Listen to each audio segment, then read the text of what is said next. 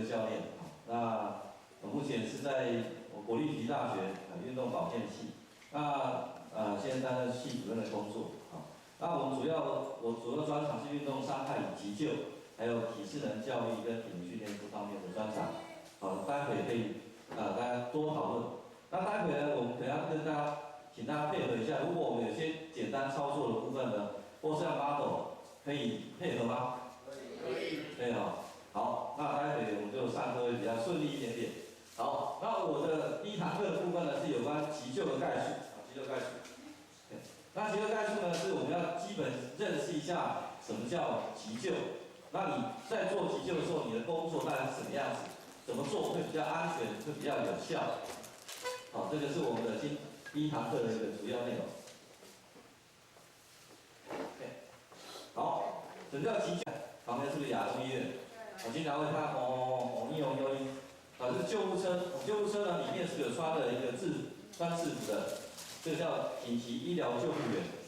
紧急医疗救护员，它是属于专门就是救护人员，是职业。那另外一个呢，可是职业的人呢，基本上是不是它的数目是不是有限？那应该是大部分人都要学急救。当别人有困难的时候呢，是不是随时都可以自己急救？那一般的话，会救到呢，基本上是救到周边比较亲近的人，对不对？那运气比较好，救到周边的人 ，OK， 周边的人。所以基本上呢，我再问一下，这边有没有学过救护的？有没有护理的？不要担心，我不会问你的哈。OK， 好，我只是了解一下现况，了解一下现况。好，所以呢，基本上就是我们的角色跟他们的角色是不太一样的。第一个，他是不是在救护车里面，是不是要去到现场，一定是要施救，对不对？那施救过程中如果有问题，是不是他有法律责任？他有职业的责任。但是呢，我们现在做的部分是好心的路人甲，好心的路人甲。所以当你去施救的时候呢，第一个你还是要做对的。对不对？没有做对，是不是还是有风险？还是有风险。所以呢，我们在学急救呢，第一个最好是不是取得标准的训练？另外一个呢，还要把动作做好，把动作做好。好，所以这个今天大家是不是要尽量去配合？就是说，当你学了，就把它学好，把它学好。好，那所以急救的定义呢，就是当有人有受伤、事故伤害的时候呢，或突发疾病。那在现场还有未送达医院之前呢，我们在送医的途中给予立即的紧急救护跟照顾。所以我们在假设我们现在有昏倒的情况下，我们是在现场救，那在送医的过程中，是不是还继续救？对，继续救。这个就是我们在这个急救的一个逻辑。OK， 那急救的目的呢，基本上有这3个。那第一个呢，就叫挽救生命。那什么叫挽救生命？那我先问一下，什么情况下比较容易会死亡？失血过多，对不对？所以失血过多，我们是要控制出血，所以我们是要学止血法，对不对？还有什么情况会死亡？停止呼吸，或是呼吸困难。OK， 当然这个第一个有讲心脏病嘛，对不对？心脏病的话，是不是有一个叫心肌梗塞？那心肌梗塞呢？心肌梗塞是指冠状动脉阻塞，那提供心脏的养分的血管被塞住了，是不是那个地方是会开始坏死？坏死的心脏是不是开始乱跳？到后面是不是就不跳？好，那乱跳的时候就这样唰一弹，是不是抖动？实际上它是没有压出去的，所以我心脏是不是要把水压出去？ OK， 所以基本上呢，当他现场的时候，是不是心脏是不是在乱跳的时候呢？第一个，我们是不是要给他 CPR， 是要做心脏按压，压的时候是要把血打到脑，是不是打到其他的地方，是防止脑死 ？OK， 可是这样乱跳的情况下呢，你帮他压，他并没办法恢复正常的跳动，所以另外一个是不是要有一个叫电击器 ，therapy。 让它恢复正常的跳动，所以我们基本上的 CPR 是买时间，买防止脑死的时间，电击是不是才能有效让它存活？所以待会是不是有 CPR 加 AED 的部分？对，好，所以呢，挽救生命，心脏病、心肌梗塞是会死人的，还有什么会死人？中风没有救，中风是不是？中风是不是有小中风？是不是叫？好，所以小中风或者是可能脸会斜啊或什么，但是它还是可以恢复正常的。好，那我们有几个政治人物是不是也有小中风？对不对？但是他还是可以思考正常，只是讲话或是走路的时候是会稍微变慢一点点，好，但是还是可以处理的。但是如果中风没有去处理，是不是有可能还是会死亡？OK， 所以还是要立即的去处理。OK， 还有什么情况下会死亡？异物梗塞，我们是要学异物梗塞的排除。OK， 还有什么会死亡？这样考，不用担心，你就讲错就讲错，对不对？我会补充的。OK， 还有什么会死亡？台湾是不是一个热带环境？亚热环境会有什么？中暑、热衰竭、热痉挛，哪一个会死？都会死。不会。中暑，中暑是死亡率20%到70%。你在没有疾病的情况下，导致中暑的话，没有去施救，没有去管它，是不是就容易会有死亡的风险 ？OK， 那一般我们讲的叫柳霜，那不是中暑，那是热衰竭，所以还算很好救，他意识还是清醒的。那中暑的话，是意识不清的。那我之前是有处理过中暑的经验，他是眼球是往上吊，开始会有打呼的声音，那是什么意思？他已经是完全昏迷，呼吸道已经是肺部分的阻塞，是不是才会有出现打呼的声音 ？OK， 所以中暑呢是一个很紧急的事件，所以你是不是现场要赶快去做施救 ？OK， 好，所以这个有些的情况呢是危急的，是不是可能要稍微小心？另外说还有过敏性的伤害，比如说气喘，是不是要小心？另外是不是有被蜜蜂、被普通蛰到，是不是也是过敏性的反应？好，所以我们要去做挽救生命的动作了。所以我们看到一些重要的伤，你是不是要很小心，要很注意？好，所以要赶快做处理。好，另外一个呢，是不是减少？第二个是不是减少伤势跟病情的恶化？假设这是骨折，那我们好，在我们学校如果有去过我们学校，我们学校很多路障，因为路很大。所以怕进去有人飙车，所以就设了很多路障。另外一个路很弯，路弯来弯去，对不对？路很弯。好，在林口那边，好，如果去过的话，好，假设这个是骨折 ，OK， 你自己用，不是救护车载，对不对？你自己用你的车子载，就是自用车载 ，OK， 好，他是不是坐在车子上面？你可以想想看。经过路障，脚是不是甩一下？如果没有固定好，所以骨折是要先固定好才可以移动。OK， 没有固定好的情况下，是不是就是经过路障甩一下，脚是不是要这样甩？第二个，经过转弯的时候有离心力，它是不是就一直挨？OK， 所以在骨折的情况下呢，我们是要做好固定，是不是才可以移动？还有运送的工具是要适当，所以。不一定是好心就是对的，了解吗？好，所以你要知道，在骨折情况下呢，是要先固定好，才可以随便移动，好，才可以移动它。OK， 所以呢，我们是要第二个是要防止伤势跟病情的恶化，好，所以我们是要做好正确的判断跟正确处理。OK， 好，那再来就是要让在可以的情况下，我们是要让伤患是不是尽早获得治疗。OK， 所以。第一个有状况是不是要打119？打119是不是救护车？是不是在5分钟左右？是不是可能就会到现场？一般台北市可能在5分钟内就到了，那台北县可能5到10分钟，因为地比较大。都会区的是跑比较快，因为定点会比较快一点点。OK， 好，那我们在现场做急救的时候呢，好，现场做急救的时候。好，假设你现在是急救员，你的任务呢，包含下列几个。第一个，我们到现场要判断现场是否安全，是否安全，有3个。另外一个要迅速判断这个伤患，但是你要迅速，但是要镇定。OK， 那另外一个我们会有几个评估方法，我们会有观察跟交谈，另外还要做身体检查，还有呢给伤患进行优先的急救。OK，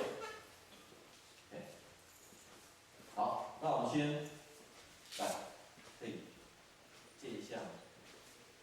好，那我们场地好像蛮干净的，我躺一下。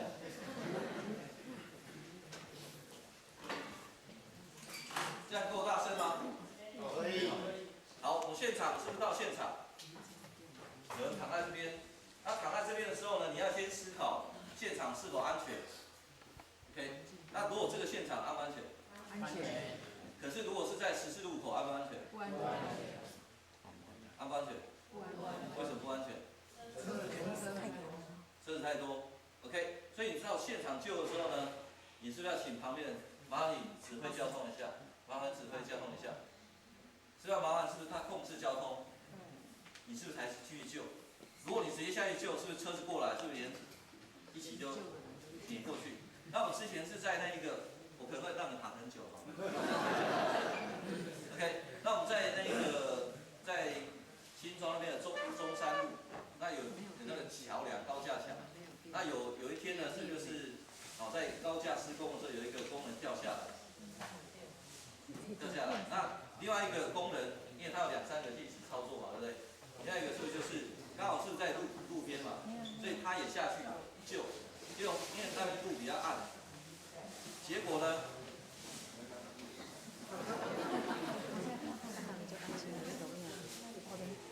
，OK， 好，结果呢后面是不是车子就直接碾过去，2个一起走，了解吗？所以我们在救人的时候，是不是也要小心？所以在14路口的时候，你是要注意到这一个。好，那另外一个呢？我们之前去亚历山大，有没有听过？在敦南店，它就是它的3温暖的地方，对不对？结果是不是那个一氧化碳是不是燃烧完全？结果是不是就5、6个会员是不是昏倒在里面？好，那再来呢？工作人员他也学过急救。那学过急救，所以进去之后呢，是不是看到有昏倒了？是不是就在现场急救？急救完之后呢，工作人员昏倒了，什么问题？中毒了。对，是不是要先把他移开危险的环境，是不是在做急救？这样可以理解吗？可以。对，所以现场是否安全是很重要。是。好，如果这是瓦斯弥漫的空间，我们要先做什么？开窗户，还是关瓦斯？关瓦斯都可以啦，看哪一个比较近嘛，对不对？对不对？看哪个是比较近。好，但是是不是都要做？对，好，开灯，爆炸啊 ，OK， 还有了这经验啊，OK， 好，所以我们现场安不安全是不是就很重要？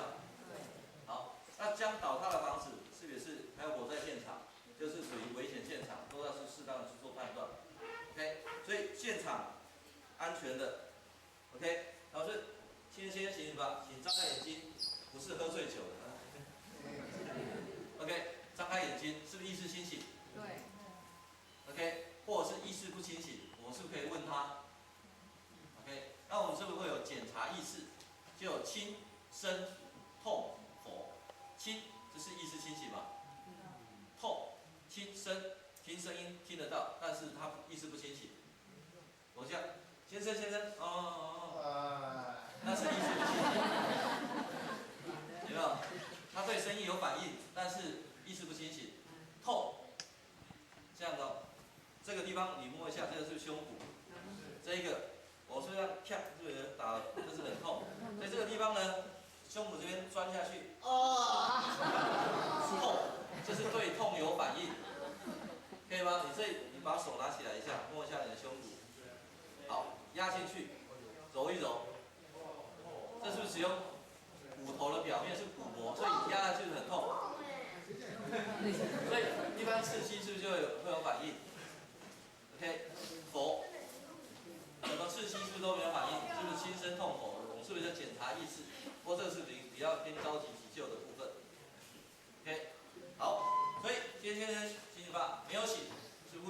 命了，马上去打119，马上去打119，要有目光接触，现在马上去打119，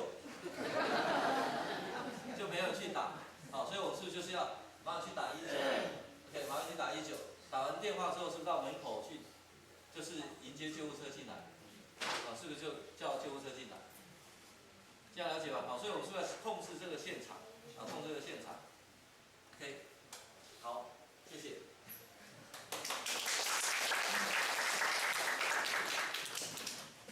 好，所以我们刚才是不是讲到是不是第二一个呢？如果到现场的时候是不是很多人？谁救？如果是好，这是爸爸，这是小朋友，有人昏倒了，你要去救，你没有说你是谁，你要去救，他会让你救吗？不会嘛，对不对？所以你是不是要先表明身份？是我是受过急救训练的急救员，或是急救教练，或是 EMT， 这个是不是要先表明身份？这样是不是他才会让你救？还有他愿不愿意让你救？因为你现在是什么？你是好心的路人甲，你不是在执行你的业务。如果你是在执行，是不是就很不一样？对不对？他不让你救的情况下，你还去施救，是不是就很会有风险？这样了解吗？所以可能就要很小心。好，那如果我们看是不是危险环境，就是现场是不是有立即危险无法控制的，就不可以进入嘛，对不对？你不要因为救人，是不是可能自己发生风险？好，那这个例子，假设有溺水，你不会水上救生，你跳下去是不是也跟着走？对不对？那一般的话，是不是如果有水上救生的，第一个会用什么器材？是不是就是用物体？是不是让它可以拉它上来？或抛东西上来，或是用竹竿，是不是伸出去就看能不能把它拉上来，而不是自己跳下去？这样了解吗？所以像这种呢，是不是就是要特别去小心？如果是现场是危险是可以排除的，我们就要在就地急救，不可以随便搬它，不可以随便搬它。好，那以前是不是有那种叫3株搬运法？叫3株搬运法，是不是有一个棍子，就是把手脚是不是捆着 ？OK， 所以早期不会搬运的时候，是不是就是抓手抓脚，一个人抓手抓脚，可是这个人是骨折，你这样一拉，是不是就更严重？对不对？所以没有固定好的骨折，是不是不能随便移动它？所以一般的话，只要是现场是安全的，我们是要在现场做什么？做急救。做急救是不是甲板固定好？是不是要移走？是不是要有标准的运送方法？可是你在急救的过程中，假设你已经打电话，是不是打119？在台北是5分钟内，是不是就到现场？台北县是不是就是5到10分钟内会到现场？所以你是不是现场做基本的急救？那是不是 EMT 就已经到现场？是不是就已经到了？是不是他可以接手，直接你就可以交给他，给专业的人直接赶快送到医院去？这样清楚吗 ？OK， 好，那再来呢？我们在检查的时候是不是要镇静还有迅速的做检查？所以我们刚才是不是就是检查它的一个，我们可以用看的，用听的，用摸的，用闻的，闻什么？因为我之前我在我们学校，我经过的时候，有一个人是躺在我们的那一个大路的旁边，机车他在旁边，也有戴安全帽。那我们过去呢，过去因为我们学校跟长庚大学在一起，所以也有长庚大学的学生在那边，躺在那边，看到一个躺在那边，还在这样是动，但是他意识不清醒，你叫他，他对声音有反应，但是他是意识不清的，因为他喝醉酒。我们叫闻，是不是有闻到他是不是很严重的酒味？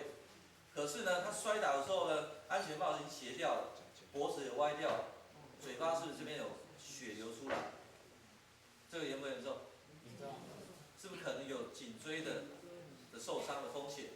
所以我们在现场是在控制那个位置，是不是告诉他不要动，不要动，提醒他不要动。那脖子如果乱动，是不是可能脖子就有风险？这样了解吗？所以这个要稍微小心。这个闻到是它有酒精味的话，是不是有可能有另外的情形？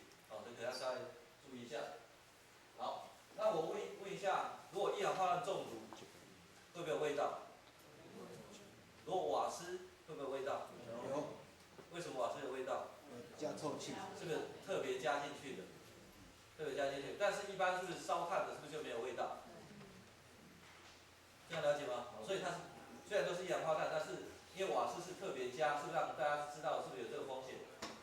OK， 好，那再来呢，我们会刚才是不是会有检查意识、检查呼吸脉搏，这待会我们会再提的哈，再提。那刚才是不是检查意识？我们刚才讲的是不是有轻、深、痛、火，对不对？是不是意识清醒？对声音有反应，对痛有反应，完全没有反应嘛，对不对？好，是比较细的部分。OK， 好，那如果是意识清醒的话，我是不是可以跟他交谈？先生，你是怎么？我头痛。头痛。那以前有没有头痛过？没有嘞。没有。没有。那昨天有没有喝醉酒啊？没有。所以你是要问他以前有没有做什么事情 ？OK， 好，那有没有非常头痛、非常痛？痛到爆炸了。快爆炸了。那还有其他地方痛吗？没有啊。那以前有没有高血压的？哦，心脏快跳出来了。那以前有没有量过血压？有没有量过血压？没有嘞。没有哦，好，那我们先帮你叫救护车，可以吗 ？OK， 有时候我们是不是就是要问他，对不对？但是他没有办法帮你判断的情况下，我是不是可以先做一些简单的处理？好，那待会我们来看怎么处理的哈。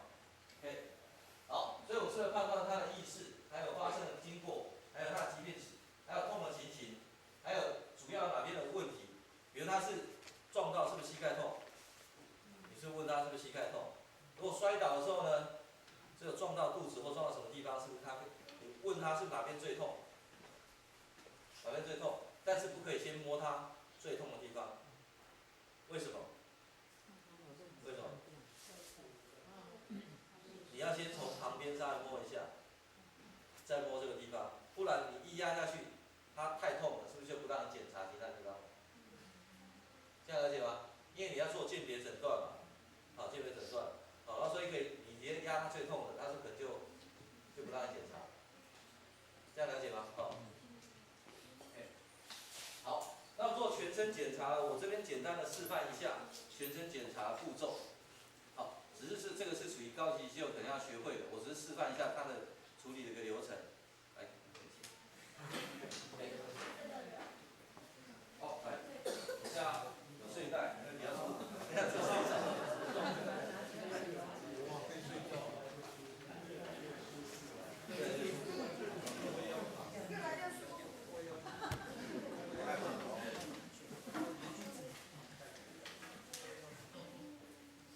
好，我们到现场呢，现场安全 ，OK， 那我是不是就就地急救？就地急救 ，OK， 好，先生醒醒吧，请张开眼睛，啊，张开了，但是他没办法反应，对不对？你也没办法问他，所以我是不是要进一步的去检查？这样有没有呼吸？张开眼睛，他有呼吸嘛？对不对？好，所以他有张开眼睛。但是他没办法回答你的，所以我们是不是可能要做一下全身的检查？啊，全身检查。所以呢，我们是不是检查他的体温？所以可以摸一下自己吗 ？OK， 我是我的手背，我是不是再摸他一下？哎呦，有点发烧哦。OK， 我是不是用自己的，自己是不是正常的？是不是再测他一下？是不是可以检查温度 ？OK， 再是看他脸色，是不是有没有苍白？有没有发黑？对不对？有没有粉红，或是潮红 ？OK， 粉红是不是可能一氧化碳中毒？潮红是不是可能是中暑，或是高血压？发黑是不是可能就是有缺氧情形？啊，缺氧情形是血液滞留或血液滞留的情况，是不是就可能会发黑？那如果是缺氧，是不是失血过多，是内缺氧，是不是可能会苍白 ？OK， 这个是观察他脸色，观察他脸色。OK， 好，那脸色是苍白的，OK， 好，那我是不是要做全身检查，从头检查到脚？所以我把手拿出来 ，OK， 摸一下，这是不是很酷的动作呢 ？OK， 但是我摸他的身体的时候呢，是不是如果你是有手套，你是专业，是不是最好戴手套？因为可能是会碰到血，或碰到组织液，这样是不是可能会有感染的风险？OK， 好，所以我是这样摸下去，看有没有凹陷，有没有凸起来。凹陷是不是可能头骨有破裂？凸起来是不是有肿起来？看一下手有没有血。OK， 之前是不是有人撞到头之后呢，是不是头破掉？可是这边呢，因为头发这边黑色的，撞到救护车的时候呢，一直看他血压一直掉，但是没有发现，因为有时候病床那个垫子是黑色的，跟头发颜色很像，所以没有摸到这个地方，所以他血一直流，没有注意到。所以是不是要这样摸下去？是不是看一下有没有血 ？OK， 再一下检查我们的这个，摸一下自己的眉骨，看有没有断，看鼻骨，看颧骨，看下颌骨有没有脱臼，有没有绕眼海，对不对？哦，所以是这一个，就是看结构有没有异常。OK， 好，我们再看它的七口，哪七口？两个眼睛、耳朵、鼻孔还有嘴巴，是不是7个口？我们讲是不是7口 ？OK， 那我们看一下，我们是不是有拿灯笔照一下，看瞳孔有没有放大或缩小，或一大一小，可以吗？如果瞳孔放大，是不是可能这个是缺氧的？可以吗？当缺氧时候，瞳孔会放大，缩小，中毒，可能是中毒。一大一小是可能脑有受伤，脑损伤，这样了解吗？那如果对光没有反应，照下去瞳孔已经放大，照下去呢，瞳孔放大之后你照光是不是它没有收缩？是不是可能脑细胞是不是已经坏死的差不多了？所以瞳孔没有收缩的反应，哦，所以这个是很危险。这样清楚了，是不是看瞳孔 ？OK， 所以看瞳孔正常大小是要2到3厘米左右。OK， 那我们再看一下鼻孔有没有透明澄清液流出来，或是鼻血流出来。透明澄清液呢，就像那个发胶一样，有看到发胶，出门是要抹发胶。这个发胶呢，是不是就类似脑脊髓液？这边是流出来，或从耳朵这边流出来。OK， 再看嘴巴，看有没有断掉的牙齿，有没有血块，有没有假牙，是不是有没有影响到呼吸的情形？是不是检查这一个？那我们在检查眼睛的时候呢，顺便看一下眼睛有没有熊猫眼。有熊猫眼呢，是不是可能眼眶撞到，是不是可能有破裂，是不是才会有熊猫眼 ？OK， 那我们在检查耳朵的时候呢，看一下耳朵后面，看有没有淤青，但是头不用转哦。你是给他稍微顾一下，他头转是脖子如果受伤了，是可能有风险。OK， 所以我是不是检查耳后是有没有凹陷？这个叫巴氏症候群。OK， 可以吗？这是比较细的，是高级肌肉会，但我是简单讲一下，简单讲一下。OK， 那我是不是整个头是不是都检查过了？可以吗？是不是7口？是不是都检查过了 ？OK， 再检查脖子，看气管这边有没有排列正常。气管这边，你看一下这边是不是呈直线？这是直线嘛，对不对？好，什么情况气管会往这边偏？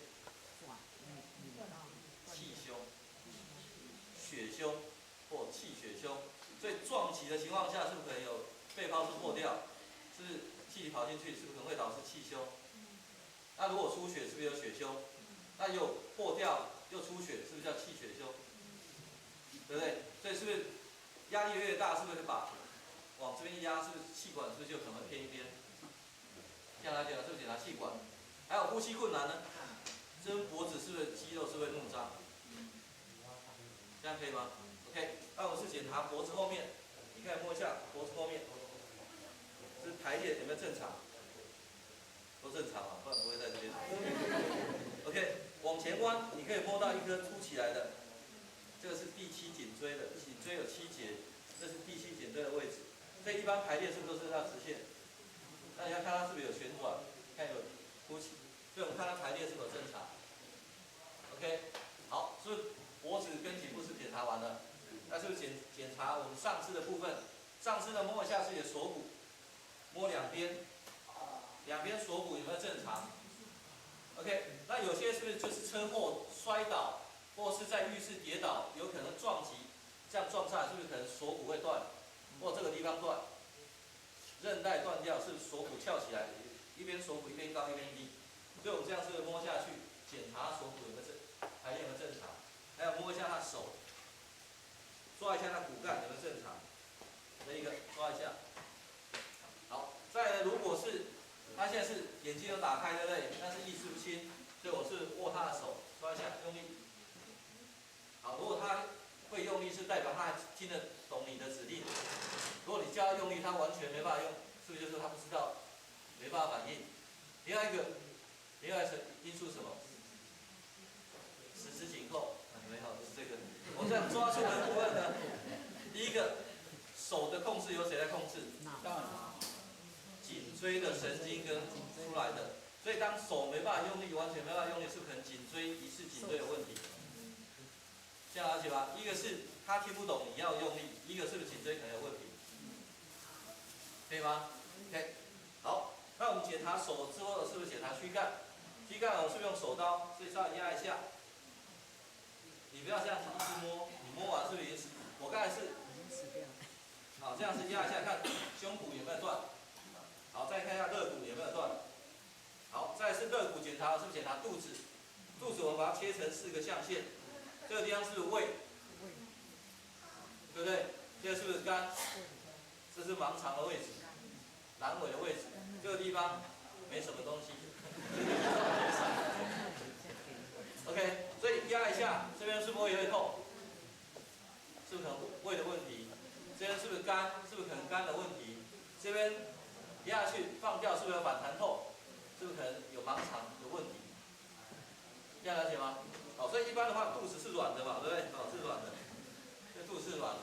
那如果肚子是不是有僵硬的情形？是不是有可能是内出血？这样了解吗？所以我们检查这个肚子是不是这几个象限 ？OK， 那检查完之后呢，我们是要担心背部是不是有受伤？我们是不是检查前面？所以手翻这样，但是身体不能扭转，所以摸一下它肩胛骨不要断掉，再先穿进去，穿进去看它背腰椎有没有受伤。OK， 好，这一个，对，摸一下，这边是摸一下。好，那我们是被检查完了，能检查到检查，检查不到就只好算了，对不对 ？OK， 再来我是不是检查骨盆这边？骨盆是不是稍微压进来？你不能把它搬下去，因为它可能有裂伤，你这样拨下去是不是可能就开了？这样来的不是拨柚子，对不对？我是不是稍微加压，看它有没有疼痛，对不对？那这个地方呢，你可以这边是不是有骨头？这个叫耻骨联合，所以我们是要压一下，会有痛。所以有时候是车祸，是不是撞击会可能撞击这个地方？好，这个耻骨联合。好，那这边呢，这是生殖器的地方。如果男生是不是可能有阴茎异常勃起，是不是可能有脊髓损伤？那女生这边是有阴道出血，是不是可能有撞击到整个骨盆，有阴道出血的情形 ？OK， 另外一个是不是有大小便失禁？是不是可能就是他的脊髓这个受伤或脑受伤就没办法控制？所以检查骨盆这个地方，这样可以吗？ OK， 那再我们检查大腿，看它骨干有没有断掉，有没有凸出来，检查膝盖，两只脚是不是检查？好，因为他刚才眼睛都打开，对不对？只是不能给你反应，对不对？好，再来我们是做这一个，好，勾起来，勾起来 ，OK， 这样是不是他听得懂 ？OK， 往下压，下压，往下压，听不懂。OK， 我是不是就是抓掌跟推掌测试？我刚刚是不是抓掌？这是不是就是推掌 ？OK， 是不是测他的脚的反应？脚这边的神经控制由谁？腰椎的神经分支出来的。如果这边没办法动，完全没有反应，或是动的时候会痛，是不是有可能是骨头有问题、肌肉有问题？如果完全没办法用力，是不是可能意识控制的问题，或是脊髓有受伤？这样可以接受吗？所以我是不是全身检查？是不是大概是这样子？可是如果他是清醒的，来，先生，你坐起来一下。OK， 他是清醒的情况下，那我是问他你哪边受伤？假设是踝关节扭伤，我是不是问他你是不是脚？他会回答踝关节扭伤。踝关节扭伤吗？扭到，那我是不是检查脚就可以了？如果是膝盖受伤，我是不是检查膝盖？这样了解，所以刚才是全身检查，它是一个步骤，是一个流程。那一个专业的急救人员是不是可能要1分钟内就要做完这些检查？因为我是边做边讲，对不对？所以会做比较久一点点，所以我们可能1分钟内就要做完这些检查。这样可以吗？从头到脚 ，OK， 谢谢。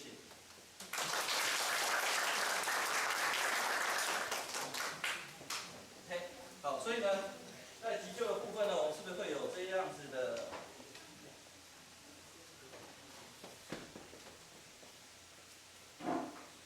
好，所以刚才这个全身检查大家都已经看过了，哦，所以大家有兴趣初级急救学过之后，是不是在学高级急救？因为这个就要全部都要考了，啊，这个要全部都要考。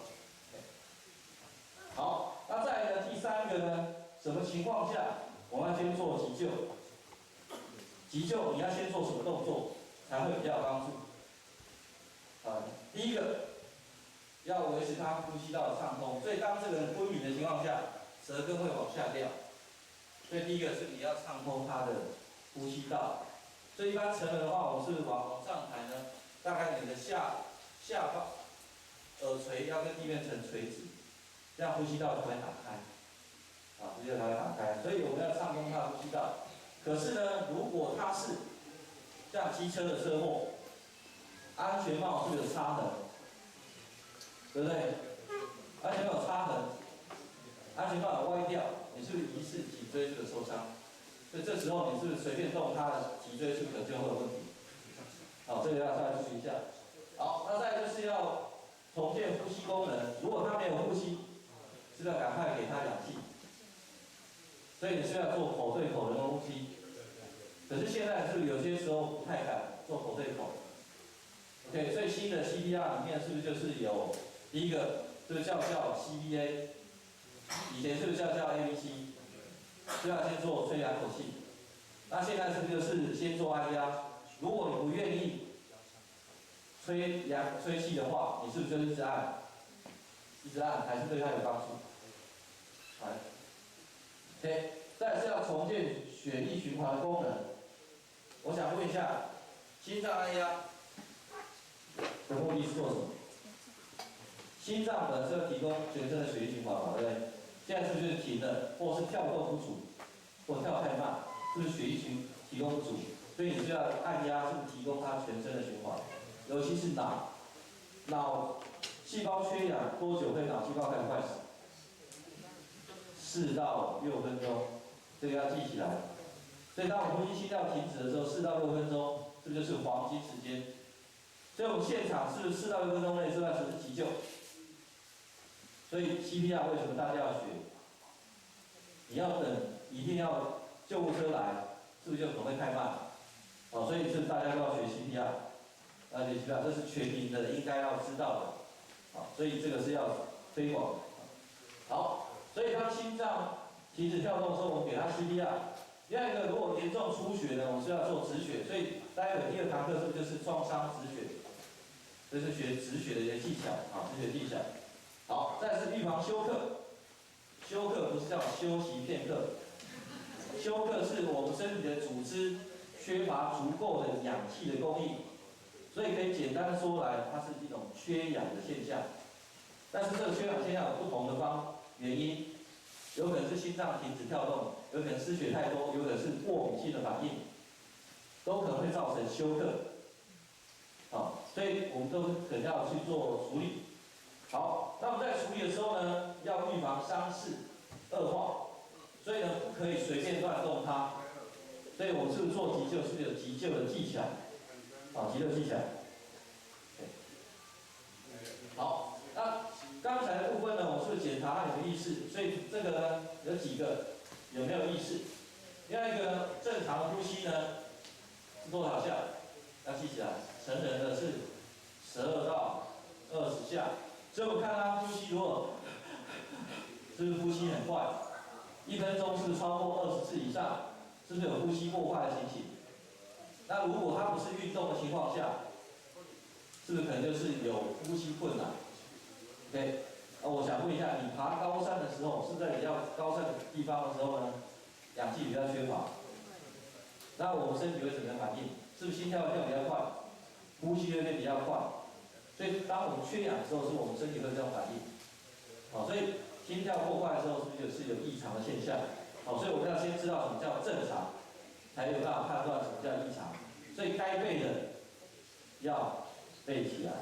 所以刚才大脑缺乏氧气多久？所以是黄金时间嘛，对不对？所以我们是要赶快做，是不是做 CPR？ 对吗？好，所以呼吸呢，正常呼吸是12到20下，是成人的，成人的。好，另外一个呢，脉搏，我是以前如果年纪够大，我是有看过的节目叫《跳动72》，如果听过就是年纪代表够大的那种，跟我差不多。好，跳动72，脉搏72是在正常范围嘛，对不对？是60到100，都是到正常范围，正常范围。那有常运动的人，是不是心肺耐力比较好的人，他心跳是不是可能低于60下的？所以我们看他身材就知道他是有没有可能是这样子的情形。如果他跳比较少的话，这样了解吗？所以一般比较耐力比较好的可能是50左右，50到60之间。那我看到这个人是胖胖的，跳40-50，你就要担心了，因为他不可能跳40-50，对不对？了解吗？他是可能跳比较快，因为他心脏要压出去的血量是提供他全身，是不是要跳比较多下，是不是才完成？所以是不是有风险？所以正常是60到100。那我们之前是在做高科技的公司去帮他做体能检测，结果在量的时候，在上班期间帮他量，心跳都超过100跳以上。高科技产业，这都是设计单位。如果你今天设计的东西呢，设计出来之后，别的公司是不是超越你这一个，你半年的薪水是不是都白费了？所以它是竞争是非常激烈的，所以他们的压力其实非常大的。所以平常上班的时候，心跳率高于100跳，叫他休息10分钟、5分钟、10分钟再量，还是100跳以上。对，所以有些是属于比较异常的。所以要稍微注意一下，如果是工作压力太大的话，是不是可能会，比如说我叫一个出来要考试考 CPR， 你不太会，是不是就开始心跳变快 ？OK， 这是紧张嘛，紧张。好，第二个刚才是不是讲过，血压正常血压，这是收压，心脏压缩的时候，血管是不是有压力？这叫收压。那放松的这个血管是有压力，叫舒张压。那收压呢是120，舒张压是80。现在这个是叫健康的范围，正常的范围。那如果是81到89，我们称它叫临界高血压，了解吗？舒张压，就是你要注意你的血压了，还不是高血压，但是你要注意你的血压。那如果是121到139，也是临界高血压，就是你要注意到你的血压，因为从预防医学来讲，你要稍微注意的，那这是健康的范围 ，OK。但是呢，你要量2次以上都是有这种现象，才代表有这种现象，所以这次量不代表这是准，你要再回去量，还是这样子，就要小心一点点 ，OK。好，这是血压。好，另外一个瞳孔，刚刚是不是讲了？瞳孔是不是正常2到3厘米？有放大、缩小。放大是什么？什么情况会放大？缺氧。什么时候会缩小？中毒。什么时候一大一小？是不是可能脑损伤？这个中风或是创伤？这样了解吗？好，再来，我们摸体温，我们是不是正常体温是36.5到37.5左右？那有些书是写36.2到30，但是在这个范围，OK。好，那另外一个呢，我们看肤色，是看他脸色；另外一个呢，我们看他的血液填充能力。我们把自己的手伸出来，就有指甲床，指甲床这边压下去，这变白色，放掉，有没有2秒内恢复正常颜色？这叫血液的填充能力。当你的血压是正常的，你的血液填充能力是不是就正常的？所以要2秒内恢复正常。如果不是在2秒内恢复正常，是不是可能有失血过多的情形？对，有可能是外出血，有可能是内出血。所以我们检查这个是不是可能有内出血？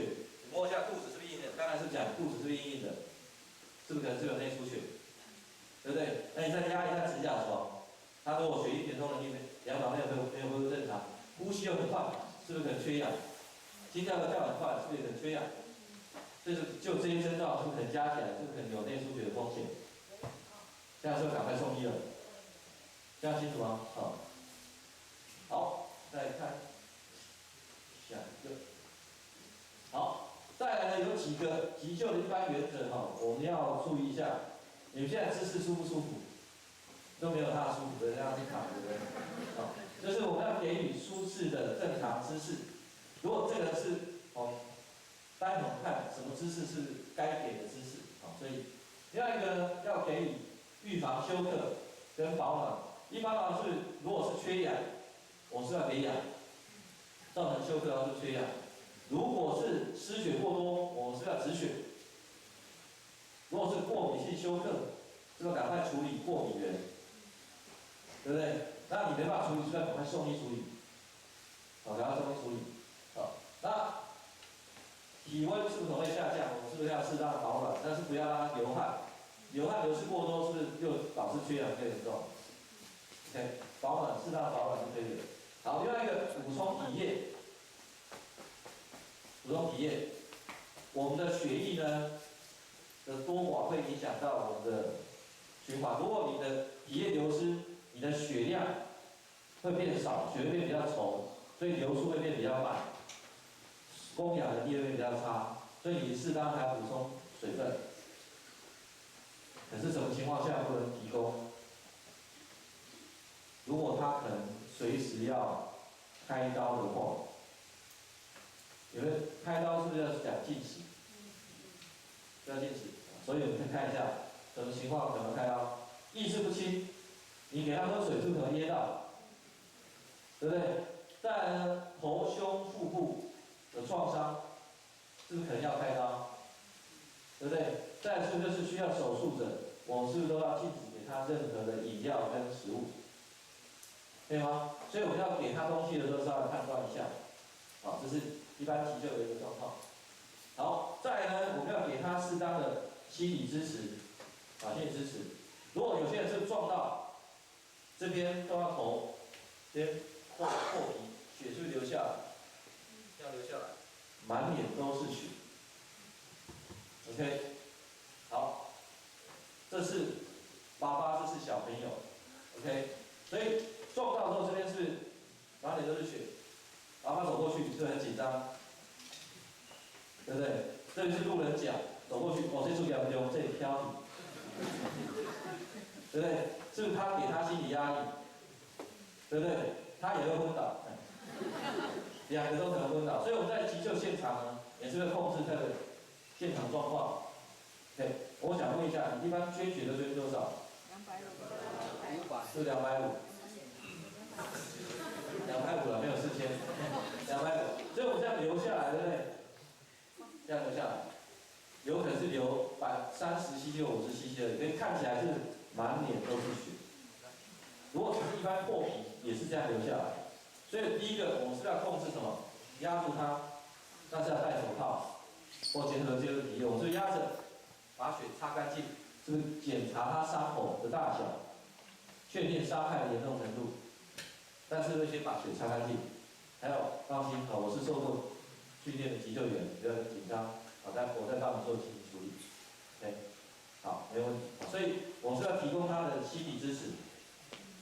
这样的，所以我们控制现场也是很重要的。好，那再来呢，非必要不要随便脱他的衣服，尤其是女生，你不能随便脱她的衣服。比如说我们是一般是 CPR 是要找乳头连线，你用看的大概就知道了，不一定要把它脱掉。这样来讲，脱掉是会有争议，除非你是 EMT， 就是你在执行那个公务。非必要是不需要脱了，不需要脱。OK。好，再是保持现场安静跟空气的流通。假设这里人昏倒了，是不是很多人就围过来？对。围过来是不是空气流通就不好？对。而且七嘴八舌，是不是就处理会比较困难？所以我是不是要控制现场？控制现场，请他这个旁边是不是要散开一点点？好，我是要进行处理。好，这是现场控制很重要。好，再来呢，我们是要做迅速速的送医，还有寻求资源。所以中国有一个特性，喜欢当医生，喜欢处理，但是过度处理是不是很会延误就医？好，这个要稍微注意一下。好，所以要送是不是要赶快送？所以要先什么？如果这个人没有意识，救命的，我要去打119，目光接触 ，OK， 我要去打119，请到门口引导救护车进来，这样了解吗？好，所以这个要稍微注意一下。好，那我们在急救的过程中，他如果恢复正常或我们止完血了，是不是要随时观察他的生命象征，还有记录下来？这样是不是就是就 EMT 来，你是不是可以告诉他怎么样的，怎么样的，是不是可以提供他一些讯息？好，那一般我们是3到5分钟会再check一次，但是最好是不是随时观察？啊，随时观察。OK， 好，如果现在我昏倒了，在现场，你要怎么去打电话叫119进来？这个就是注意事项，对不对？你要请119进来，是有一些注意事项。第一个，要请2个以上去打电话，为什么？一个人会太长，这个人昏倒了，快过来，就挂了，对不对？是确保是他，是不是？所以是请2个打，是不是比较保险 ？OK， 还有另外一个呢，打电话之后是要详述明显的标的物，啊，比如说四川路，对不对？2段几号？就是大楼嘛，对不对？好，那靠近亚东医院，是不是？你是不是有一些明显的目标物？你是不是要讲？好，那再是发生的时间，好，刚刚还昏倒了，好，刚刚还昏倒了，好，那上方有几个人？1个人，那现在没有意识，呼吸很微弱，啊，是不是可能？要稍微报告一下。还有现在做什么处置？我是摆适当姿势，随时观察他的生命象征。好，所以好，那再来就是重述，请对方重述一遍，你是不是在挂电话？这样了解吗？好，所以他是不是尽快是派救护车过来？好，这个是你要做的一个技巧。OK， 好，什么叫适当的姿势？这个是平躺。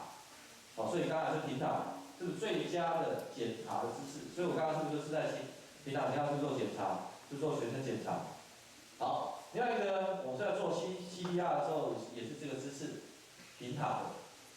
好，那我问一下，如果现在在斜坡，你是要脚朝下还是头朝下？脚朝下。你 CPR 目的是做什么？送氧气到脑。啊，你头脚朝下，你是血是不是更容易打不上去？对，应该是头朝下，你这样压出去才比较容易上去。虽然是平躺，但是斜坡哦。这样了解吗？好的，要稍微注意一下。好，再来就是严重的头部外伤跟颅骨骨折，你脚抬高，是不是出血会更严重？头抬高这个是怕缺氧，那就平躺。这样了解吗？好，摆什么都不对，这个平躺。好，再来是头肩部垫高，好，头肩部垫高。好，另外一个呢，还没有完全丧失意识的时候呢，如果是中风，我们会把头垫高，是防止出血更严重。OK， 那另外一个呢，中暑，中暑的部分呢，这个我们暂时不记啊，之前这个还是有争议啊，还是有争议，我们先。好，另外一个头部的外伤，头部的外伤，头若出血，如果轻微的出血，你是不是就是头抬高？是不是要血要打那边？是不是就是比较困难？所以就比较容易止血。我们称它叫抬高止血法，抬高止血法。OK， 好，第二个呢，如果你是有肚子痛，肚子痛如果平躺，是不是肚子会用力？对不对？这是不是容易更痛？所以我是让它屈膝。屈膝的时候呢，是不是肚子会比较放松，就比较不痛，比较不痛。所以屈膝呢，身体稍微垫高。如果严重的腹部创伤，如果这个人是这样子，被开山刀划到，开口是这样子，是不是就是要屈膝？是不是开口会合在一起？如果开口是这样子的，你要屈膝吗？屈膝就是开口笑，所以是不是要侧躺？就是伤口是才合在一起，这样了解吗？好，所以躺的姿势会影响到伤害的情形。OK， 好，另外一个呢，这一个平躺脚抬高，中热衰竭，热衰竭是身体脱水，脱水会导致我们身体缺氧，缺氧是不是叫平躺脚抬高，让血容易到脑 ？OK， 好，这是热衰竭之后还会再讲。好，另外一个昏倒跟休克，有些人是站太久，是不是就昏倒了 ？OK， 下肢的血液没办法打到上半身，没办法打到头，是不是脑部暂时性缺氧？所以我是不是就平躺，脚抬高，是让血容易到脑？或坐姿头前倾，如果他意识还清醒的话 ，OK。但是我如果地方躺，是让他躺着脚抬高20到30公分。好，那另外一个呢，如果是创伤的时候，或下肢有骨折，我把它固定好的时候，我是不是可以把脚抬高，就20到30公分？这是要抬高止血法，对不对？有骨折就可能出血。OK， 好，另外一个，这个姿势是半坐卧。假设有人是呼吸困难，呼吸困难的时候呢，我们要怎么办？要让呼吸是不是顺畅，对不对？所以我们现在用半坐卧的姿势，这样呼吸会比较顺，好，呼吸会比较顺，所以用半坐卧的姿势。对，好，最后一个，有一个侧躺，另外一个叫复苏姿势，复苏姿势。那复苏姿势呢，我可能要先示范一下，待会大家跳一段舞，就会把它学起来。待会。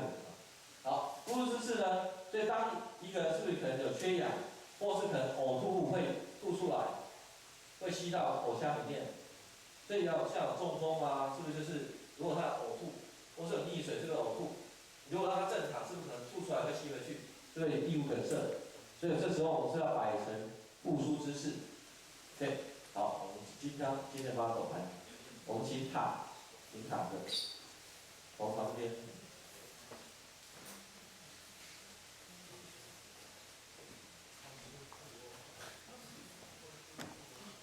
好，那第一个呢？好，他现在躺的还不错了哦，所以我们不需要翻。第一个靠近身体的手，把它摆平，这是一。靠近身体的手摆平，再来是对侧脚，这是2，再是3。2跟3呢，顺序没有关系。好，再来。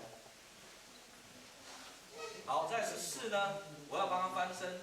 翻身的时候，我这手要拖住他的脖子，这边是不是要拖住他的脖子？拖住他的脖子。这边呢，要抓住他的裤腰带，要4，翻过来。我这边是扶住他的脖子，这边是脖子排列是不是正常的 ？OK， 好，4，好，翻过来，5把它翻过来，好，6，差不多呼吸到。好，我有7个动作，再一次嘛，哈 ，3号配合 ，OK， 来1、2、3、4，扶着这边5，把手掌放在他的下巴这个地方，6，让他趴下来，7，小弯曲 ，OK， 好，这边把呼吸道畅通好。要是呕吐物是不是就吐在这个地方？可是呢，这个姿势如果有脊椎受伤的，这个姿势适合吗？这不适合。所以复苏姿势呢，是不是适用在没有脊椎受伤的情形？这样清楚吗？好，那另外一个，如果救护车一直没有来，如果这是偏远地方的话，救护车一直没有来，我们每隔30分钟是要换边，到另外一边。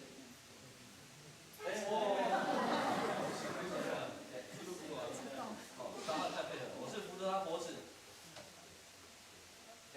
过来。辛苦了。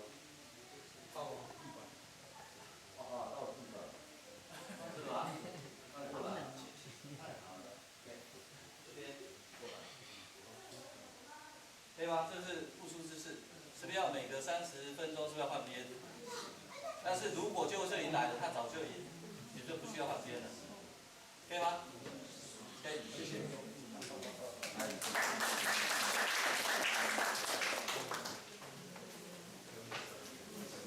好，接下来呢，我们大家做一次哦，因为这个是 CPR 之后我还会再教，不是我教的，但是另外一个教练会教。请大家站起来，我们要跳一段舞蹈，大家学起来。OK， 好，我们先右边，好1，好一起，从这边好，1、2、3。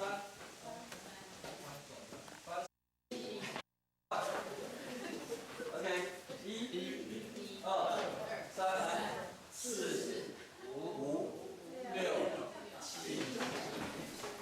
可以吗？这样是不是就大概大部分了？所以操作的时候是不是比较顺利？可以吗？好，你做。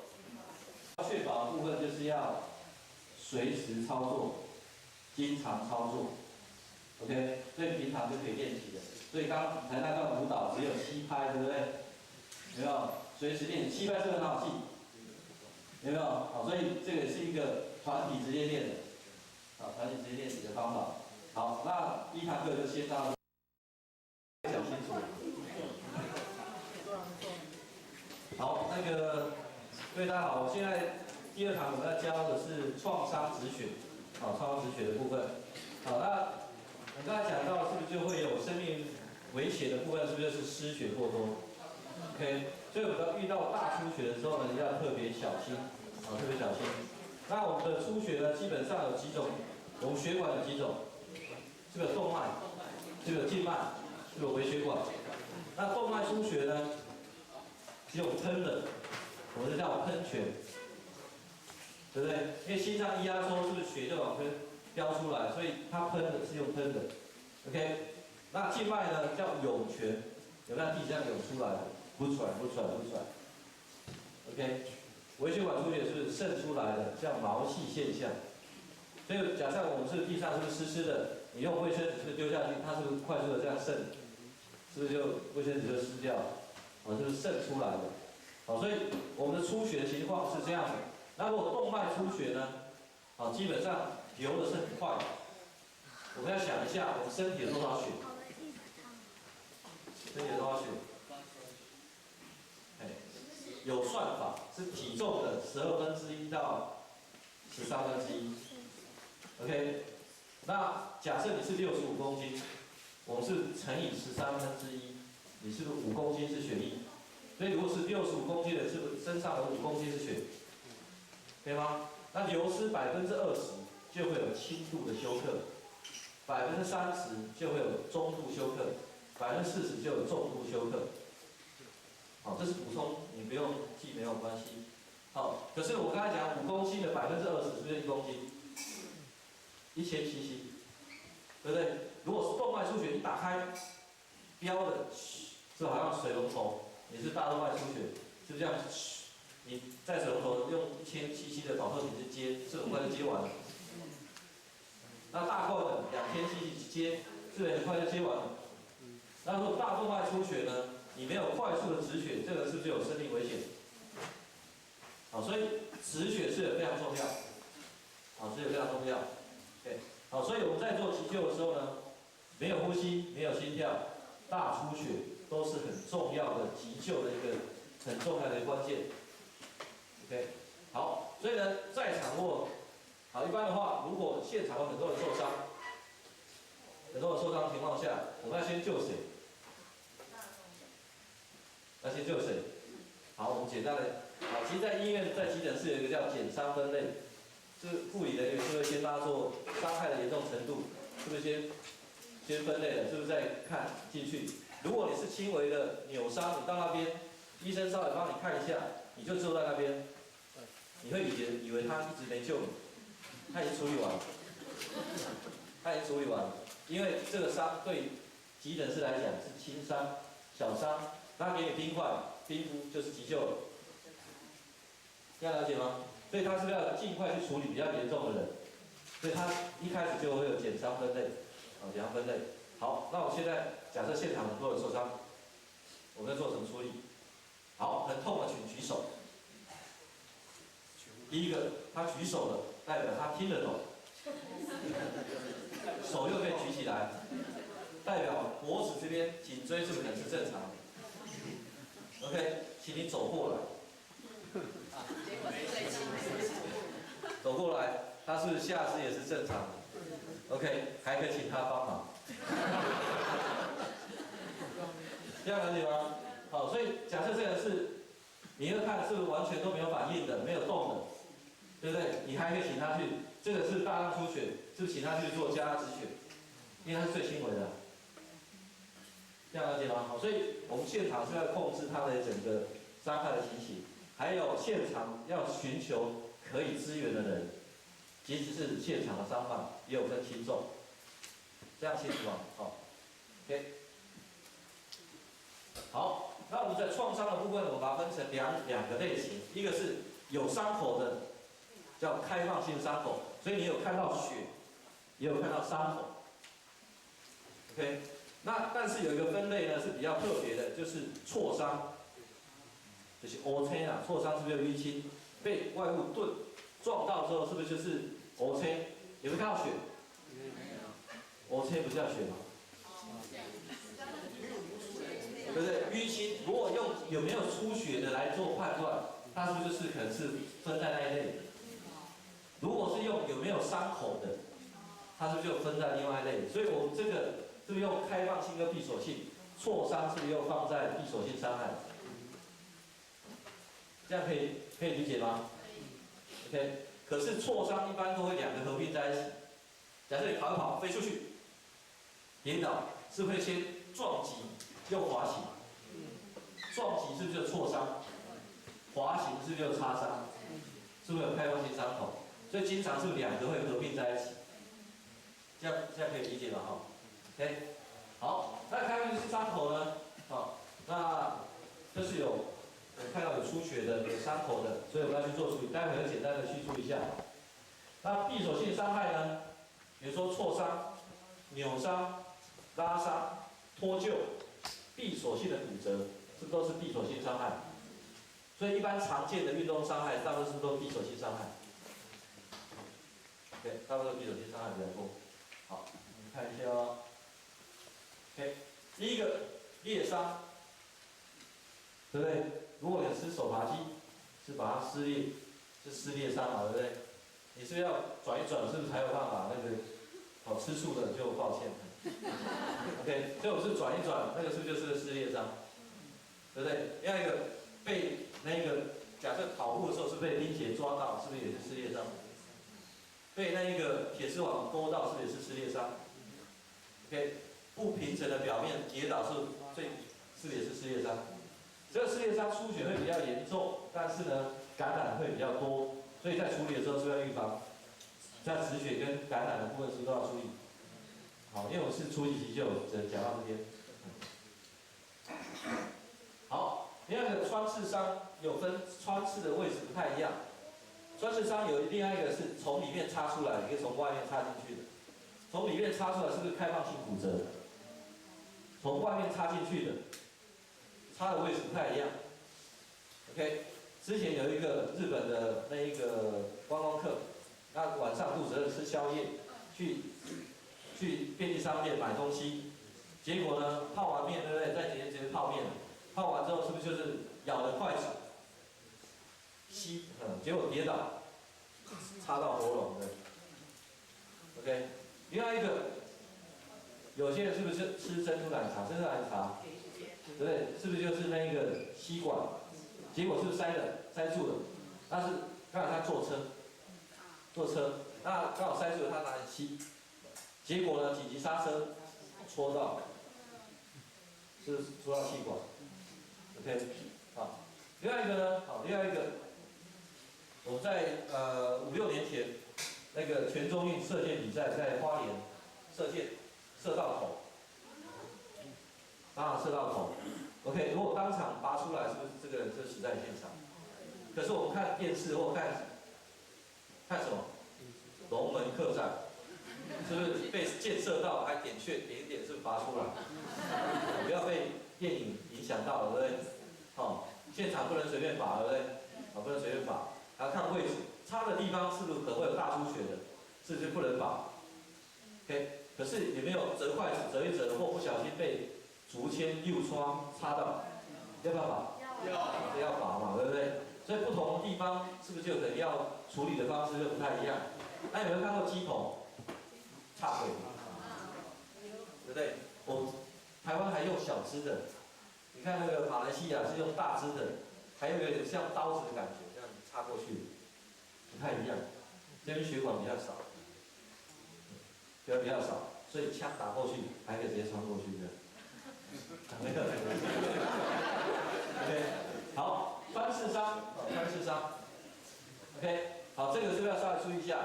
好，另外一个呢，在很多年前，10几年前，有一个国中老师，好，在走廊上走，那有一个国中学生玩瑞士刀，他边走边玩，边跑边玩，结果老师从教室走出来，他刚好直接撞上去，直接插到胸部，学生太紧张，就把它拔出来。OK， 虽然龙总就在附近，可是因为拔出来，是不是血管被插破了，开始飙血，是被要插到大动脉，是不是这个老师急救无效？所以穿刺物本身是不是有加压止血效果？你插进去是不是还有压住血管，还有加压止血效果，所以不能随便乱拔。OK， 好，这样可以吗 ？OK， 好，另外一个，我们之前看过一个工人，好，我看过最严重的穿刺伤是一个钢筋从这边插出来，是工地是不是从钢筋上插出来 ？OK， 好，那我想问一下，你要把它拔出来吗？拔出来是不是很死在现场？好，所以我是要把钢筋截断是不是连着钢筋送进救护车，是不是就急救？好，那在急救在开刀之前，是不是要做什么处理？其实到急诊室的时候，他们第一个要做的是什么？是做什么？紧急输液，打点滴啊。紧急输液是不是赶快打？是让它血量多一点点。血变多，是不是待会处理的时候，是不是失血是不是比较多？是不是还可以维持血压 ？OK， 好，我不能补充太多。OK， 穿刺伤。好，这个是穿刺伤，有看到？是不是铅笔插到了？所以小朋友在顾的时候要小心，对不对？铅笔是不是可能插到？然后你可能拿铅笔写的时候又含着或怎么样，可能就容易铅中毒或是被插到，所以稍微小心。好，但是割伤，伤口是比较平整，但是你要割的位置是不是要有没有被割伤过的？被纸割到，被刀子划到，是不是都可能会有？但是呢，就是看你划多少，对不对？这个有划动脉或一般的伤口而已。好，所以伤口比较平整，但是有可能出血量会比较多。好，这个要稍微注意。OK， 这个割伤呢，这个割伤也会听过。好，我们一个例子，放风筝，放一放之后呢，风筝掉了，可是它是用大型的风筝，对不对？是用鱼线。那你鱼线是掉下来之后是横越马路，机车骑过去，是不是划到？头没有断，但是是不是有割伤？所以这个处理是不是就是加压止血？是用8字的一个包法，是把它包扎起来。啊，这是我们在包扎上面是用其中一个颈部包扎的技巧，是割伤。对，好，再来是擦伤。擦伤是不是俗称叫雷残？不是叫种草莓，不是雷残。OK， 所以擦伤之后是不是有可能有些是焦焦的，有些是像草莓的样子？所以看是干的擦伤还是擦之后是皮的破掉的，有没有？好，所以这个擦伤的部分呢，其实擦伤面积很大的话，你的整个表皮这边带起来，是不是就很容易感染？哦，所以这个大面积的擦伤的时候要很注意，因为可能会有感染，这个导致蜂窝性组织炎。这样来讲，蜂窝性组织炎这个要小心。好，伤口的部分都要注意这个感染的问题。好。再来就是挫伤，是不是撞到是磨声，对不对？好，好，那我们看到这个挫伤，挫伤呢，我们假设外物撞击，这是钝物撞击，是不是挫伤？撞得够大力，是不是在往内走？撞到骨头，再大力一点，骨头是不是断掉？是不是就骨折？好，这是撞到枝干的位置。如果撞到是关节的位置，一撞是不是就 dislocation 是不是脱臼？所以看力量的大小，是不是造成的伤是不是就不太一样？好，它的伤就可能不太一样。好，那我们看这个伤，这是什么伤？有些人打篮球，膝盖被顶到，是不是顶到大腿？叫吃鸡腿。另外是不是就是被球 K 到腿？是不是整个球，整只腿出现球的形状，还有 mark 厂牌都出现。因为是不是球是不是有纹路？厂牌是不是有纹路 ？K 到的时候呢，像我之前我看过一个就是足球比赛的，足球比赛我看到那个踢12码或踢那个球门，是不是很多人是围在那边这样一直跳？围着是不是就怕被踢到，对不对？可是呢，他球踢起来之后是不是要防？就把它顶掉，对不对？那球是不是很快，直接打到身上？球是不是就变形，直接一换到身上之后，球的形状、纹路、厂牌都出现。OK， 好，不要想哪个厂牌了。OK， 这个就是挫伤，可以吗？这是挫伤。好，接下来是枪伤，枪伤的部分是子弹进去，钻进去，对不对？出来是会有爆炸，所以进去伤口会比较小，出来伤口会比较大，这是枪伤的一个特性。OK， 我是稍微介绍各种伤的不同的类型。OK， 好，再来是出血的，我刚才是不是讲到动脉出血、静脉出血跟微血管出血？动脉是什么？喷的嘛，对不对？静脉是什么？涌的。微血管呢？渗的，可以吗？那动脉是红色还是暗红色？鲜红色嘛，对不对？是不是鲜红色？是充氧血。静脉是暗红色，是缺氧血嘛？那微血管也是暗红色。OK。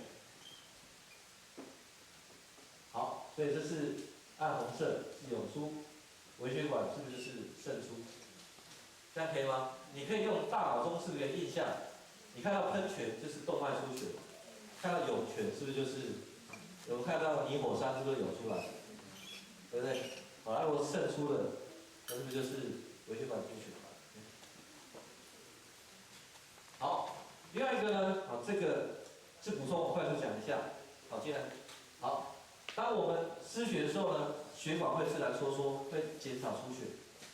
所以当我这样看断掉了，血管会缩小，会减少出血。所以人体的自然保护机制，血管在自己缩小。好，再来另外一个呢，伤口比较大，出血比较多呢，我们身体就会往重要器官，血液就往重要器官走，表面的肌肉血液循环就会变比较差，所以看到这个是脸色苍白，因为重要器官是要先给，皮肤跟肌肉比较晚给，所以我看到这个是苍白湿的，可以吗？好，这是人体的特殊现象。OK， 好，另外一个呢，假设有出血，血流到边是不是会有凝血？我们的血小板是会导致凝血，一个是外面的，一个是里面，都会有凝血作用。好，是第三种。再来，受伤的地方是不是开始会有肿肿胀胀的？好，那是我们免疫系统到那边是不是在开始对抗细菌？所以会受伤的地方会稍微肿肿、痛痛。OK， 好，再来是讲止血法。止血法的重点是不是要控制出血？啊，所以我们是设防，第一个当然出血之后，动脉出血，还有长时间血流不止的时候，我们是不是要赶快去止血？好，那止血法呢，我可能要用示范会比较快一点点。好，因为时间关系，可能有几种。第一个，假设我们现在呢，哦，一般我会直接画。好，这边是有个伤口，我们要接触到血，是不是最好要怎么？是不是要戴手套或减少接触体液，或者是用纱布块如果干净的布是不是做加压 ？OK， 好，那我们现在是不是做这个？是不是加压？这叫直接加止血法。OK， 再来是抬高，要高于哪边？高于心脏，是叫抬高止血法。OK， 好，基本上这样就会止得住。所以一般止血法我们是用直接加压加抬高，基本上这样就比较好控制出血。可是它如果血流不止，这样还是在流血，我们会加上另外一个叫止血点止血法。OK， 好，这边呢止血点止血法，好，我就是做这个地方，我可以检查一下，摸一下它脉搏，这个压一下转进来，这样子已经没有脉搏了。你摸摸看，没有跳。OK， 这种是用止血点的止血法，这是上肢止血点止血法的技巧。OK， 好，另外一个呢，下肢止血点止血法技巧呢，我们可以，时间不太够，我们可以快速躺着就好了。我示范一下。OK， 好，如果是下肢出血的，我是把脚抬高，这个地方出血的，我是做直接加压，抬高是不是高于心脏？这边呢，我们在这个地方有一个叫股动脉，所以我是用掌根，这样是不是做加压？压住是减少它出血，这是止血点止血法，这样清楚吗 ？OK， 所以我们上肢的止血点是不是用肱动脉，下肢是用股动脉，是比较多一点点。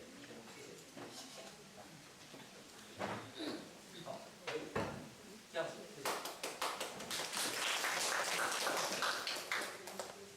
好，但是呢，我们在做直接加止血法的时候，有几个要注意的。第一个，如果伤口上是有穿刺物，你不可以直接压进去。所以记住，你要左右两边加压，了解吗？如果这是玻璃，你是不是要用两个厚的东西，是不是在左右两边加压，压住，这样是有加止血，而且可以固定穿刺物的效果，穿刺物才不会掉出来。OK， 这个是抬高止血法，刚才是有示范过。再来是止血点，止血点呢，止血法一般我们是用在四肢、手跟脚，好，用在手跟脚。OK， 好，这个是刚才示范的，这是刚才示范的肱动脉的出血。好，另外一个呢是冰敷止血法，好，冰敷止血法。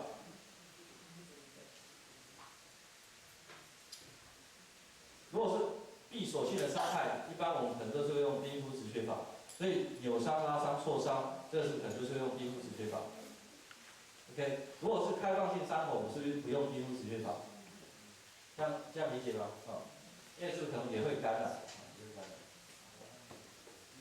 ，OK， 止血带基本上初级是不教的。OK， 好，有机会的话上高级班。OK， 好，因为时间比较短。那刚才讲过，是不是出血量的估计？是不是刚才讲的体重的1/12到1/13？第二个算法，每公斤80cc， 你几公斤就乘以80cc， 这是你的血量，对吗？好，在一般的话，我们创伤处理的部分呢，有几个注意事项，这是最重要的。你们讲义上应该都有这一个。好，创伤处理，第一个要控制严重出血，所以我刚才是有止血法。哪一个止血法？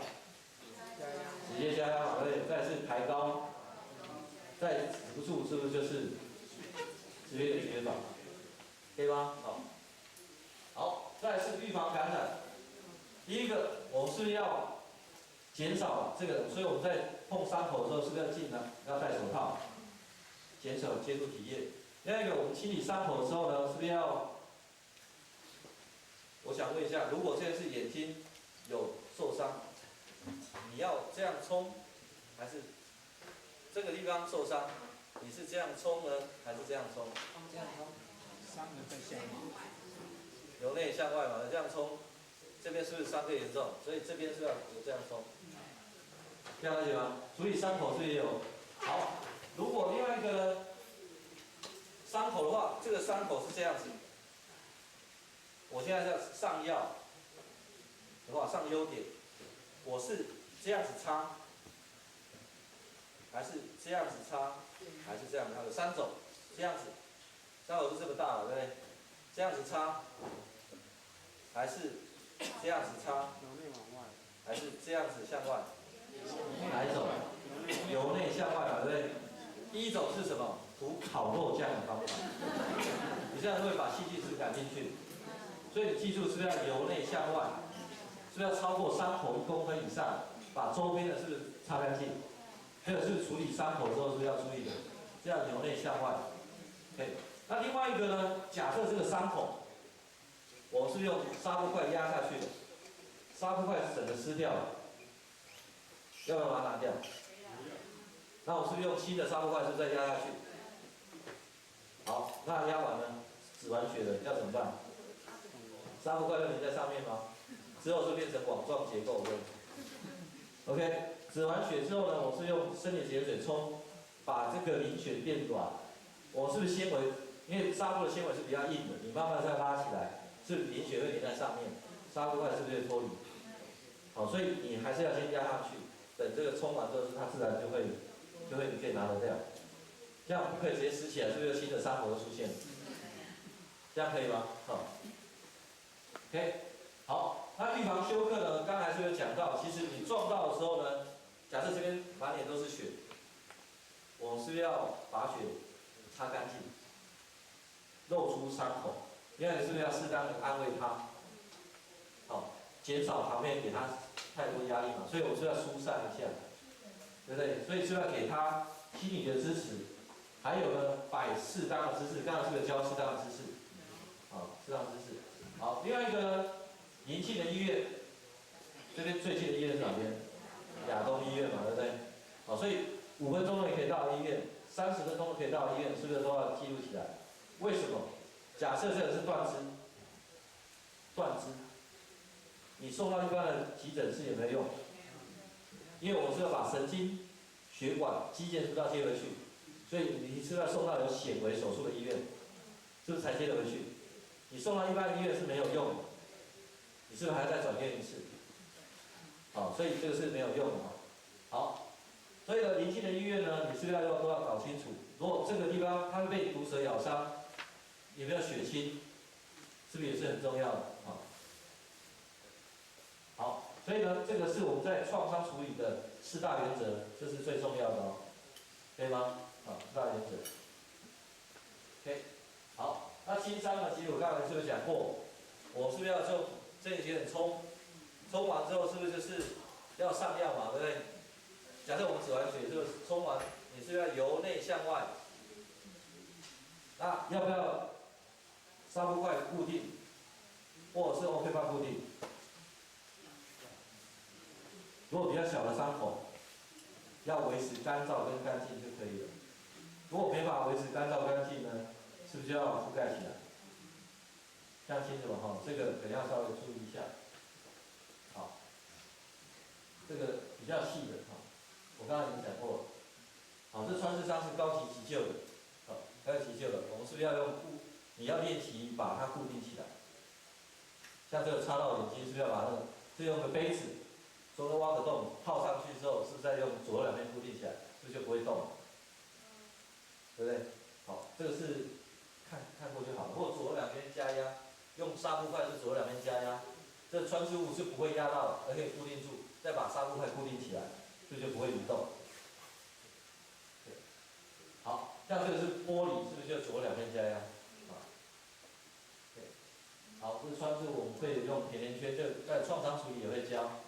OK， 好，这个是高级班的穿刺伤，是不是气胸？好，先不用了，这是气胸的。那我们稍微看一下 ，OK， 好，再来这个是什么？断肢，断肢我们看的真的断肢。断肢有分成2个，一个是离开身体的这个断肢，一个是身上的，身上是不是有伤口？是不是在出血？这是动脉出血，对不对？是不是要加压止血，抬高止血？没法控制，是不是要止血点、止血法？这是身体的。那离开这个呢？这个穿刺物，这个断肢要怎么办？我们在伤口这个地方，这断肢的地方，要用湿的纱布块包起来，就维持它的湿润。OK， 再用塑胶袋把它封起来，是不是减少它感染？这是第一个要处理的步骤。再来呢，我们是不是再用另外一个塑胶袋放冰块，再把这个放进去，是不是让它降温，而不是把这个断肢直接放到冰块上面，是会冻伤。放在水里，细胞破光了，所以这个断肢也废了，所以不可以乱放。OK， 所以一般断肢呢，切断之后离开身体，它可以撑3到6小时，可以吗？所以断肢处理的黄金时间是多久？3到6小时，可以吗？所以在3到6小时之内，要把这个断肢跟这个人一起送到医院去，送到什么医院？有显微手术的医院，是把显微手术缝回去，这样是不是才有功能？像之前是不是就是寿山动物园的那个喂养师手被整个咬断，前臂都咬断了，是不是也要送到医院去把手接回去？那后来复健还不错，复健还不错。好，所以呢，记住要送到显微手术，黄金时间多久？3到6小时。好，如果降温呢，可以撑到6到8小时，对吗？好，所以你有这样标准的处理，是不是可以撑到6到8小时？但是如果没有这种标准处理的话，我们尽量学标准处理嘛。但是做不到的话，就尽快送，维持干燥干净的情况是赶快送。这样了解吗？好，赶快送。OK， 这是断肢处理，可以吗？好，这样步骤可以了哈。好，所以这是比较细的。好，接下来呢，我们用图片来讲，这是流鼻血。流鼻血怎么办？来，接一下。好，不小心，咔，就撞到流鼻血，或是不知道什么原因流鼻血。好，我们看流鼻血呢，第一个，我们是不是看到这个鼻骨，摸一下这个鼻骨，看有没有断，有没有歪掉。OK， 那这个地方我们找到这个是，我们血管是从这边下来，是从这边下来，所以这个地方你可以摸到你自己的鼻子，这边是不是硬的，这边是不是软的，是不是软骨？ OK， 所以我们在硬的跟软的之间这边做加压，所以刚好是不是压到血管的位置？所以是直接加压止血法。有没有高位心脏？是不是抬高止血法？好，请他身体头前倾，让血液是不是流下来？可在流的时候呢，我这手如果是压的，我另外一手是不是要把血擦干净？为什么？要减少心理负担。所以旁边人是不是讲？ 都比较丢没有，两种，对不对？好，所以我是不是要压完之后，是不是要把周边血擦干净？是不是露出可能只是轻微的鼻黏膜破裂，对不对？所以你是把血擦干净。好，用嘴巴呼吸还是用鼻子呼吸？用嘴巴呼吸来吸气。你用鼻子呼吸是不是可能出血更严重？是不是用嘴巴呼吸？好，那早期教的是教往后仰，现在为什么教往前倾呢？为什么？ 有没有坐公车睡觉往后被口水呛到了 ？OK， 所以呢，口水是不是呛到气管里面？鼻血会不会到气管里面？那鼻子脏不脏？鼻子是不是很脏？是过滤空气嘛？所以有血块又有脏的细菌在里面，是不是跑到气管里面，就导致吸入性的肺炎？ 了解吗？是不是导致整个肺是不是都是细菌感染？是不是有吸入性的肺炎？所以我们现在是不是统一是不是改为什么前倾？可以吗？所以我是再来压住鼻子，直接加血管，压多久？5到10分钟，可以吗？压5到10分钟。好，用嘴巴呼吸，前倾。好，把周边血擦干净。再来呢，额头这边要做什么？跟鼻子要做什么？ 我刚才讲，血管是从这边下来，我这边皮肤是不是可以让血管收缩？是不是可以减少血流下来？所以额头跟鼻子这边是做冰敷，是不是可以减少出血？是叫冰敷止血法，可以吗？再一次，第一个我们到现是不是看这一个？我们是不是要先检查鼻骨有没有断？对不对？再是不是就加止血5到10分钟？可以吗？用嘴巴呼吸，把血擦干净，是不是在我们的额头跟鼻子那边是做冰敷？这样是不是就是放掉？如果没出血，是不是就 OK 了？这就好了。如果再压，还在出血的再压，再放掉，还在出血，血流不止，怎么办？什么原因？有可能2个原因，或是其他原因，原因不明。第一个有可能是高血压，是不是压，所以一直流血？第二个，头颅骨破裂，颅骨破裂是不是流血不止？另外是原因不明，所以要赶快什么？送医。这样了解吗？好，这是鼻子出血的处理方式，这样清楚吗 ？OK， 好，谢谢。所以我们刚才讲的，是不是基本上就是我们的出血，就是常见的一些出血处理的部分？一个是轻微伤口，那严重出血是不是要把几个止血法是不是同时用上？对不对？那刚才是不是有流鼻血？是不是还有断肢？好，都是要这样子去充分去处理。这样有没有问题？好，另外一个我想问一下，你们家有没有急救箱？有些没有，对不对？好，有些有。那你急救箱放在什么位置？有没有固定放在什么位置？有些没有，对不对？那你要拿急救箱，是不是就不知道放哪边，还要找，对不对？你急救箱要做什么？是不是急救？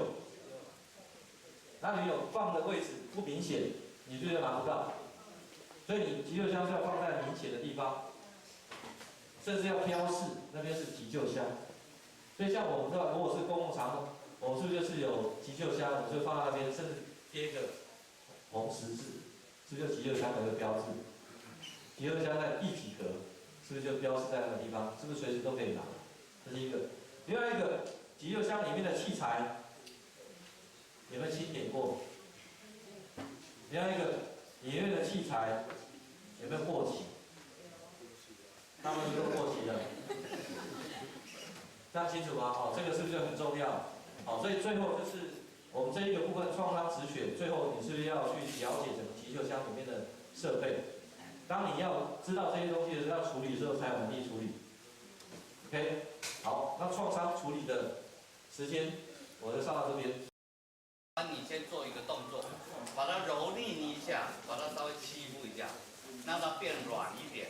OK， 好，那这个部分请各位，那看到这个画面的颜色有点诡异，那不好意思，那是我电脑的问题，不是投影机的问题，我已经接头的问题。啊，哎呀，感谢你，谢谢师姐。包扎的目的很简单，我们把它很快的看过去。第一个，它是固定敷料。敷料是什么东西？敷料就是当你把伤口，刚刚林教练介绍的那些伤口处理过之后，你总是要把它盖住，上药之后把它盖住，盖住的那个东西叫做敷料。OK， 很简单，固定敷料、夹板还有受伤的部位，这是因为包扎之后，我们可以把它这个敷料把它固定住，不会到处乱跑，这是包扎的目的之一。第二个，保护伤口，因为你的东西，你的伤口已经被清洁的物品，清洁物品包括什么？你清创之后，你的碘酒消毒之后，再加上你清洁的纱布盖上去之后，把你的伤口覆盖住了，不再加上，让它不会接触到肮脏的环境。OK， 好，它是固定用的一个部分，保护伤口，减少感染再受伤的机会。OK， 这个很简单。那接下来织脱伤布，使伤布舒适安全。哇，这个讲起来很辛苦，但是说起来很简单。基本上这个在整个纱布的包扎的运用里面，就是让你受伤的部分不要再跟动，不要再动。那比较大的伤口，当然，比如说你整个枝干会移动，那个部分我们有另外一门课是骨折的一个处理固定。但是我们经常会碰到的，小朋友跌倒，高兴玩耍跌倒，嘣下去，然后可能骨头哪里就断了，啊，特别是上臂，对不对？啊，怎么办？你总是要让它拖着。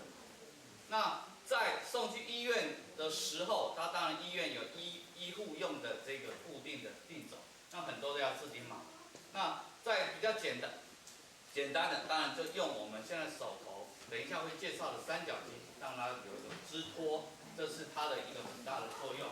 然后另外局部加压帮助止血，帮助止血，然后还可以预防局部的肿胀。这个部分再补充说明，跟各位报告一下。刚刚有介绍止血法，很快的讲过去，有直接加压、止血点、止血带，对不对？还有一个鼻出血的处理。但是在整个运用的环境里面，请各位务必有一个观念：直接加压止血是目前推广最有效、最直接、最方便的一个方式。也就是说，直接加压是我们在一般的救护人员、一般的民众之间，大家彼此协助里面，直接加压是你必须采用，而且脑筋里面大概90%就是用直接加压去处理。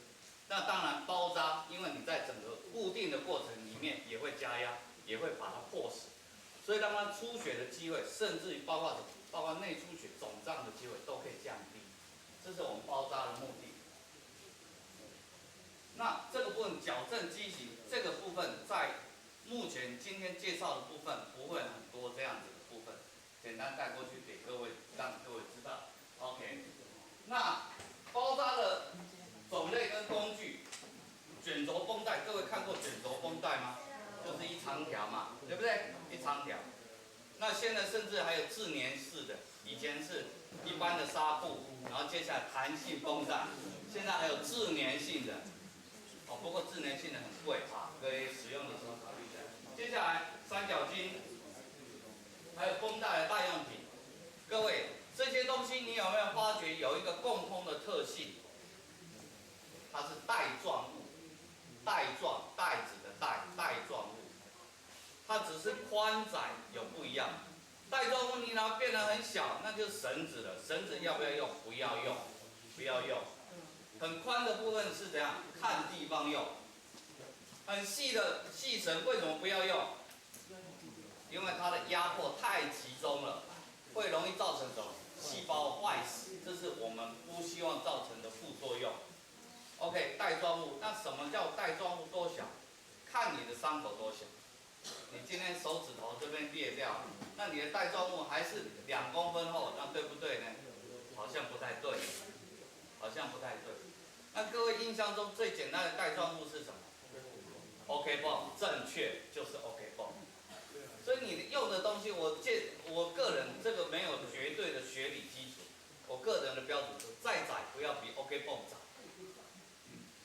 而且再窄下去你就没得玩了。那 OK 泵又很方便 ，OK， 这是 OK 泵。宽呢，看位置，但是最起码看你受伤的部位，你不会再比它再宽了。OK， 这个后续会给各位做参考。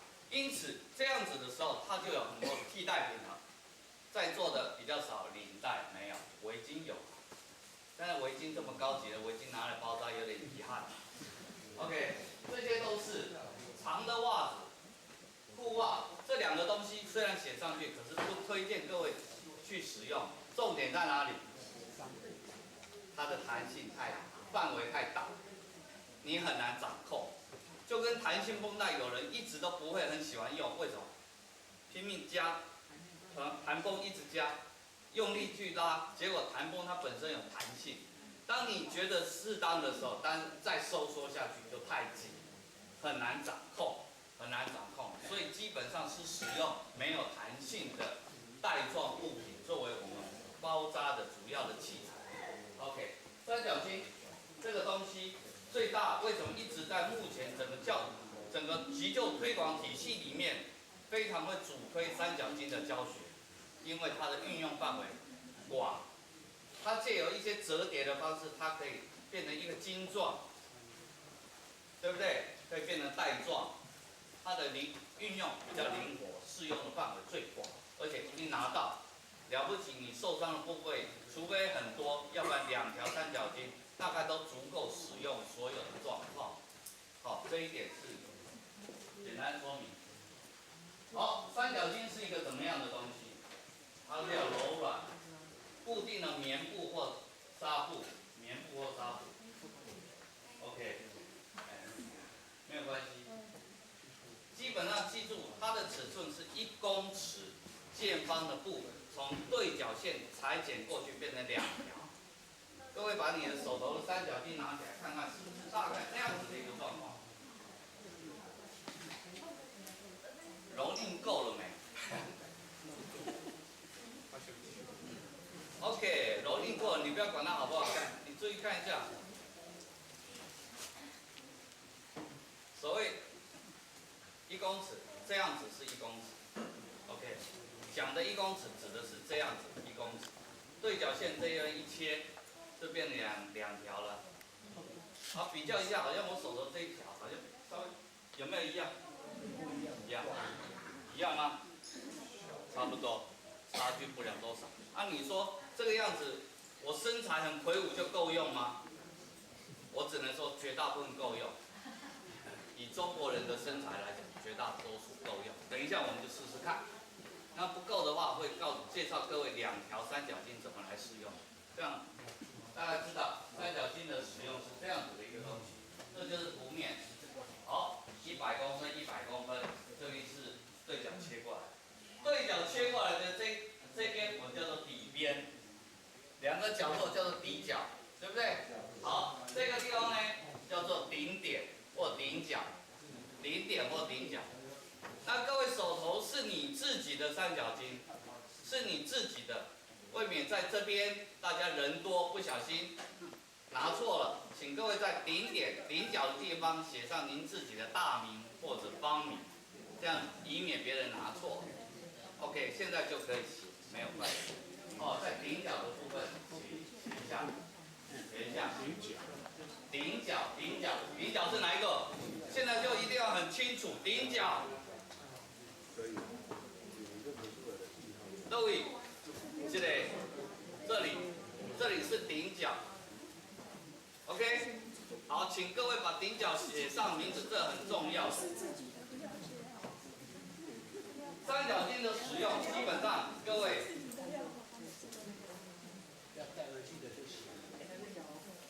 它可以做这些使用，整个三角巾使用，整个三角巾使用。可以把它折窄一点。各位刚打开的时候就比较窄了，对不对？哦，变成窄带。我们现在先来试着怎么去折三角巾，很快的要跟各位介绍一下。我们把它折成窄带。好，底边，这里是不是底边？我现在这样子的音量有没有问题？后面有。好，这是底边，底边的中间在哪里？这里，注意看我的手势，不小心你就会觉得我在变魔术。OK， 底边的中间对不对？好，顶角顶端在哪里？在这边，一只手抓着底边的中间，一只手抓着顶角。OK， 可以吗？可以。好，2只手2个点，把它重叠在一起。就这样重叠。上下来，果然就有学长学姐就马上示范给我看了。来，再看一次哦。我先示范错误的，这个是错误的。怎么样错误？这样子叫错误的。我们不是要这样子，再做一次哦。因为它会往下垂，对不对？好，小招式忘了跟各位讲，其他手指头把它摊开来。上下叠，上下叠，上下叠 ，OK， 然后把它旁边这样拉一拉，扯一扯。你有没有看到？当你现在在这样拿起来的时候，这边是不是有个三角形在这里？来，这2边，好，叠起来。这样子，都有了吗？再一次，对不对？你就说，这种程度之下，我就觉得我有被尊重成魔术师的感觉。来，再看一次，打开来，一只手抓着顶角，一只手抓着底边的中间，对吧？好，稍微给它摊开来，对不对？上下叠起来，上下叠，你不要左右叠，上下叠起来，两个点叠起来，叠在一起，对不对？好，叠在一起，当然一只手抓住啊，另外一只手把它摊平，是不是变成这样？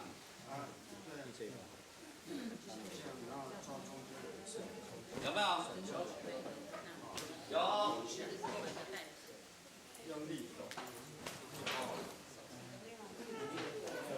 用力抖，不要怕它受伤。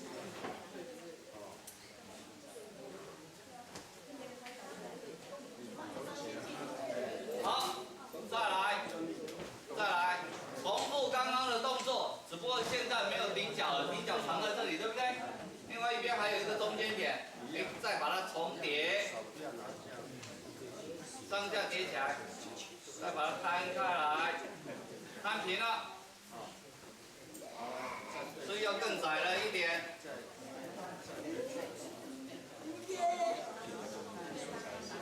可以了吗？好，再来一次，再折一次，用力，再折一次。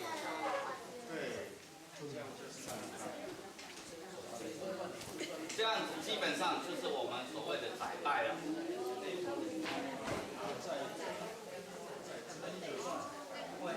好，各位请把你的三角巾保持成这个样子，保持成这个样子，因为我们接下来还会再继续表演下去。我今天是魔术表演 ，OK。这样子的窄带，这样子的窄带 ，OK。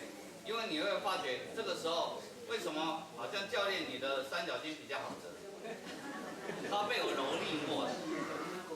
第二个原因，第二个问题，我直接帮各位问了，教练你走头要欢迎呢？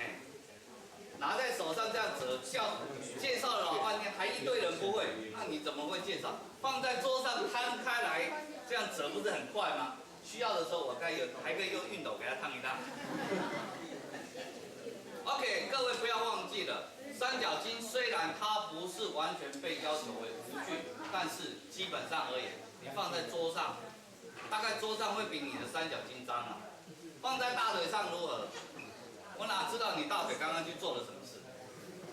所以基本上而言，三角巾的折叠，请各位徒手在不靠任何东西的情况之下，把它折叠到你需要的尺寸。OK， 不要放在桌面，不要放在大腿，那放在脖子上可不可以？当然不可以，因为那样子就不像变魔术。好。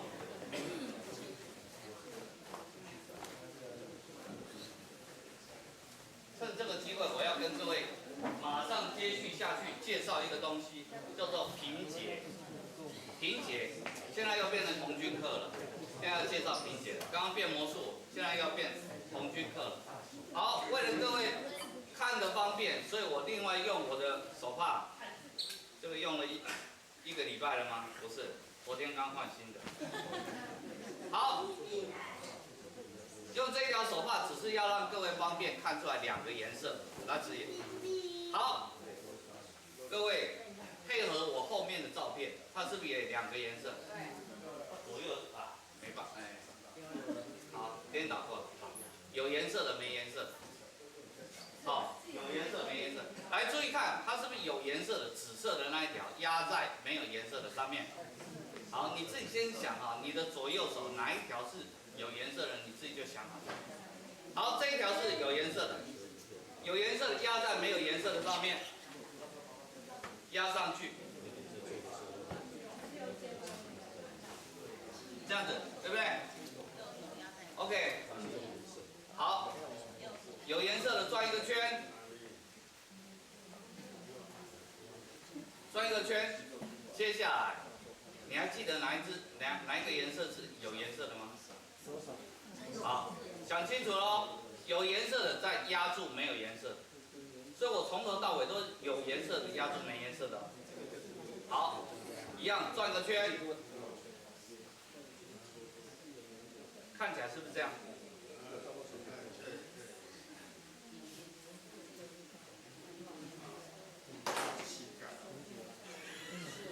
各位请注意看这边，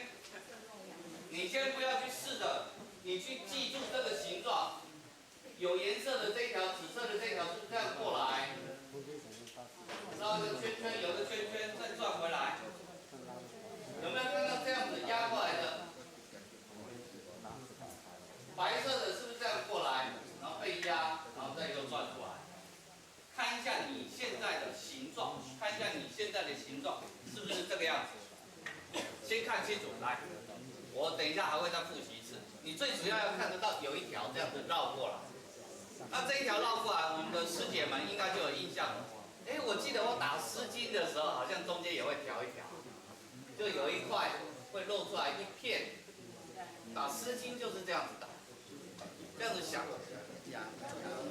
好，不太清楚哦，来，我们再来一次哦，我们一起来再来一次哦。好，请你把它解开来。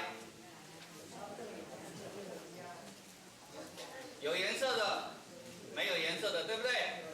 有颜色的压住，没有颜色的。绕一个圈，就从前面绕到后面去就好了。再来，再把有颜色的压住，没有颜色的。好，绕一个圈，绕半个圈而已了，就是绕半个圈，是不是这个样子？对吧？对，对，对，错，颠倒，对，对，这样子，来，我们把它拉紧，拉紧，看起来是不是像这个样子？好，最后再把两个须须，两段的须须，把它卷进去这个袋子里面。我不希望这个打结造成各位很大的负担，所以让各位我们有一个很直觉的印象去做这个事情。来，请各位把它绕在后面去，因为后头很多人为了这个打结，把你正规要包扎的方式都忘掉了，都想平结怎么打，平结怎么打。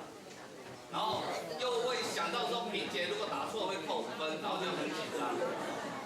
千万不要这样子，来，我们试着来哈，大家一起来，我们就统一哈，右手边这一根是有颜色的哈，是不是你右边压左边，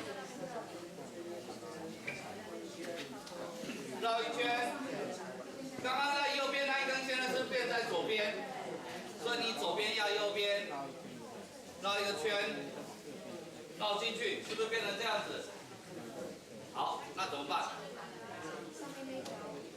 上面这个须须这边用力拉紧 ，OK， 这个就是平结了。啊，你说，哎，教练，你把麦克风松起来，这么松怎么用？重来，不能被俩包。好，第一个绕交叉之后就拉紧了，第一个交叉就拉紧了，对不对 ？OK。它现在哪边是上面？好，左手边这个在上面绕一圈，咚！不要看我的凸出来的肚皮，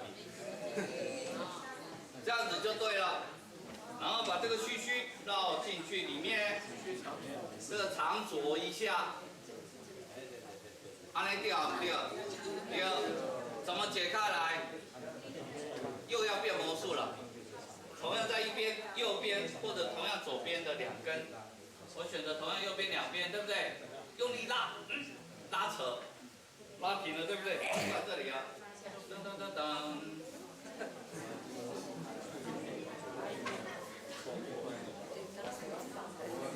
来，最后一次，千万不要为了平结造成你的负担，再来一次哦。好了。时间的关系，我就不折整齐了啊，我们直接来哦。会的人，我们就来试一次，就一直来。你在你这个时候，你就先记住右手边这一根就是在上面。熟练了，你左右手根本无伤了，懂吗？好，右手绕到左边，转一个圈，对不对？拉紧，左边拉到左边，压住右边。转一个圈，拉紧，检查一下形状是不是对的。刚刚有特别提醒各位，形状正确的。好，这个时候右边这个须须右边，身上的也在右边，是不是这样拉住？好，右边的风拉紧了，拉直了。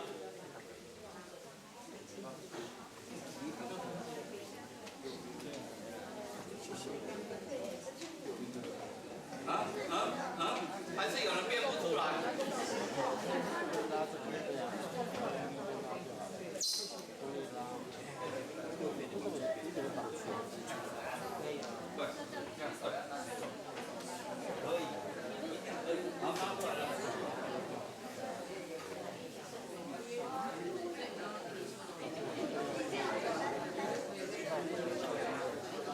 者为上。你这边是不是上面？上面再压下去，再这边。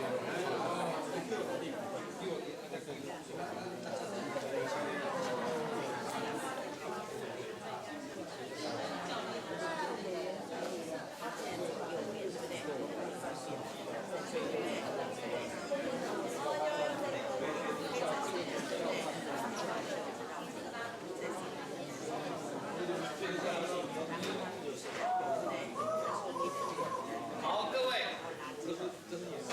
后续还有很多时间练习拼结，所以不再多浪费时间。接下来这几个东西，请各位注意。特别没有课本的人，你要特别把这几个部分特别再记录下来。第一个，打结的位置，这个没有考题的，所以大家都不太注意。来，第一个，不要打在受伤的地方，不要打在受伤的部分，就是刚刚那个平结。平结不要打在受伤的地方，就是你结。刚刚我们不是打在肚子上吗？也就是说，你如果肚皮的中央刚好受伤，不要打结打在这个地方。打结不要打在受伤的部位，这是第一个。第二个，不要在颈后关节后骨头凸出来的地方。颈后关节是哪里？这边对不对？这里是颈后凸出来的地方。为什么打结不要打在这里？因为我要睡觉，睡觉的地方躺下来，是不是刚好打结打在那里就卡住了？所以不要打在这个位置。OK。第三个，不要打在受压迫或肢体的内侧。受压迫是哪里是受压迫？你的背后是不是受压迫的地方？你会躺下来。肢体的内侧是哪里？胳肢窝这里是肢体的内侧，对不对？属膝部下面大腿内侧是不是？这都是肢体的内侧。OK， 不要打结打在这里，不要打在常摩擦的地方。哪里会常摩擦？刚刚讲属膝部是不是一定常摩擦？手肘的内侧、膝盖的内侧，这也是常摩擦的地方。不要打结打在这几个地方，这一点请各位记住。所以打结打在哪里？打在没有伤口的地方。打结打在哪里哦？换个角度来谈哦。打结打在哪里？打在没有伤口的地方，打在肢体的外侧，打在没有摩擦的地方，打在肢体的正方前面，因为你背后要打。我把它反过来讲，就是这样子。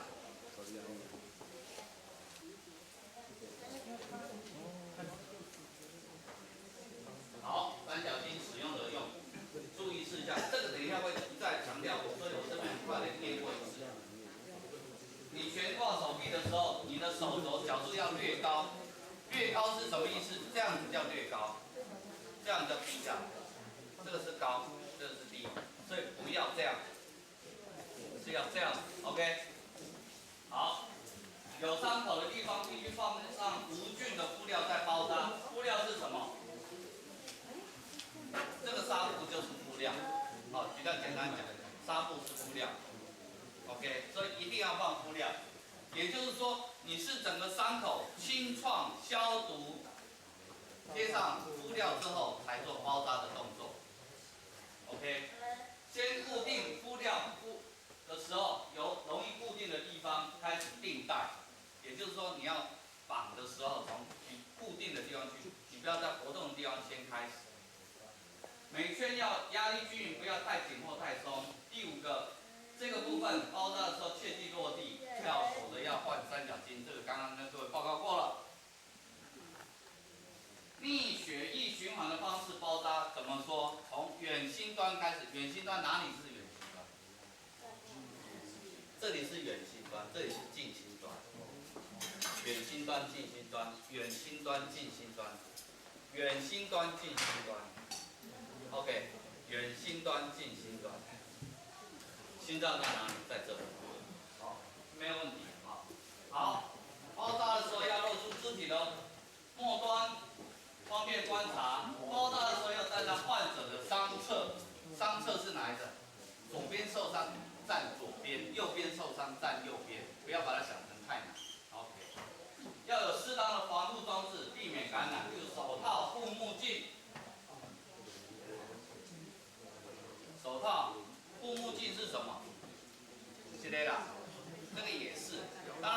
很多工作同仁会有一个亚克力的护目镜，你没有戴眼镜 ，OK， 口罩，这个是都需要的，避免去接触到体液、血液，越这样讲大家越怕，没有怎么办？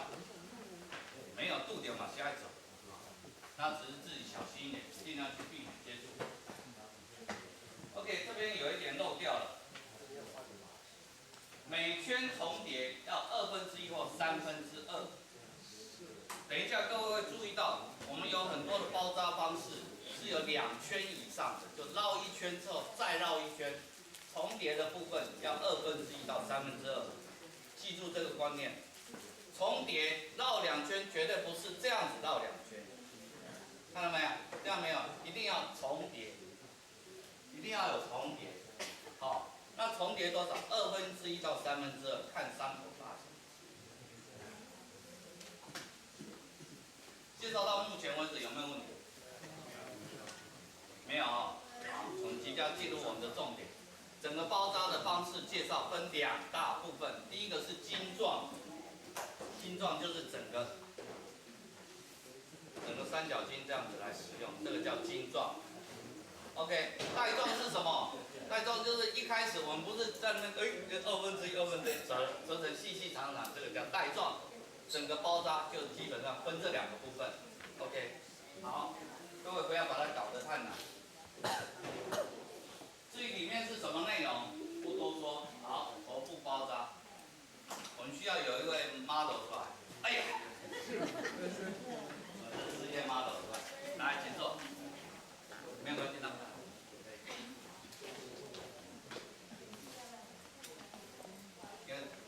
演技越来越好。OK， 刚刚有说明过，我们要包扎之前要做哪些动作？清创、消毒、清创、清洁、消毒，这个都一致的。然后包上敷料。你告诉我这个敷料怎么固定上去？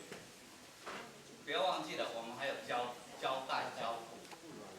OK， 那在头发这边有毛发的部分，经常你会发觉胶带是没什么用。可是我告诉各位，先补上胶带，再包扎，效果还是不错的。好，头部包扎，我们动作很快。在示范的过程里面，各位先不要动，注意看，我一定会给各位一个足够的时间去练习。但是你如果说这个时候背心在忙着自己在弄，你可能会漏掉我这边，因为这样我演出成功就打了折扣。那刚刚是不是有讲一件事情？包扎的时候，我们人要站在哪里？他这样是后脑勺受伤吗？当然一定不是，而是因为我必须站在后面，各位才看得到我怎么包。这样子，请各位了解我错误的示范。好，头部包扎基本上它是头的，比如说在上缘这里受伤，这个雷残也不会雷残这样，那可能是不小心就滑溜冰了。好，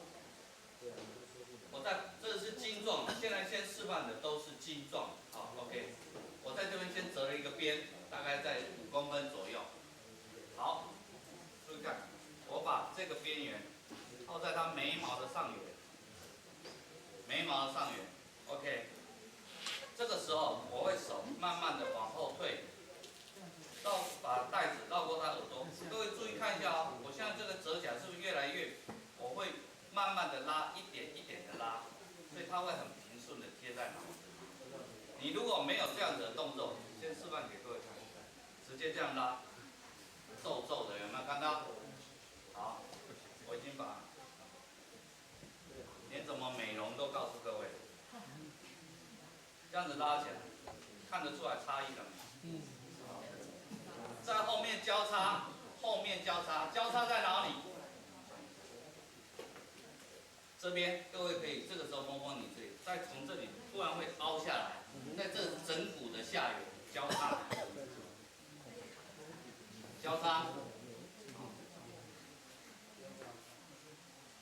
绕到前面来，打平结。这个时候不要再想平结怎么打了它。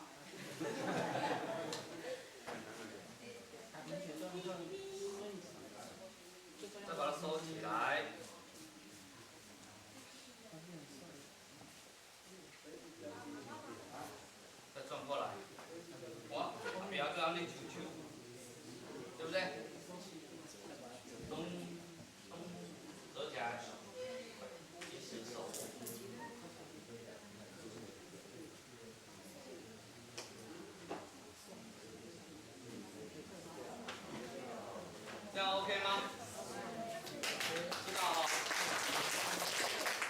各位的支持与鼓励。好，等一下我们再介绍下一个。所以这边各位很快的复习一下，是不是都是这样子，没有冲突？哎，写开来，噔。平解的好处在这里，它比较平坦。第二个容易解开来。那你说打错了怎么办？打错了只好用剪刀把它剪断。好，下一个，脸部的包扎。脸部的包扎，因为现在的情况跟各位报告一下，脸部的包扎有些时候真的用起来机会很少，而且不太舒服。看一下就好了，有这样子的方式，蒙面的，蒙面的 ，OK， 亚学科，好，手掌，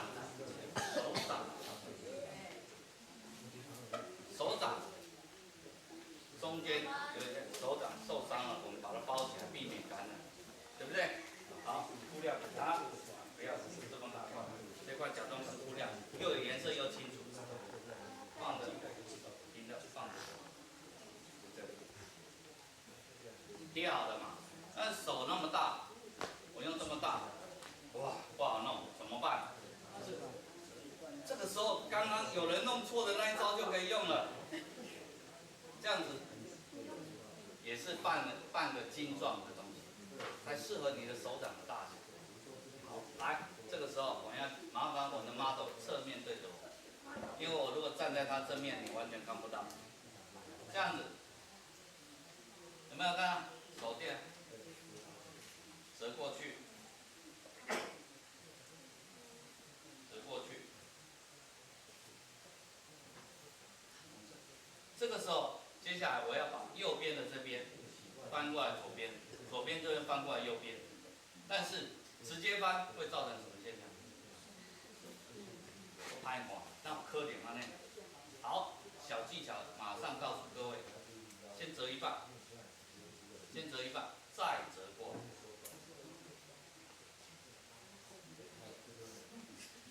先折一半，再折过来 ，OK， 对不对？好，绕过来，刚刚讲打结要打在哪里？外侧，啊，你说不一样长，哎，卖电感。打在外侧比一样长更重要。你打在后面好不好？有些时候不好。这个时候你就知道为什么平结不要造成你的负担，把它想清楚。安尼会使无？哦，免讲接受了。各位的掌声就是我最大的鼓舞。好。同样的方式，同样的状况，我们还可以用在哪里？脚掌，麻烦学一下。不用。这个时候，手掌跟脚掌差不多，请 model 站起来就好了。来，这样子，这个就是我们的脚掌，可以接受吗？可以。脚掌当然比手大，当然我们又要测边光，要不然学长学姐看不到。脚掌比手掌大，所以要用全筋，包扎的方式完全一样。但是现在它是手掌，不是，对，我是说，因为它是手的大小，所以我还是折一半，示范给各位看。OK， 脚当然麻烦抬起来一下啦，对不对？跟刚刚完全一样，完全一样。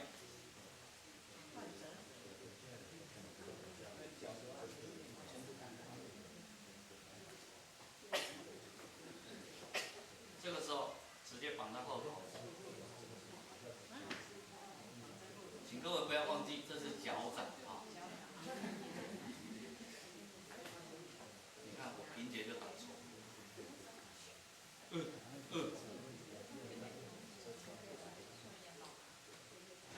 塞到前面来。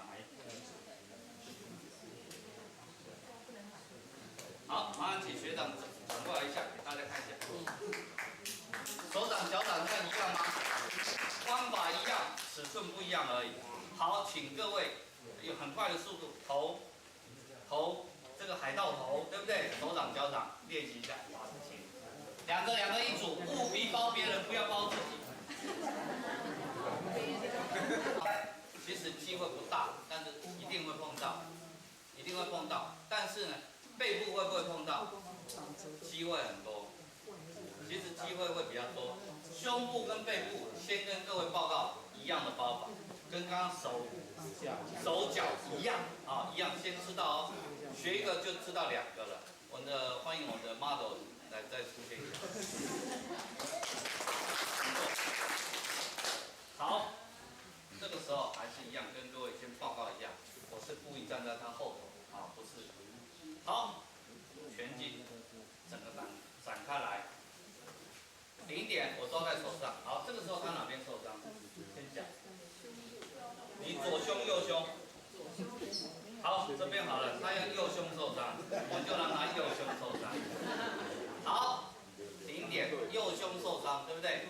当然这个时候先讲，我胶布已经粘好了，所以他的手不在那里，把他的左手忽略掉，等一下拿掉。顶点就在这里，贴上。OK， 好，底部这里呢，一样稍微折个边，好，折个边。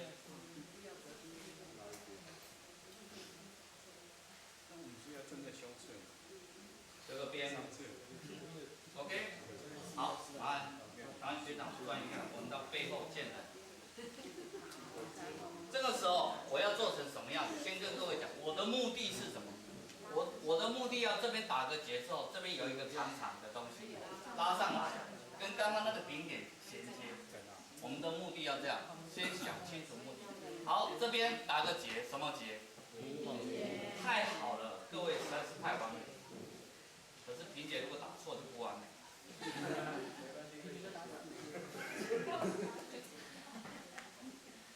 OK， 是不是一长一短？对。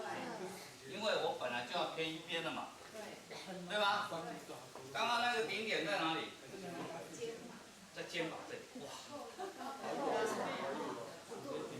偷偷拉一下，再拉一下，再拉一下。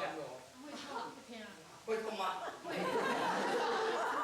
各位的提醒我非常的感激，各位在绑的过程里面，随时要跟患者问一看，会不会太紧，有没有太松，这样子有没有感觉，有没有很大的压力，关心一下。当然千万不要趁这个机会跟小姐要电话，一样打平结。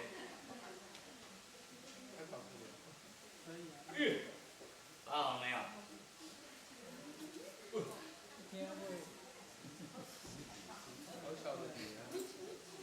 很小，可是一定正确。有没有人要检查一下 ？OK， 转过来，整理一下，这样 OK 吗 ？OK。那背部的话呢，反过来了。所以一口气两种方式，胸部跟背部是一样的。赶快检查一下，对不对？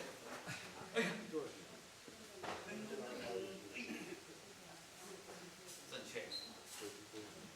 胸部这样 OK 吗？这个还有。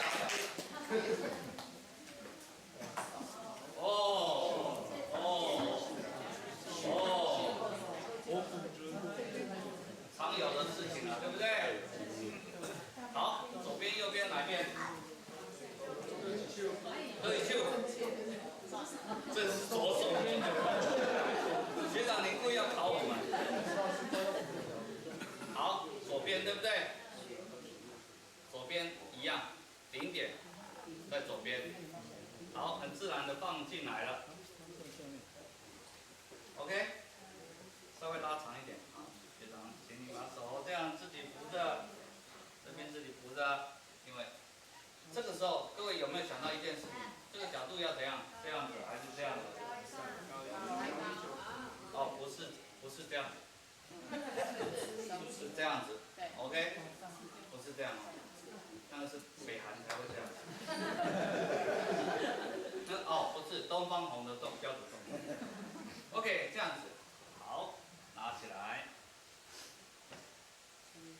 绕到另外一边，对不对？这个地方要折边，绕到后面来。OK， 结打在哪里？肩膀这里吗？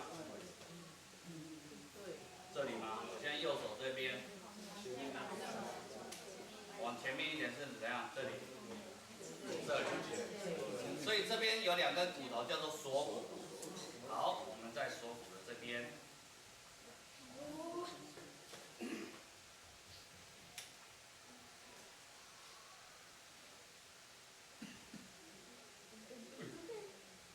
这样会不会太紧？我故意问给大家听的。OK， 然后把它藏进来，藏进来。然后呢，后面这里塞进去就血会掉，所以要打个单结。单结知道吗？就是死结。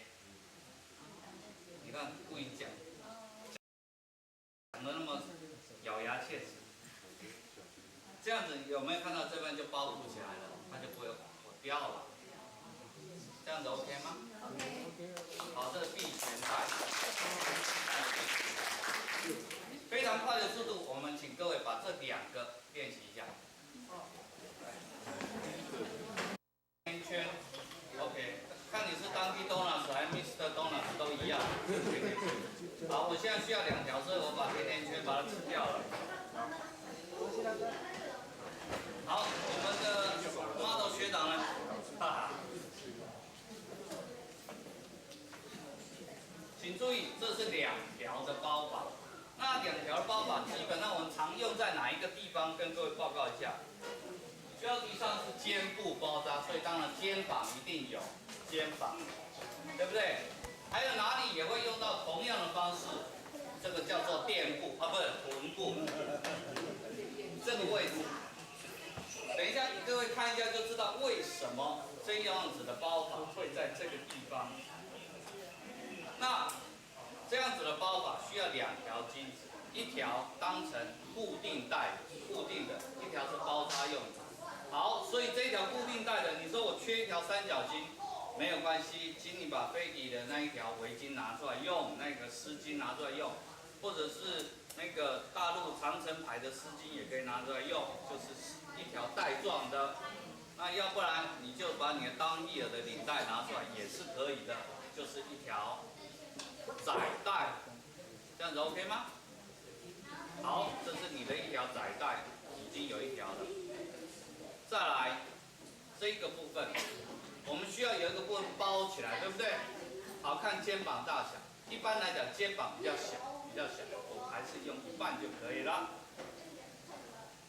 好，2个料理准备好了，我们现在要把它 mix 在一起，把它煮在一起了。想一下，这2条怎么会在一起呢？就是要把它绑在一起，让它固定在一起。这一条是固定的，这一条是要包扎的。好，最简单的固定方式是把它缠在一起。安尼行不行？2个人就你侬我侬了就和在一起了。OK， 这简单吧？好，我先这样子简单。但是它会掉，所以要再转移一下。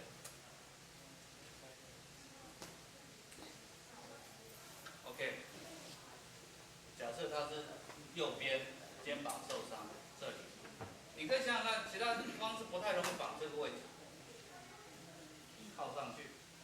刚刚这边我卷在一起的这里，就让它压在里面了，记住压在里面了。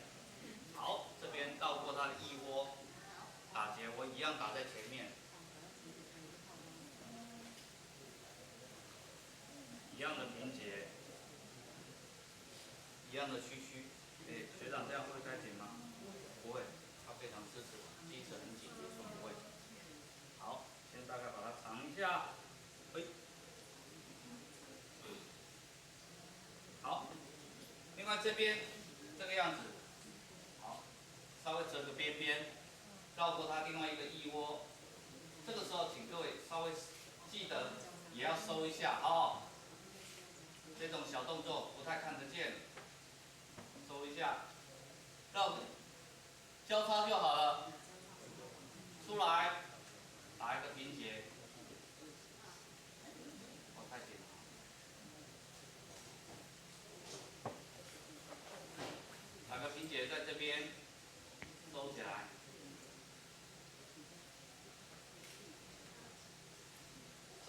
肩膀的包扎 ，OK 吗？你看我这个动作有没有像魔术表演家？各位就知道我的工作是魔术师。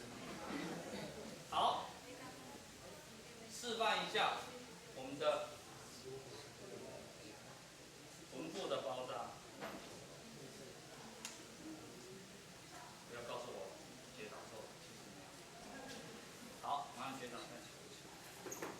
好，一样，是不是又要一根带子，然后一个包扎的地方，因为垫部基本上比较大。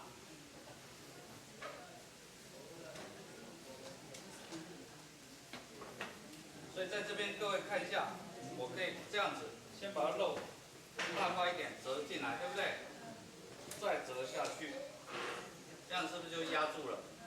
好，凸出来这边是朝外侧哦，这个在外侧，不是这样子下去，不是，是反过来，这样子，这样子去靠近患者。OK， 好，一样给他一个腰带。这个时候看不到结，你也要会打对。等一下不小心，人家马上来检查。错。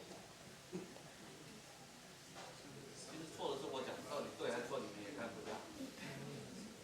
好，这个人家在收，哎，收好了，绑起来，这边一样，这个边。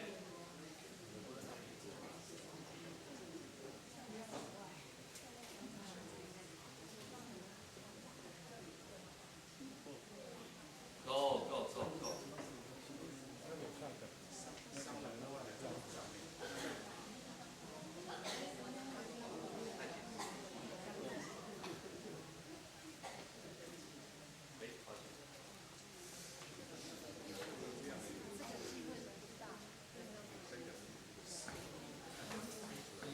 好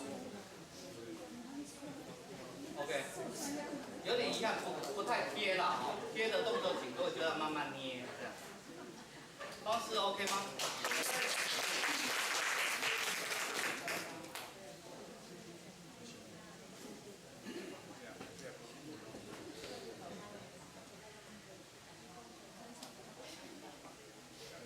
这是肩部的包扎，还有。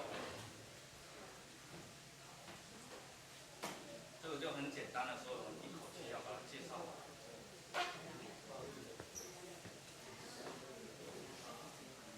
额头，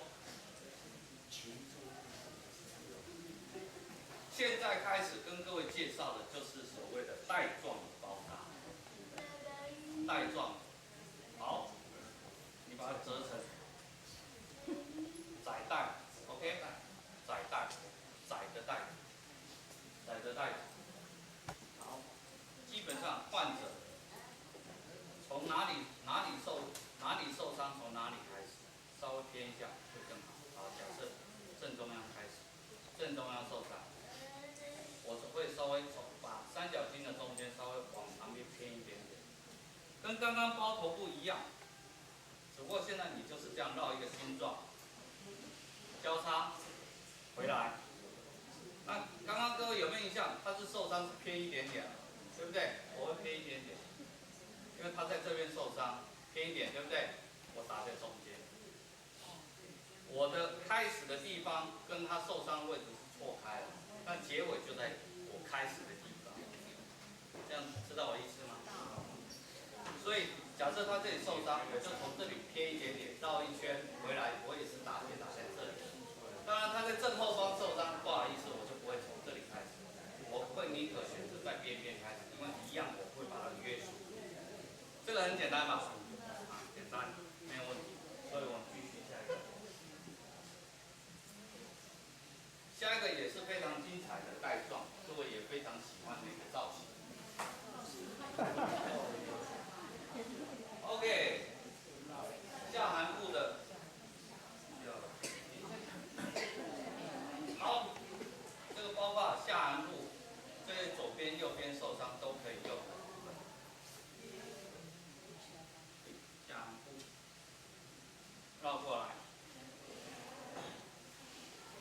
边，就是你刚刚头部太阳穴这里交叉，绕过来，请注意耳朵不要压住了。哦，sorry。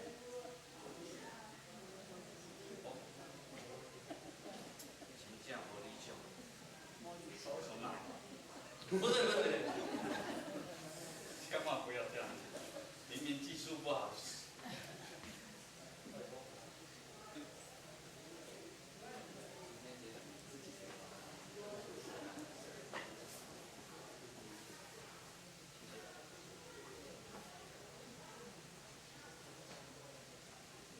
交叉过来，在这边打结，在前面一点啊，在前面一点，不要正压着太阳穴，在前面，靠前面一点。好，收起来，这个也很简单吧？简单哦，都没有难，难的在这里。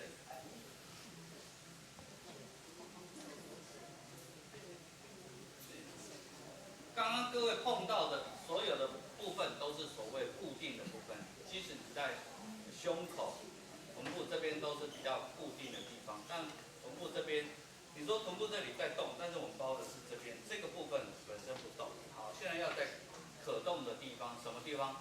手肘、膝盖，这个都是这样子动，这个都是这样动的。所以你用刚刚那些方式动没2下子，它就会开始松掉。好，我们现在要介绍的这个部分，手肘跟膝盖。好，这个时候基本上折的带子，你看比较宽了，哦，比较宽了。那我们要达到的作用是怎么样呢？是一开始这边压住伤口，后头的2个动作是要把你这个第一开始的这个三角筋2侧把它压住，让中间变成可活动，2侧是固定，中间是活动，就是这样子。我们要做成的目的是这样子哦。那这样子动的部分是哪里？就是你手肘这里。OK， 学长，这样子的姿势，好。所以这个要有点骄傲。好，第一个手肘包的时候是要微曲，学长这样姿势很霸气，其实是稍微小了一点就可以了，微弯就可以了。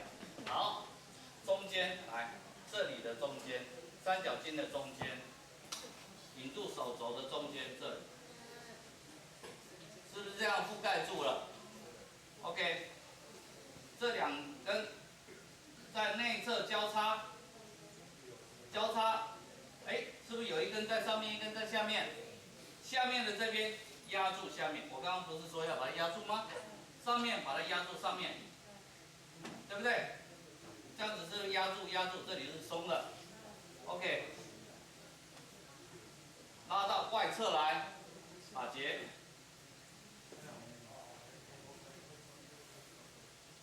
右错。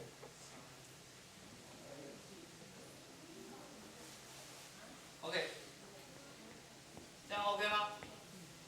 哎，看这个表情不太 OK， 因为大家有点迟疑。这样子动有看到吗？好，有点迟疑没有关系，我们把膝盖的再介绍一次，大家再把2个串在一起。好，因为膝盖我一定要分开来介绍，这个就不是一口气2个可以。好，膝盖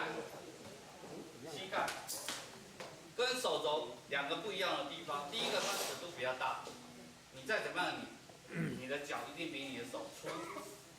第二个，大腿、小腿是不是粗细比例又更大了？所以有几个小技巧不一样。第一个，折三角筋。三角筋我的习惯，像大腿的话，就是手，膝盖的时候我会折1/3，因为你的三角筋的宽度基本上要跟你的大腿的宽度是一样宽的，所以我折1/3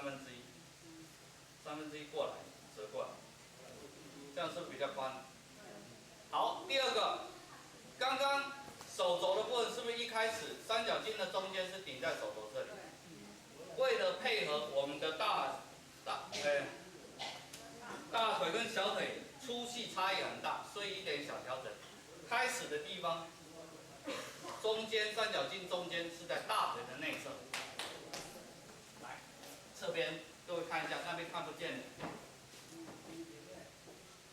三角筋的中间在大腿的内侧。好，方法完全一样，绕到后面去，下面的压下面，对不对？上面的压上面。因为我刚刚有调整过，把中间在这里，所以来学长，你看这两条是不是一样长？有没有？好，我们再做一次错误的示范，重来哦。中间是不是在这里？好，我中间在膝盖的中间，一样的方法，上面绕上面，下面绕下面。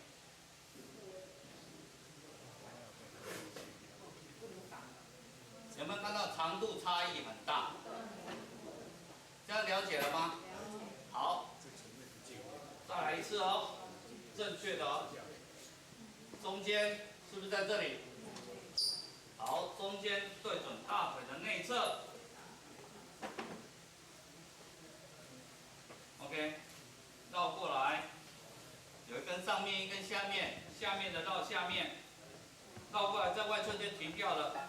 上面的绕过来，到外侧这边一样长嘛。好，在小腿的下面把皮结收起来。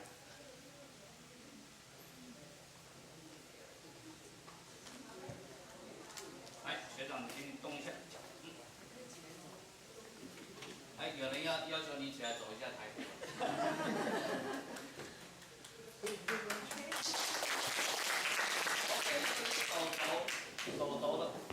手肘跟膝盖的部分，好，请各位练习一下。好，我们动作加快。对，一起做的时间，大家把它搞清楚。我们欢迎我们的模特儿学长。这个部分跟各位介绍的是手掌的筋状包扎，带状包扎，带状包扎。那这个部分，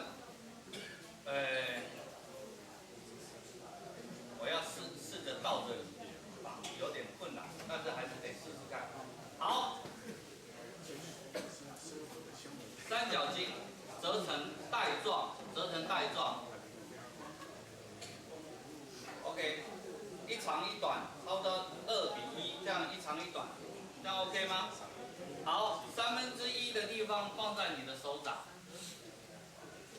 短的在内侧。好，我们把短的在内侧，长的在外面，哦。好，长的在背后的部分，是水平的，这样子走，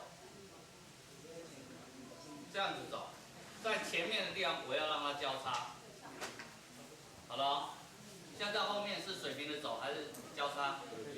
水平，这样叫水平。OK， 交叉是什么叫？这样叫交叉，水平，在后面都是水平，对不对？交叉再往前，对不对？后面水平，交叉，这边是不是刚刚那一段短的 ？OK， 拉出来，到虎口的这个地方打结。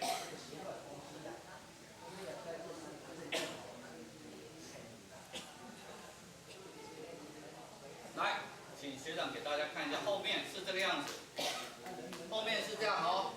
前面再看一下，注意看一下，是不是有这样交叉八字形？安尼有了解？没有问题嘛。好，现在请找到模特，先2个人一起跟我做一次。你如果觉得说，好像剩下的太长，没有关系，那个。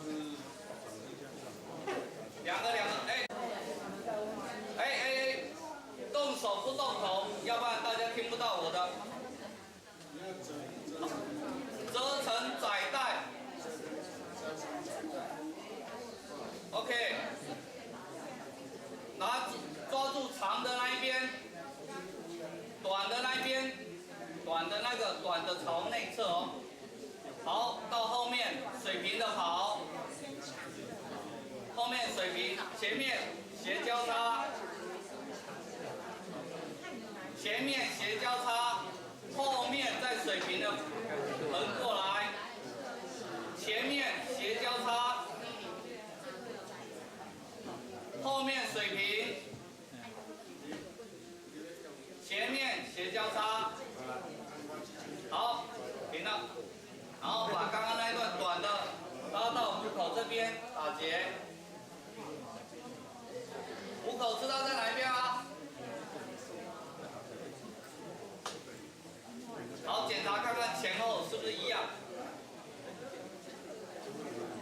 学长，你可以去晚上所有练习一下吗？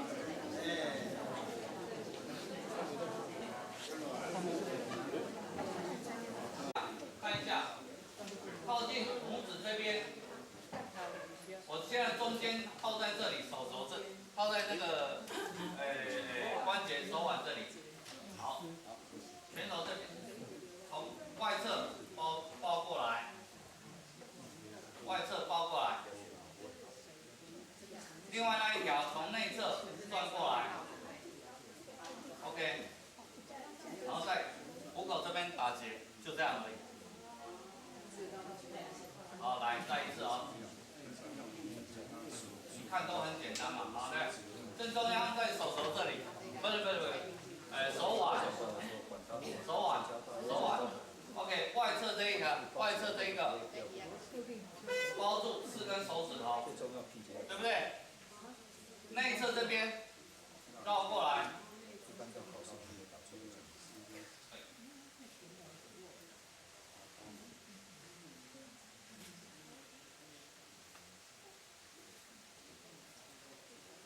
外侧、内侧这边一样，绕过拇指，绕过来，在虎口这边打结，就这样。好，看不懂了没有关系，等一下会有机会练习。好，重点是拳头的内侧一定要握住一个握果的地方，要不然它会松掉。里面一定要支撑。那最简单的就是卷轴的绷带，一举捆让它包起来。好，下面一个。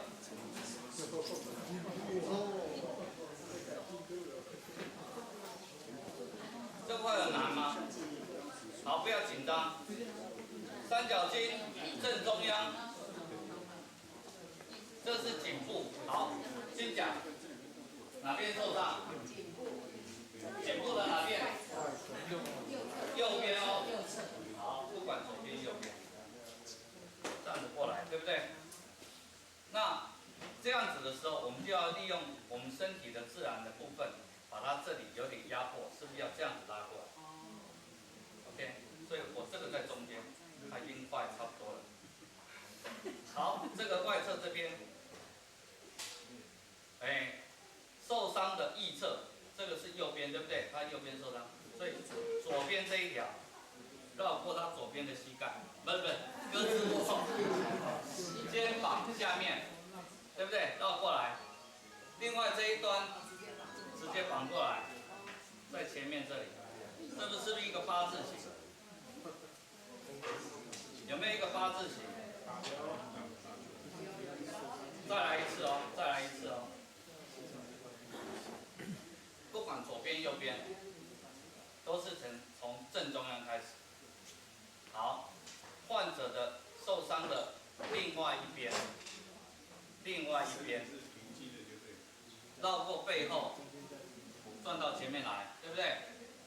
受伤的这一根这一边转过来，直接转过来，打结。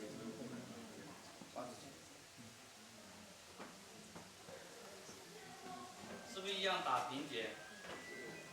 对吧 ？OK， 好，现在故意他受伤在左边，你们说我做，好，开始。到左边哦，腋侧是哪一边？右手往下。右边这一根怎么样？超过腋侧，这转过来。但是不是前面受伤？安尼有简单无？有啊，有灰灰无？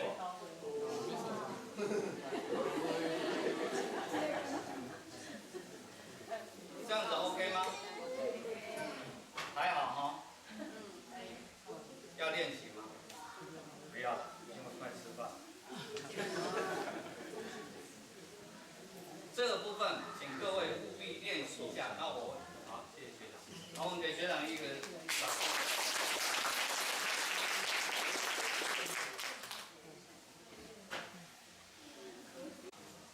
有些时候很多事情是做错了，比不做更惨；做错了比不做更惨。包扎这个东西还好一点，我只能说还好一点，没那么严重。但是请注意，一定是稳固牢靠，那很服帖。那这个怎么来？就是靠各位多练习，多练习，一定要去做的事情。好，多练习，请说。什么情况下？你一定要处理完止血、消毒，一定要处理完再做包扎的动作。那你就处理止血的问题，务必是这样子。也就是说，他没有止血，没有处理掉，不做包扎的动作；包扎没有做好，也不做搬运的动作。这是有它的次序性的，有它的次序性。那甚至于你再讲严重一点，那他有在擦伤，可是他没有呼吸，你要先处理什么？处理没有呼吸。他有一定的轻重缓急。那这个部分，有机会我再补充说一下。但是您刚刚的问题这样说起来，就是一定要止血、清创、消毒，好了以后再做包扎的动作，这是次序都是这样。还有没有其他问题？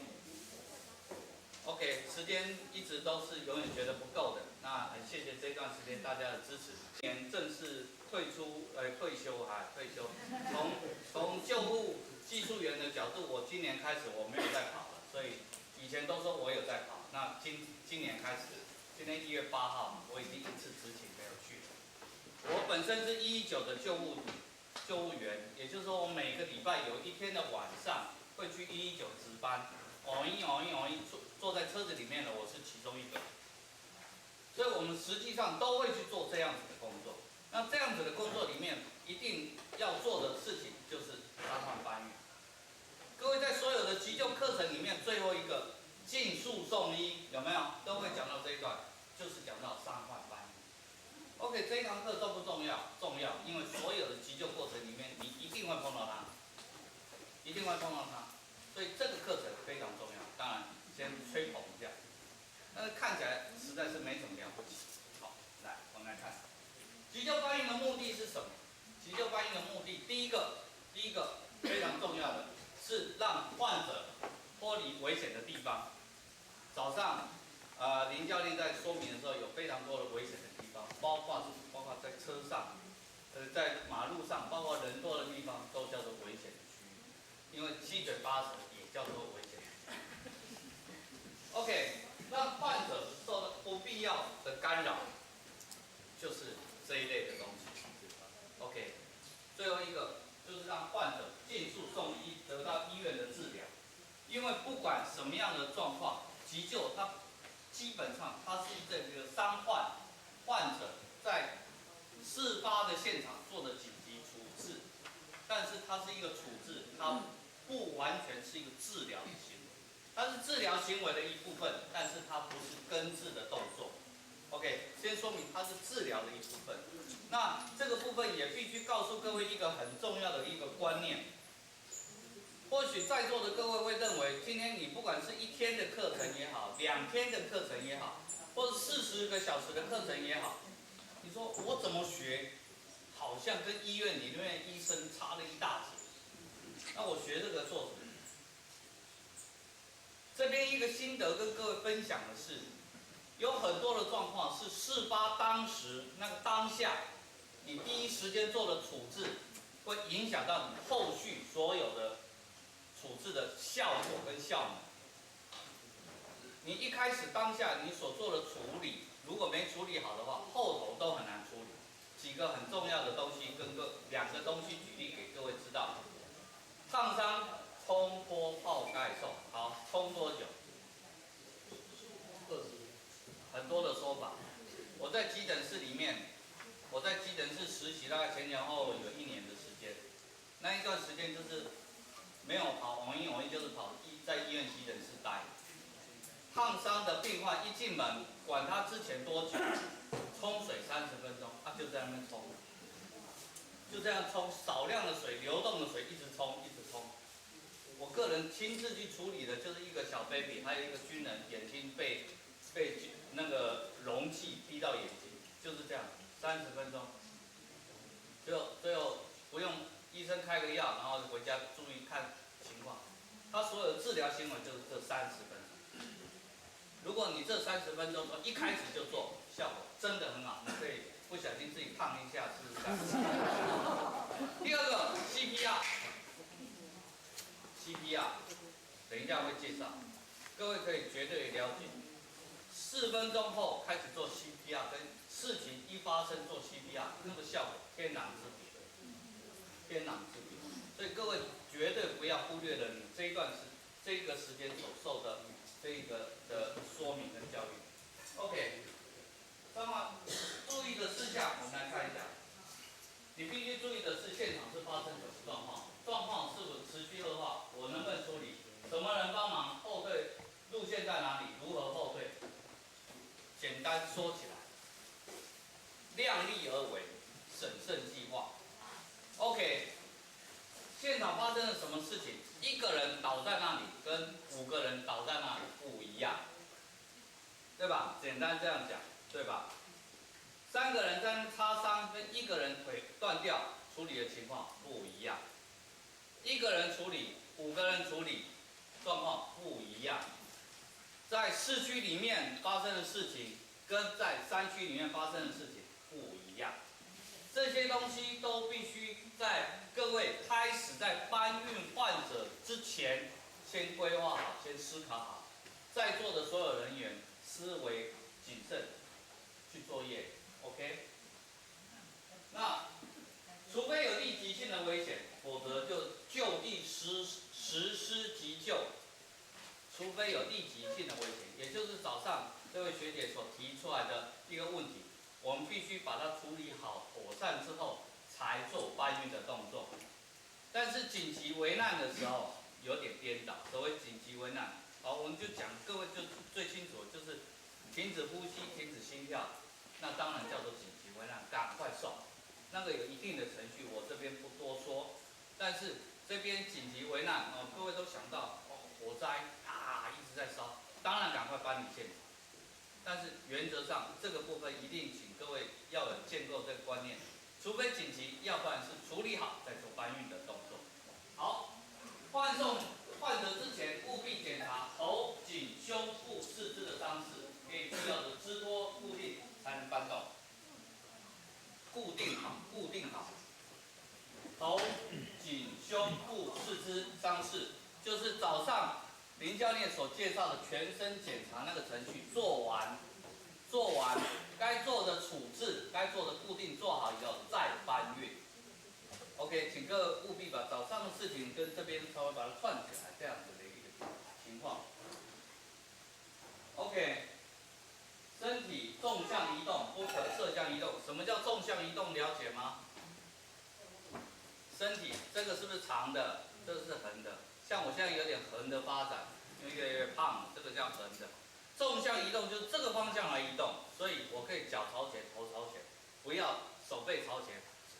这样知道吗？因为手背朝前就是用滚的，滚的。好，运送患者的头、四肢、骨盆腔、背部受伤，不可以坐姿运送。这些地方，头部坐着是不是咚？四肢是不是晃 ？OK， 你的骨盆腔折背的部位受伤，这个都是对患者都是一个不好的一个现象。那不可以坐姿运送怎么办？就躺着嘛。可是躺着它也不舒服呢。告诉各位。患者最舒服的姿势就是我们最好的运送姿势，请各位记着这一点。我送过一个骨盆腔，真的他是旧伤复发，到最后他觉得他这样最舒服，我就这样子我们就这样把他送到医院去。OK， 这是他最舒服的姿势。运送过程随时注意患者的生命征象，必要时候给予急救。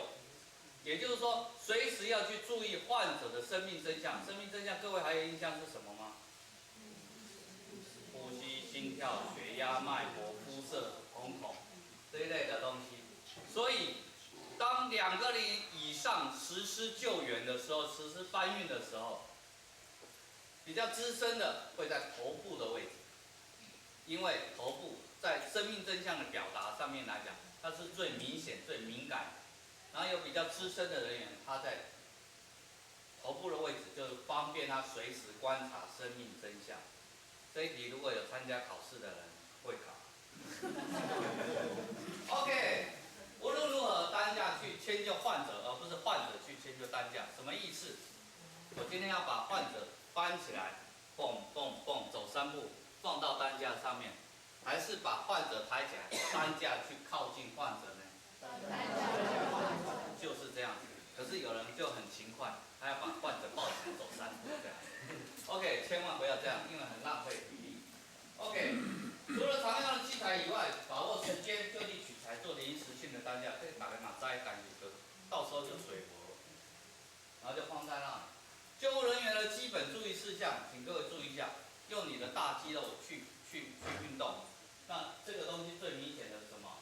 用力方向是什么？这样子。还是这样子。哪一个对？哦，因为这样子的时候用的是你大腿的力量，这样子用的是哪里？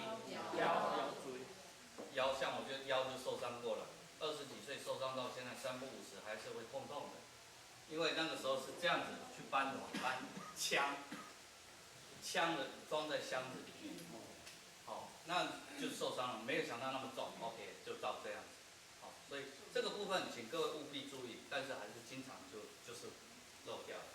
OK， 不要逞强，适时救援。这个多人搬运的时候，你一定要协调好。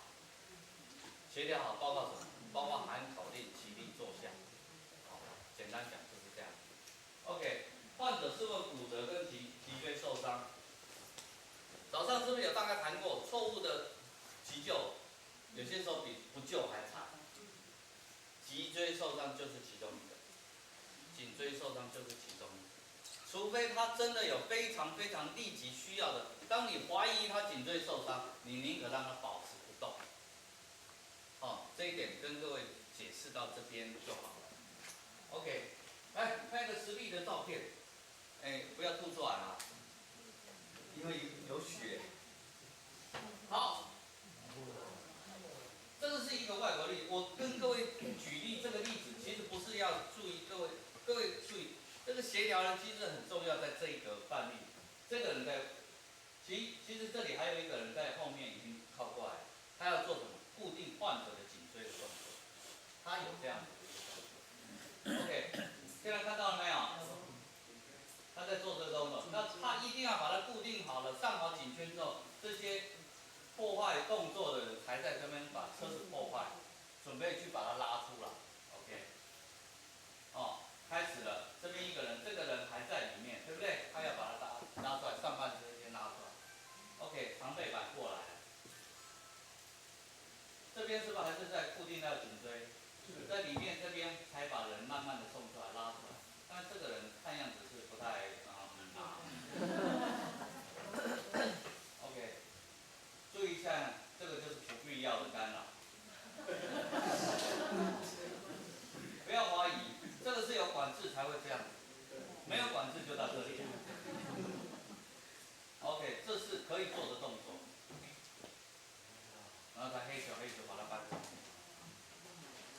OK， 那如果这个时候在公路上面，救护车没在那里，你这样搬走有用吗？没有用，你还不如把它摆在那。了解吗？好，这是把刚刚的东西延续一下，就是这样。好，这是我们救护车上面经常我们都要做的事情。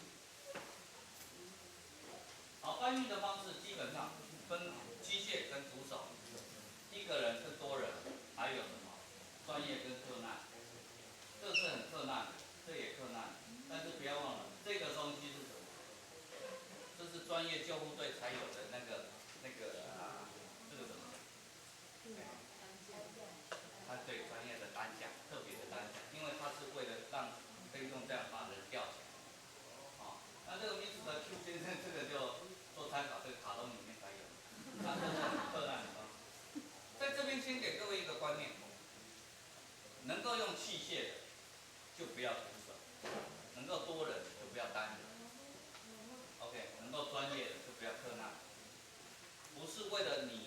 轻松愉快，而是搬运的时候一样，你越轻松愉快，患者越舒服；你越轻松愉快，患者越舒服，这是绝对的。好，看一下这张照片，患者的头在哪里？这里。患者的头在哪里？这对不对？等一下我们再谈。患者脚朝前，头朝后，为什么？因为这比较符合原来我们行进时候的感觉。你行进的时候是眼睛看着前面，当你头在前面的时候，这样子走的时候，你是不是有点倒车的感觉？这样好不好？不舒服，就跟你去做捷运，你坐在那背对着行进方向一样，很多人不坐，宁可站着也不坐那种位置，一样的感觉。那4个例外，什么例外？上车，上救护车，上坡，上楼梯。因为你如果上坡的时候脚朝前，你是怎样？哦，你 upside down， 你更难过了，对不对？上车上步，哦，还有进病房的时候例外，因为进病房所有的机械仪器都是在靠墙的位置，所以你头部先进，了解吗？其他的情况就是所谓的脚朝前，头朝后。那刚刚这个为什么这样子？这个我不晓得，这个我知道，我可以揣测得到，因为上上下下。那上上下下，我宁可这样子。OK， 好。所以最重要的事情跟各位报告，你还记得这个事情有听说过吗？患者摔下去了，最明显、最清楚的一个个案是在龙总，那个新闻报得很大，因为他不是只有1次，他2次。但事实上有没有造成伤害？没有，他只是担架软脚，我们闽南语叫做钝呆嘛，这样没有坏，但是已经上心。那如果真的你让患者咣摔下去，哇更惨，所以绝对不能做这种事。所有的搬运之前，不要忽略搬运的动作，一定要让它安全、稳当、稳固去作业，而且运送的过程必须安全跟稳定，安全跟稳定。像现在在救护车里面都有，甚至于一个观念会建构起来的。如果患者不是特别紧急的时候，救护车不一定使用道路优先权。什么叫道路优先权？就是红灯它照样能够走。但是先跟各位讲，那不是绝对道路权利哦。如果不小心咣，拍谁还是有事情。所以不是绝对紧急的话，现在慢慢的就会去宁可一定看了确定没有来车，车子才会往前走，而不是说我想多冲啊，没有了，没有了。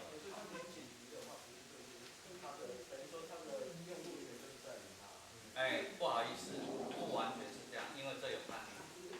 哎，好，好，接下来跟各位我们要动手做了。好，这边为各位介绍的方式有这么多，看这个惊了，不用惊，我们一个一个来，啊，一个一个来。好，这个时候要请大家协助一下，我们一起来做动作。前面3位，我们职业 model 要出现了。来了，不用了，你不用出力，不用啊，你要拍照啊。好，这边这个姿势大家都很清楚，哎，看姿势你们就会做了嘛，对不对？会吧？确定会吧？会。好，我们请左边的2位，左边的2位先示范一下这个怎么做。单人，对，单人。哎，橘色的衣服是患者啊，来，请走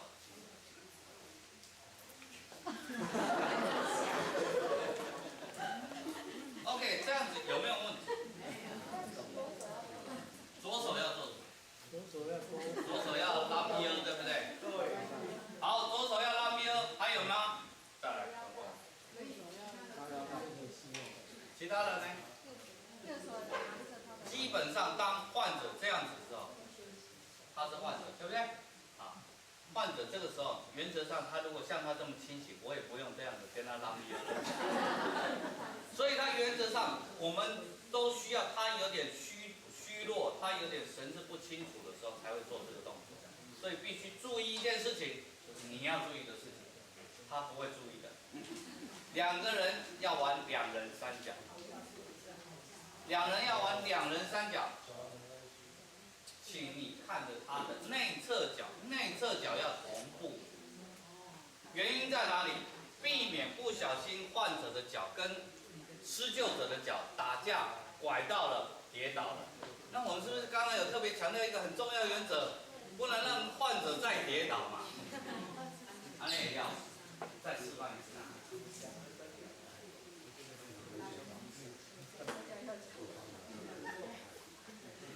昨晚两个拢变掰卡。好，这是第一件事情。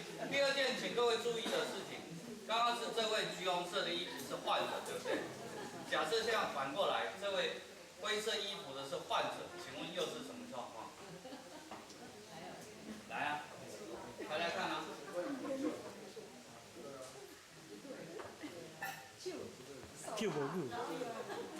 你会发觉什么样的一个问题？没讲，你们又没注意到，因为太高了。所以施救者一定要迁就被救者的患者的高度。麻烦你稍微卑躬屈膝一下，对。这样了解了吗？真正有够可怜。OK， 好，这是单人扶持。好，现在这三位，如果患者是我们的 model 学长的话，那又是什么情况呢？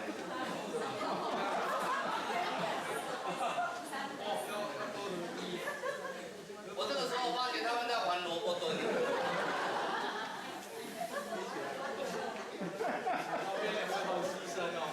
哦，真的太牺牲了。真的，当这种时候看患者的情况，可以的时候，换成患者去抓两位学长。那你们两位尽量去抓着他的腋窝就可以了，稍微扶一扶。真的差那么多的时候，给干嘛崩了？要不然就要用其他姿势了，了解吗？哦，其他姿势就留着他们三个，等一下再继续表演。来稍微靠边一下，我们把大家还是注意一下，就是这个内侧的脚、膝盖还有拉比欧这样的，简单嘛？哦，你注意看一下，这个是国际示范的，王建民呢就是这样子。王建民脚踝受伤就是这样被抬出去的，照片为证，这个不是我瞎掰的。好，刚刚这两位学长就可以用这个姿势为我们 model 学长来做一下翻译的动作。来，马上试试看，直接试。学长，要吗？你看。我都故意不先讲，然后让大家看图示字，看看怎么搬。来。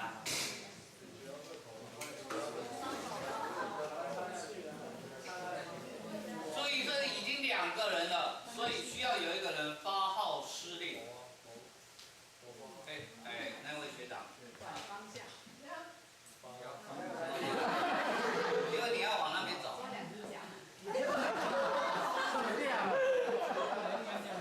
你要喊1、2、3，膝盖，不是，膝盖。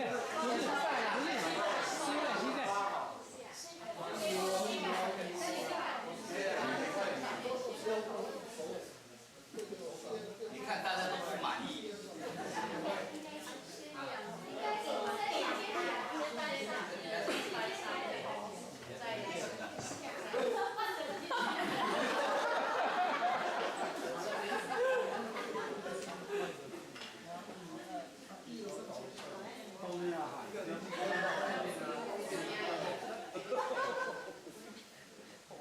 学长都可怜的，好，放下。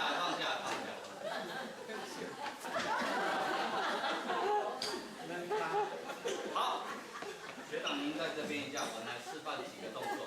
两位先旁边看一下，来先放一下。这个是我样留一手才表示我的专业。OK， 如何让患者起来？一定是这样，用喊起来嘛。我头，注意看，我是抱着他的头，来，因为我没办法马上靠到很前面去，他是不是？我用我的大腿垫住他的头部了，对不对？接下来这里是不是也有空隙了 ？OK， 这样子是不是还是保护他的头啊？我继续往前，对不对？再抬到前面来。好了，学长您躺下来，没有问题，这样子脚有点抽筋。好，刚刚还有一个动，这个是因为抽筋所以拉开，不是，千万不要了。刚刚还有一个动作，这位学长没有注意到，他手是这样靠过来，没有错，他抓住他的手，是不是这样抓？对，这样抓对吗？为什么？这样不小心他是不是会这样 ？OK， 我避免他乱动。右手抓他左手，左手抓他右手。OK， 或者两只手抓着他同一只手背都可以，这样避免我偷懒。这样了解吗？后面这位伙伴是这样子，前面呢，当然前面刚刚一开始的时候，您躺下没有问题。前面这位大家一开始就很紧张了啊，不是抓那里，不是抓那里，为什么？他抓他的膝盖容易怎么样？整个重量下去以后，他的不是脚踝，他脚踝的话，膝盖会怎样？就断掉了。所以你一定要抓膝盖的上缘，这样 OK 吗 ？OK。可是还有一招，刚刚又忘了讲，还是先讲，免得耽搁时间。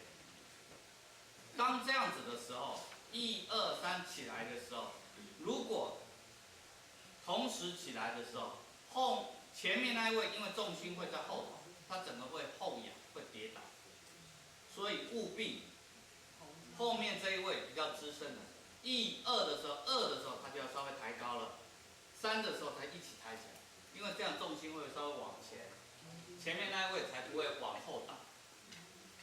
下来的时候颠倒下来，1、2、3当然下来，但是注意后面要稍微保留一点高度，然后再放下，这样 OK 吗？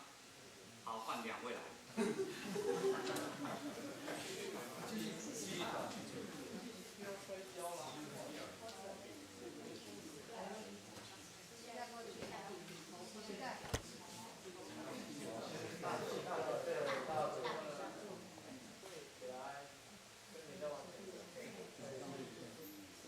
这个时候患者即使完全昏迷都可以用。收在后头一点。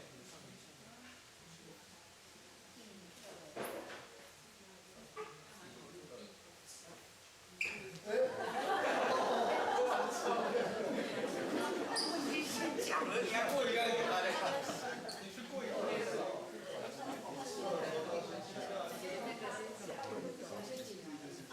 他们完全为了让各位了解我刚刚讲的意思，所以做了错误的示范给大家看。这样大家有了解吗？了解。都一定了解的。哦，好，非常好。那怎么还有一张呢？那一张做什么用呢？错误的示范。如果今天搬运的距离不是那么遥远，你可以面对面侧着走，横着走跟螃蟹一样横行霸道，这样了解吗？哦，这2个菜，学长你可以先去做，谢谢。我还需要3位，这边3位，这边3位来，我们换头位，这边3位来。你不会后悔的啦，一定让你回忆童年的。这把剩过头啦，来，马上还。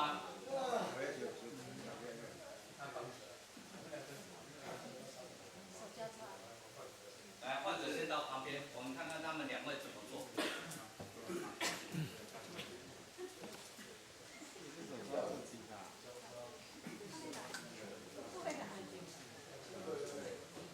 互撞。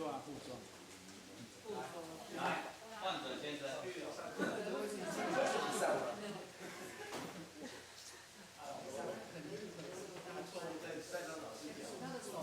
谢谢你给我机会。哦，好。小时候玩骑马打仗是这样吗？不是，要不然你们是怎么样？好，刚刚两手，重点在哪里？重点在两只手要互扣，两个人的手要互扣。互扣是怕另外一个人偷懒，不是，怕另外一个人真的不小心滑掉了，两个人抓着就比较没有问题。这样 OK 吗？还没玩完，还有哎，再来。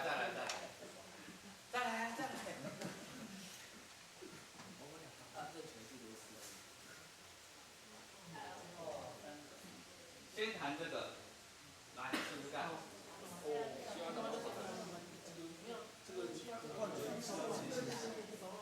这个没有问题吧？来，患者先生，请来。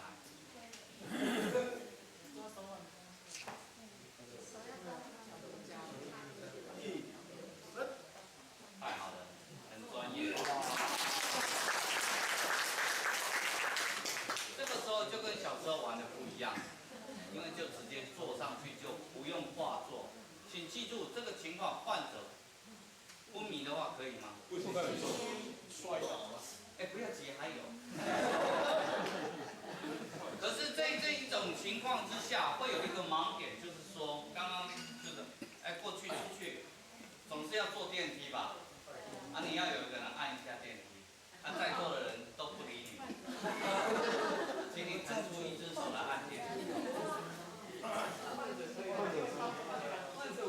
他享受特权，他就是不按，因为我坐到很舒服，你叫我按不到。不行，两位想办法。跟身体撞。手镯了，跟身体撞。手镯嘛，手在下面呢。现在还搞。跟身体撞。来，参透一下。哦。好，先把三只手搭起来吧。你可以跟旁边的人试试看你怎么搭三只手。我要按电梯呢，我要按电梯呢。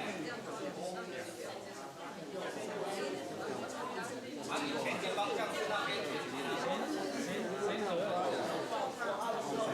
所以这一只手拉掉，好，其他三只手。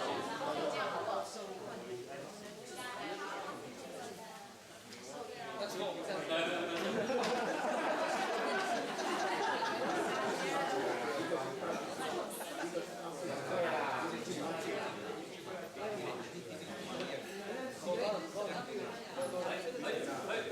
好，请坐。送出一只手出上边了，说他往前走就要用这一只手。好，来，先等一下，两位接受访问一下。请问这样子跟刚刚四只手的时候有没有特别吃力？有，但是还好。可以，因为他不重。他不重，他是我兄弟啊。所以这是就是腾出一只手，你在练习的时候把一只手举起来，另外三只手去搭，就很容易的把它拉清楚了。这是三手抬法。好，谢谢三位学长，谢谢。接下来我需要有4位，4位来这边，1、2、3、4，4位，1、2、3、4，这边。好，你们两位患者跟我报第二个。好，一个年轻，好年轻来，一个就好了，不用2个了。一个就好了。好，这个患者是要冒着生命危险，他真的要冒着生命危险。患者请躺这一个方向，这样。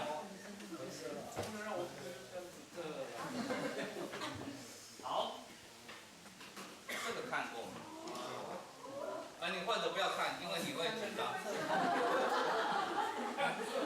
我这边很快的跟各位报告一下，第一位，头部的这一位，他负责是头颈，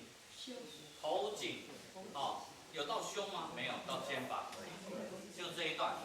OK， 中间这接下来这位是臀部跟大腿，小腿呢就不要理它了。然后手伸到底下去，尽量往前伸。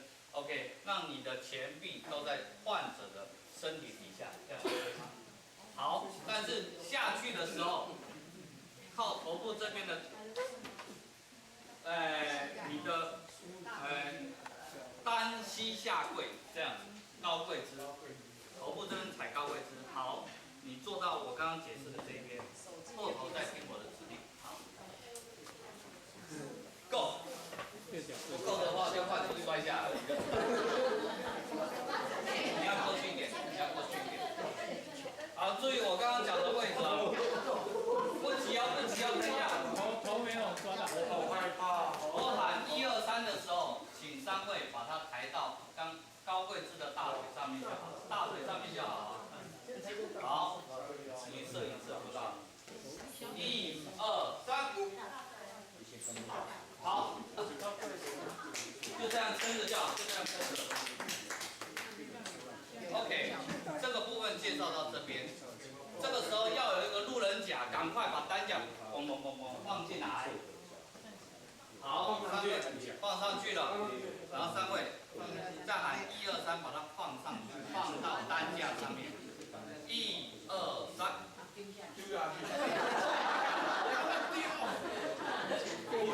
好，手伸出来，停。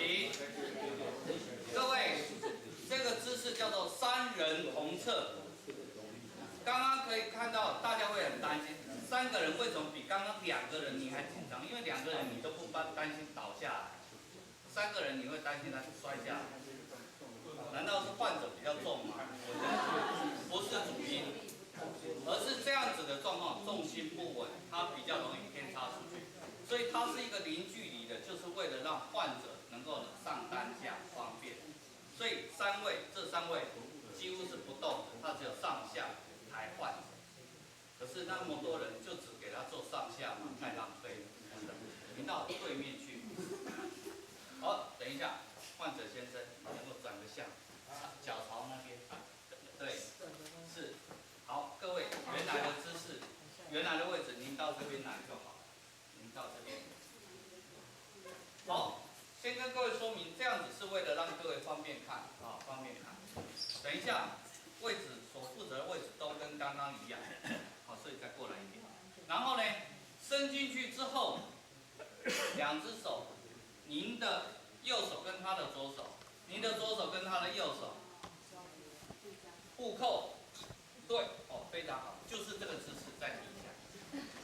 然后喊1、2、3的时候，一样是放在大腿上面，但是是他们2个大腿，不是你的大腿。那你要怎么办呢？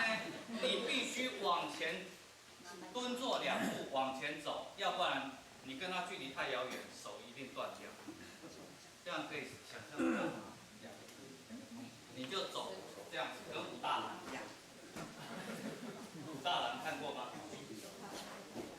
好，来，请就位，伸进去，还没，先手伸进去，抓住手跟抓着手。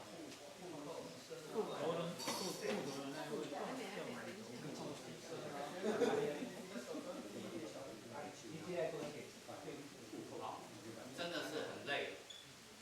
好了没？都抓到了没？好了没？我喊1、2、3，你记得往前哦。好了哈，1、2、3。哦，这边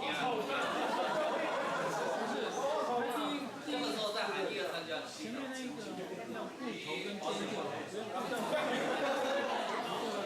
2、3。好了，可以慢步前进了。一路慢慢走啊。好，来，我放下来。来，也一样先蹲下来哈。1、2、3。非常好，这个非常好。然后再喊1、2、3，你再退下来哈。1、2、3。辛苦你了。给这4位一个掌声。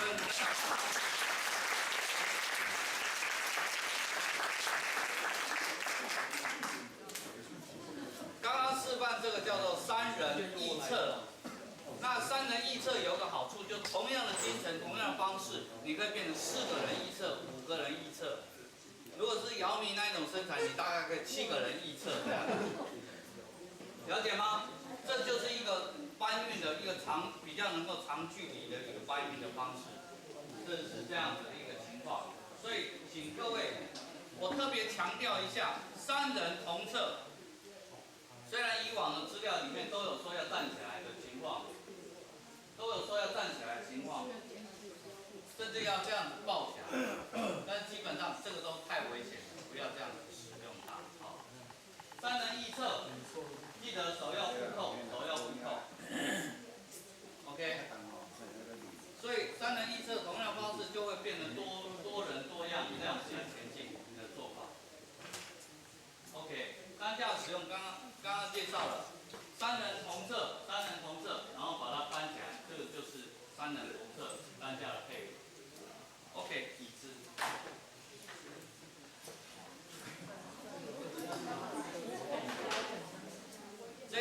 这一台来作为搬运的工具，各位看来怎么样？不行。为什么？为什么你们都知道了呢？那要怎么办呢？啊，我要是吧，我招怨太多了，不适合做这样。那这一张呢？那好了，在做这一个环境里面，什么东西可以作为我们适当的搬运的临时担架？桌子啊，不够等。怎么用？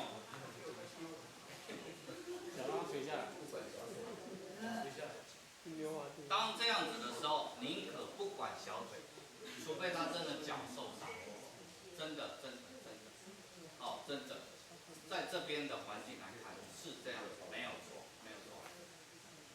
桌子，睡袋也在了，可以。啊，睡袋没有连。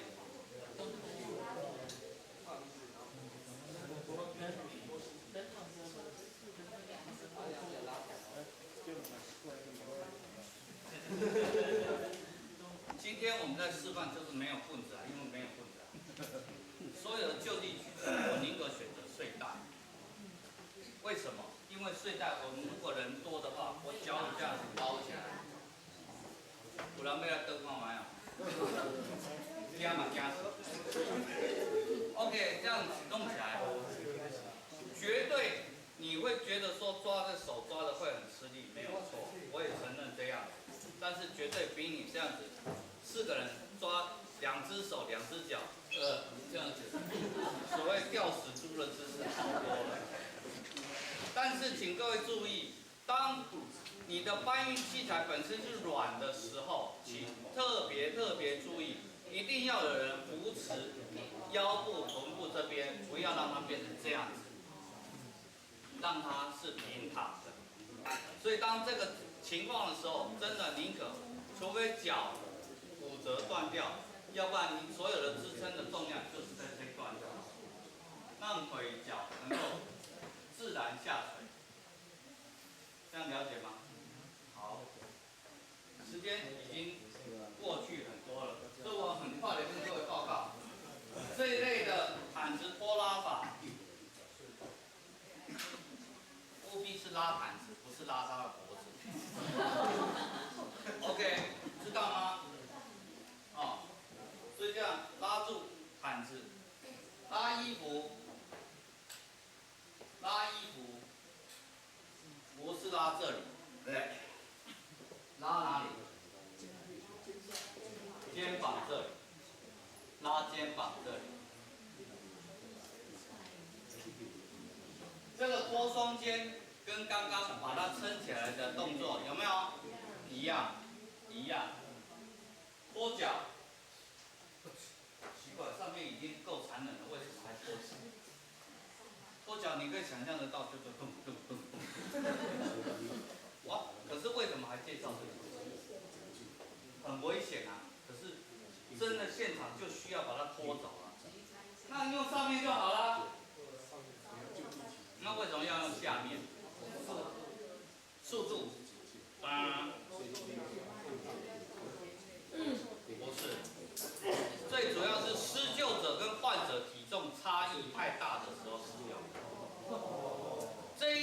跟各位报告就是说，你如果特别注意看，那些侦探片、悬疑刺激的片子，患者是女生，不是，那个罪犯是女生、小孩，患者是一个大男生的时候，戏里面一定会演他就是被拖的，是这样子拖的，因为只有这样才拖得动。各位可以回去试试看，拖你老公、拖你男朋友，试试看你就知道了。其他两个你都拖不动，底下你就绝对拖得动。了解这样子，但是这3种方式，没事就不要用。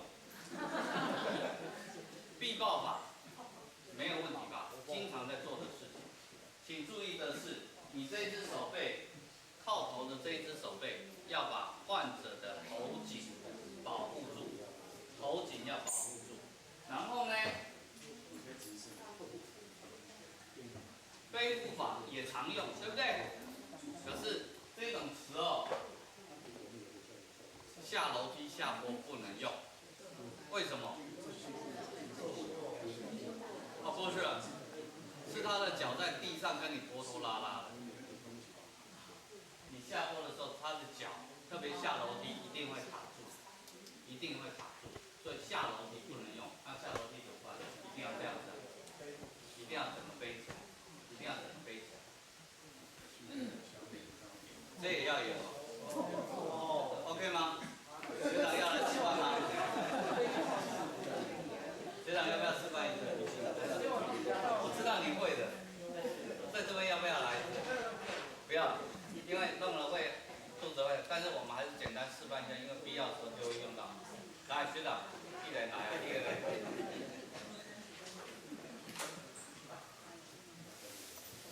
非常简短的示范给各位看，当然我也不要把它真的抬起来，要不然它中背面对。我不示范那个躺姿势，啊，因为那个有其他状况。外侧的手抓住，我跟他并肩这样子，外侧手抓住，对不对？我往前跨一步。内侧的我的内侧的施救者内侧的手跨过他的胯下，他是不是倒在我肩膀了？我这样子。谢谢。那刚刚学长在说要躺下来，我这边跟各位介绍的是说，这一种方式基本上，当患者是完全昏迷，你要来抬起来的时候，是需要有很多特别的技巧，我这边不多介绍那样子。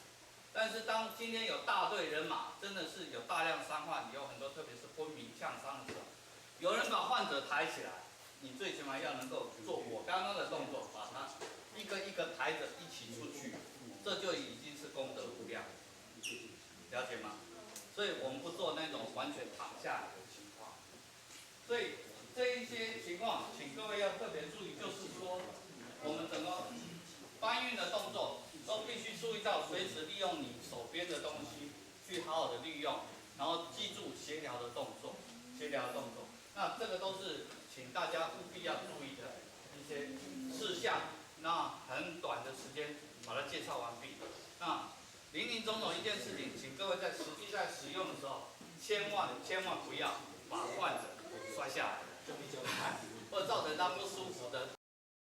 上有一个学员跟我讲说，老师，我98年11月份上你的课，然后他99年4月的时候呢，他把他的姑姑救活了。他姑姑也是吃素，然后吃那个素鸡给酒，他用这个哈莫利丸呢把他救活了。哦，我听了我觉得真的好高兴。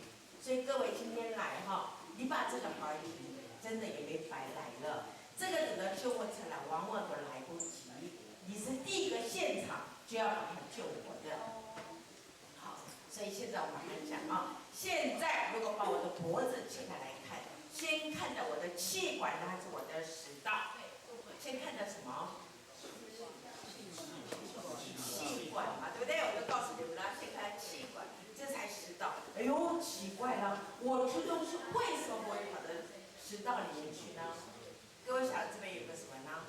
会让我遮住了，对不对？东西不会跑到气管里去。我的气管呢，就像我的眼睛一样，是容纳不了任何的东西。比方说，我的饭粒跑进去了，我先讲话，我的口水跑进去了，我本来的反射动作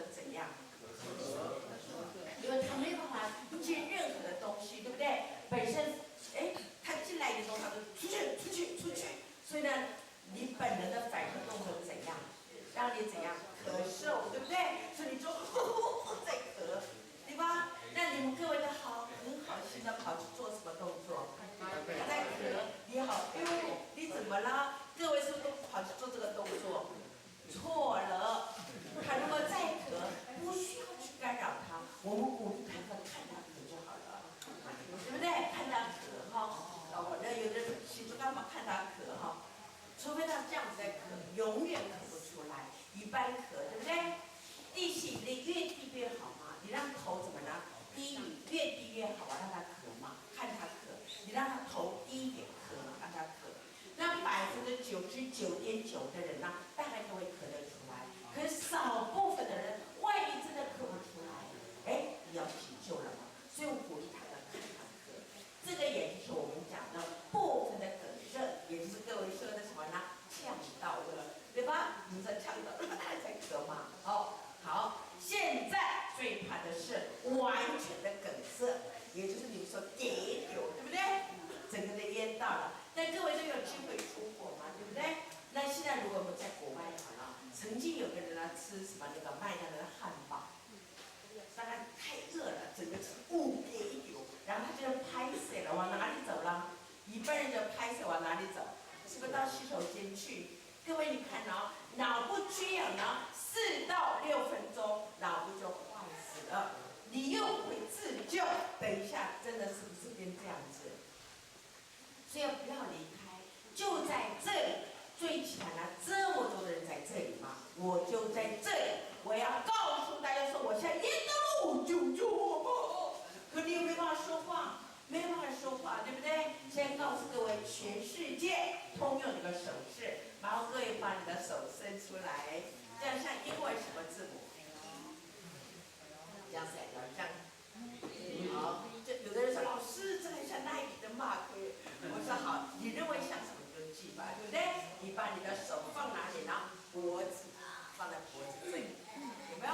有人手摆这样，对不对？这样的意思就表示我现在淹到了，救救我吧，这种意思。那在美国的西雅图呢，80%都懂得急救。所以在那里城市非常有安全感，对不对？你这么一弄，别人就来救我了，对不对？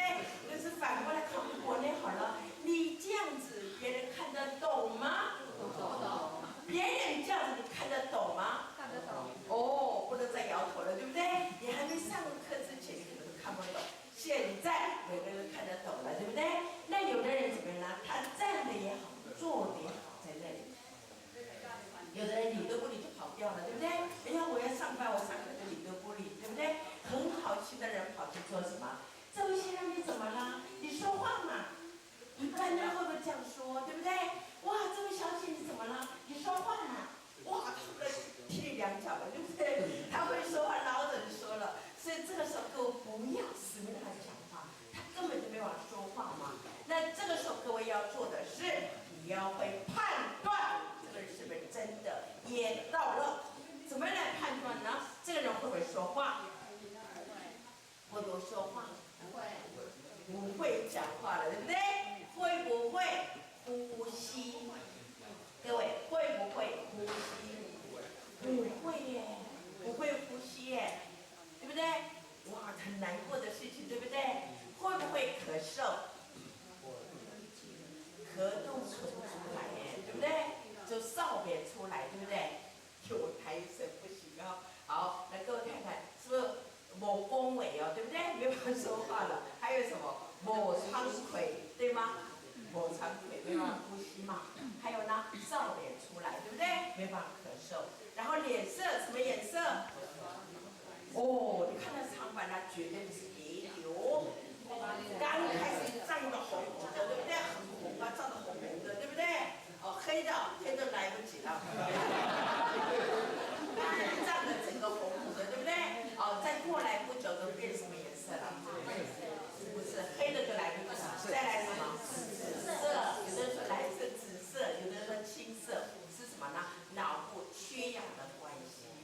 然后脖子僵直，什么意思？有没有？受不了了，看到没有？僵直有没有？有没有两个人说我现在没办法呼吸了？我头这个样子很舒服。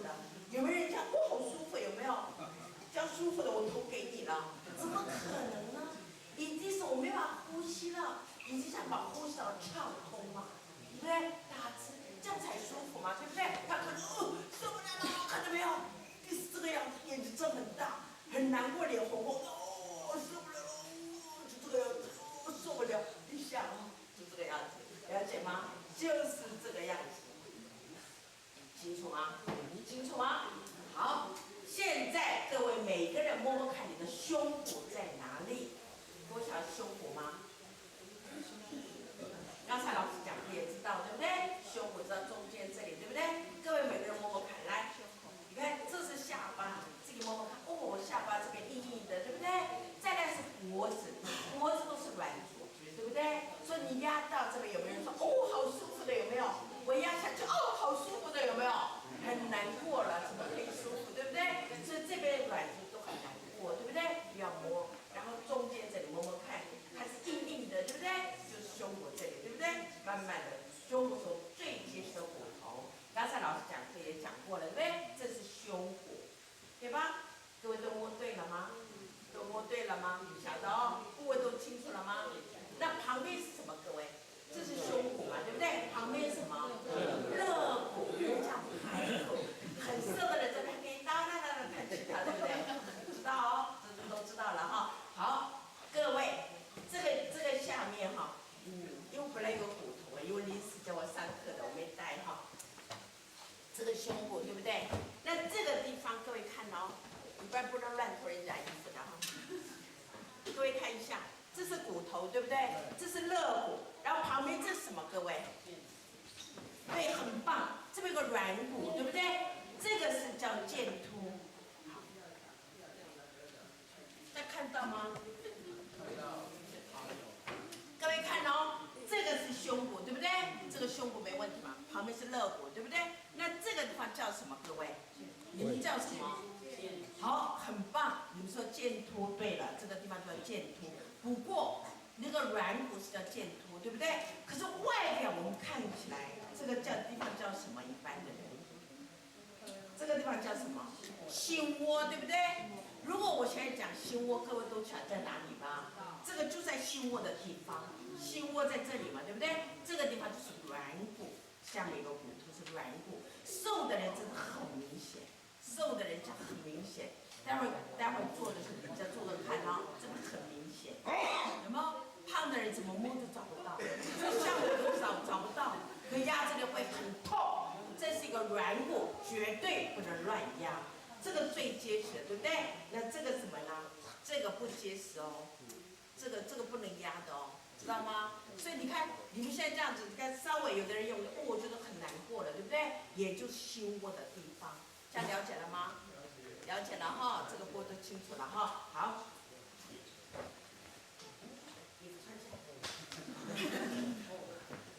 知道了各位哈。好，那我们都是妈妈生的，对不对？那这边有什么？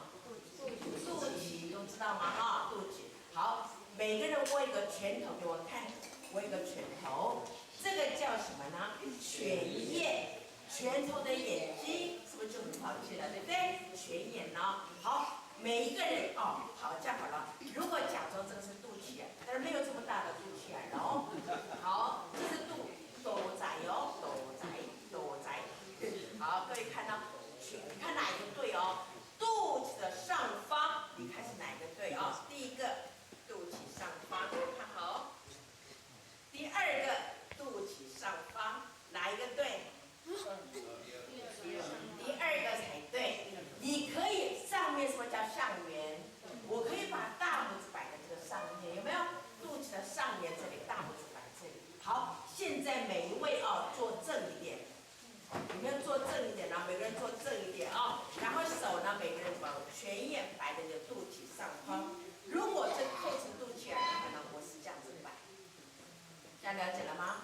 摆好。另外，不要真的做哦，绝对不可以真的人做哦。上一次我上课就是有一个人怎么样呢？我已经跟他们讲说，不可以用真的人来做，他就怎么样呢？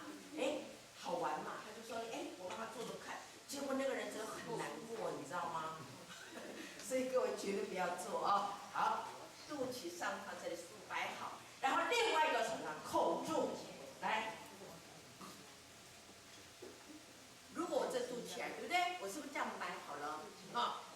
手套住，好，每个人拿手摆好，每个人手摆好。好，左右邻居帮忙看手放的对不对？一定是群眼在里面哦，不是这样对不对哦？一定是群眼对不对？摆在肚脐的上方，摆好，另外一个手摆好。不要真的做，不要真的做。好，左右邻都看过吗？有没有问题？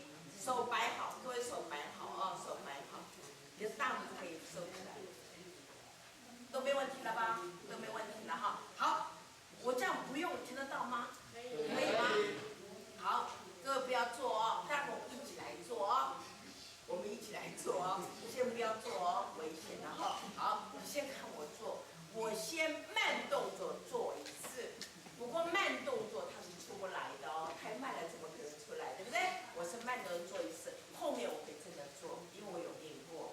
你们没有练就不能做哈，待会一起来就知道哈。好，肚脐上方，我手摆好了，对不对？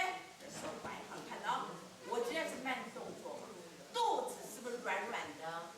有没有说，哎呦，有骨头我压不下去的？没有吧？哈，好，我压下去了，往里往上挤压，这样了解吗？往里往上挤压，了解哦？好，对，往里往上，这太慢了不行哈。那我用慢动作做一次，这样。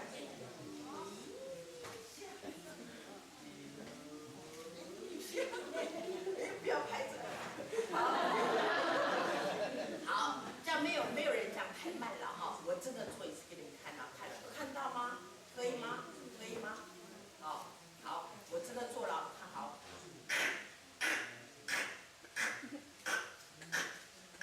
看到吗？就这个，看到才怪了哈。好，大家麻烦各位都站起来好吗？来，我们来练一下啊。好，你那个位置可能不好练的话，你可以到前面来没有关系，好不好？看不到的，对不对？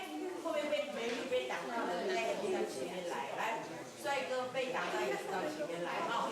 好，各位听好，各位听好，所有的美女的前面都有一位帅哥，很好。所有的帅哥的前面都有一位美女哦，他们分别都淹到了。所以你们前面都有人淹到了，对不对？那我前面是不是也有个人淹到了？我前面是有个帅哥，他也淹到了，对不对？好，那我们请他呢脚打开，请谁打开？你们干嘛要打开？你们是急救员，干嘛要打开？我们请前面这个人呢淹到跌倒那个人呢，他没有昏迷倒地嘛，对不对？我们请他脚打开。我们是都在他后面，好，我们的脚放在他两个脚的中间，来，我们一起这样做哦，两个脚中间，弓箭步嘛，对不对？然后你的手呢，绕过前面这个人呢，放在前面哪个？前面人的哪里？肚脐的上方，手抱住，来，你的身子不可能这样吧？因为他往前倾，你是不是跟着也倾了哦？对吧？好，那我们一起做啊，来。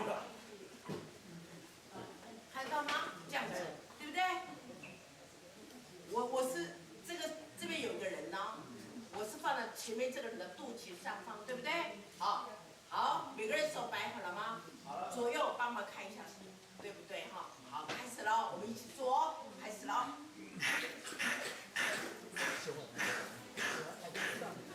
好，继续做，来看一下啊，好，不要真的做哦，刚才看过了哈，好，我看过才放下哦，好，这一手就是这样子，有没有说肚子好痛哦？虽然他心脏病的人，比如手上的这个很难过嘛，呼吸困难、胸痛的，心脏病的有没有？所以哪里不足，本人的手会放哪里。他没有学过急救，很可能他手怎么样，很难过，有没有可能刚好放这里？也有可能的，对不对？蛮有可能的啦。所以你问他一下，对不对？可不可能他也有了耳朵聋掉？有没有？我噎到耳朵聋了，有没有可能？不可能的，除非他本来就聋的了，对不对？所以你问他一下，不管怎么样，是清醒的嘛，对不对？你问他一下，哎，小姐，你是不是噎到了？他不会讲话，他会怎样？他点头，他都知道他们点头啊，点头钟，对不对？那这个时候呢，马上请2位去打119的电话，麻烦你打119电话，这边有人约到了，对不对？你们2位去打电话，是不是请别人打电话？然后呢，你呢在这里怎么呢？马上就这个人，不要说哦约到了，我去帮你打电话啊，对不对？打过去要知道那就完了，你还打什么电话？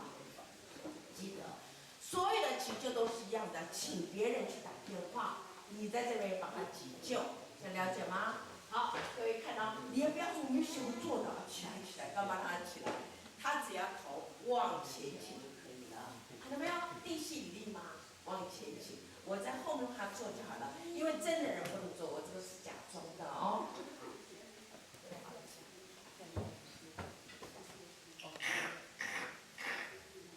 不能做，我在假装的，告诉你们。好，都学出来了，大家了解吗？好，如果是站，哎，这样子看得清楚吗？是我到上面去，可以吗？可以哈。好，各位看哦。好，我们为了时间哈，我们前面都省略了。我要是你要不要好点点头，当然都要打119电话喽，对不对？都是要打了哈。好，各位看哦，我们直接说了哈。好，他脚是不是要打开？稍微打开嘛哦。我脚是放这里。好，那这个部位各位都晓得了，对不对？好，他是往前倾，放松就好。我做一做，哎呦，他现在要昏迷倒地了，各位看。第一个东西没有出来哦，但是最好的情况是什么？东西出来了嘛，对不对？可他现在东西没有出来，他要昏迷倒地喽。倒地了你就不能倒吧，脑袋开花很危险的，对不对？他如果倒的时候你要怎么办？各位看哦，好，等一下，他要倒了，我的手马上放这两个位置，看到吗？哎，我的脚在这里，我的手在这里，他脑袋会不会开花？不会嘛？但是我也不可能站这里丢狼哦，不是啊，对不对？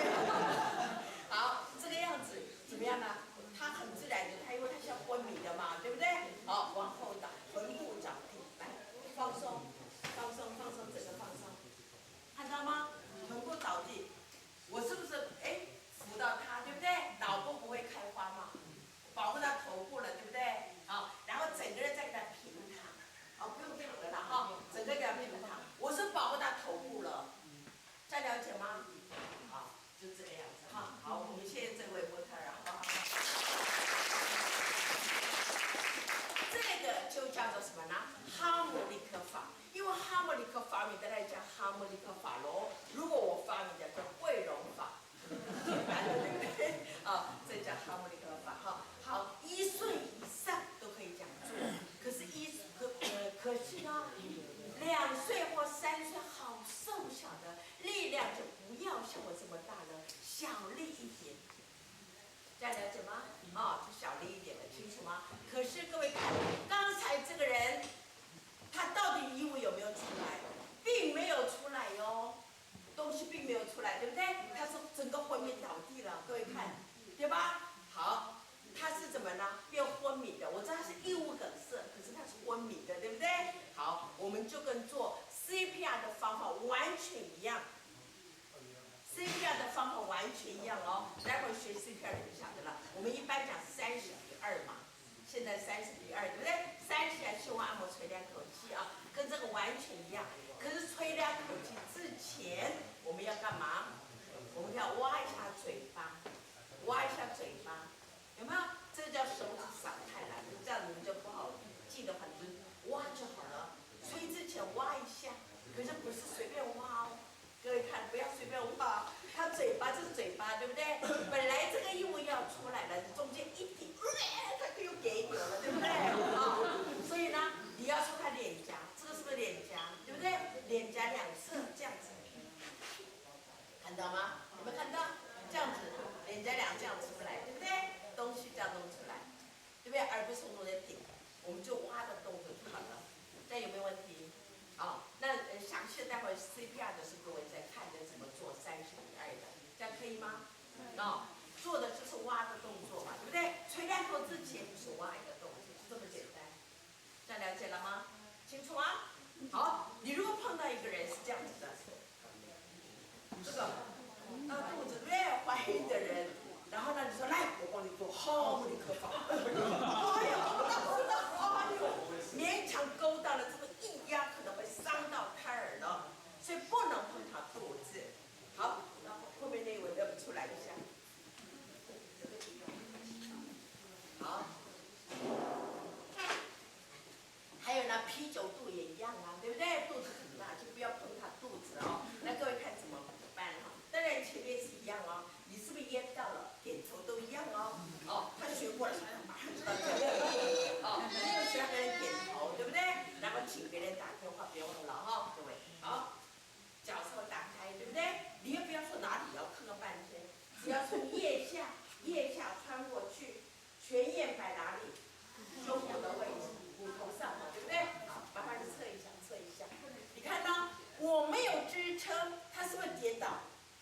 他跌倒，我没有支撑点哦。那我们来看好不好看？我们俩蛮好看的，对不对？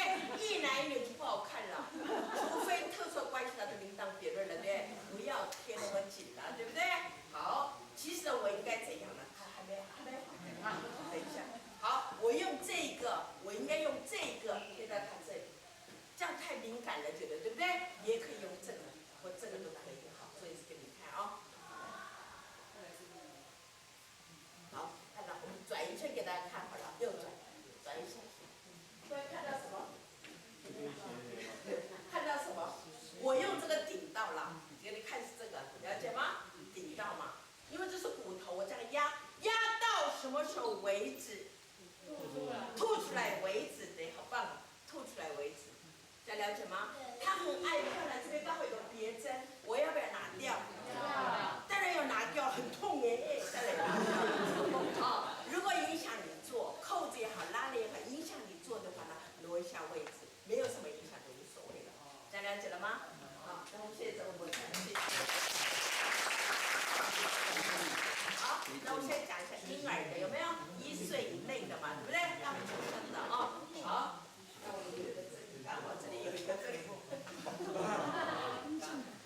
当然，婴儿你不要这样抱哦，待会掉地下糟糕了。好，婴儿各位看哦，这是不是都没有脖子？对吧？你看看颈部看起来都还没有脖这样。好，各位看呢、我的手会这样放这样子，看到吗？这样子啊、大拇指试着托住，也就是这样子，托住，大家了解吗？托住啊、好，然后把它，当然一定是我坐在椅子上，维稳了，对不对？把它放到我的大腿上，看到吗？这样看得到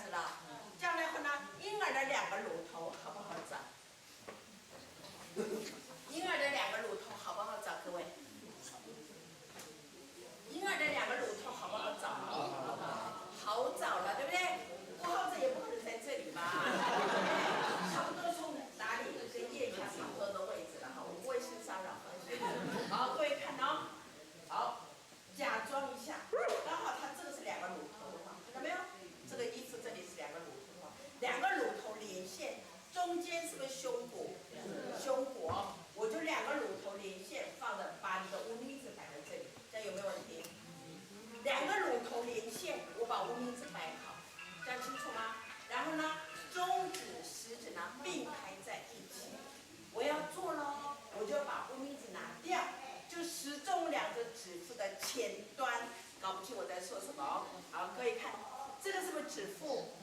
第一个关节是指腹，对吗？我给它分成一半，我们用前端来做。好，每一个人在你的手上做做看。好，每个人在手上做做看，来，这样子啊、手每个人长短不一嘛，一定是这样，对不对？稍微弯一下，然后呢，就前面这里啊、好，我们压在这里，来做5下，来1上2上3上4上5上，好，每个人在做着看，那知道吗？好、这个婴儿做 CPR 也是个部位了，有没有？这样，1上，每个人自己在手上练一下，来1上2上3上4上5上，对了啊、好，女孩子指甲不要留太长哦。你这边这样，哎呦，怎么2个洞在这里呢？对吧？所以呢，手稍微怎么样呢？弯一点，然后指甲不要留太长，就是用前端，这样了解了吗？清楚吗？清楚吗？所以这边5下，那边5下嘛，2个反复做嘛，对不对？好，谢谢这位文仔来。好，各位看哦，好，我拿这个做一次看哈，好。背景5字嘛，对不对？3明治样子有没有？抓紧过来，然后呢，哎，这个胸部嘛，哈，2个乳头中间，如果2个乳头在这里的话，放好，3个指头，对不对？这个拿掉，看到没有？1上2上3上4上5上，了解吗？反复的一直做，3明治抓紧了，对不对？然后呢，3个指头摆好。上嘛，好，倒出来了，对不对？在嘴巴这里，我们用这个食指给它挖出来就好了，对不对？挖出来就好了。除非这个嘴巴好小，你的手很粗，我就改用什么？改用这个就好了。这样了解了吗？清楚吗？清楚了哦。好，好，最后讲一个自救。没有人救我，要救我自己。这个位置可以吗？可以，都可以看得到吗？我曾经我第一次上这个课的时候呢，是在文化大学上这个课，然后被一个男同学整惨了，害得我现在不敢讲一句话，知道吗？你们想知道吗？好，待会儿再告诉你们哦。所以真的人是不能错的哦。好，你想跟我做哦。好，永远曾经有一个曾经上过我的课的人，有一天居然跟我讲说，他有一天呢刚好参加喜宴，他们是那种什么南部那个班桌的啦，就是圆桌那种的啦。他说我这样看哦，那个椅子也是板凳，所以我没办法做那个自救的。我听了差点昏倒，你知道吗？所以我今天一并告诉你们哦。好，各位看，像这样桌子好了，我可不可以这样用这个脚架可以吗？肚脐上方。绝对不可以这样子哦！我有个洞，不要找我算账啊！绝对不可以啊！尖尖的危险。我可不可以把手放在这里，我一个拳头在这里，可以吗？然后挤压可不可以？可以。所以他说什么呢？圆桌也没有尖尖的，我不会做。我说圆桌什么桌，管他什么桌了，对不对？手给我摆好这里，我可不可以挤压？可以。那最好的是什么呢？一张椅子。各位，这个最好用啊！学过了以后怎么呢？回去对不对？家人讲一下，太好用了。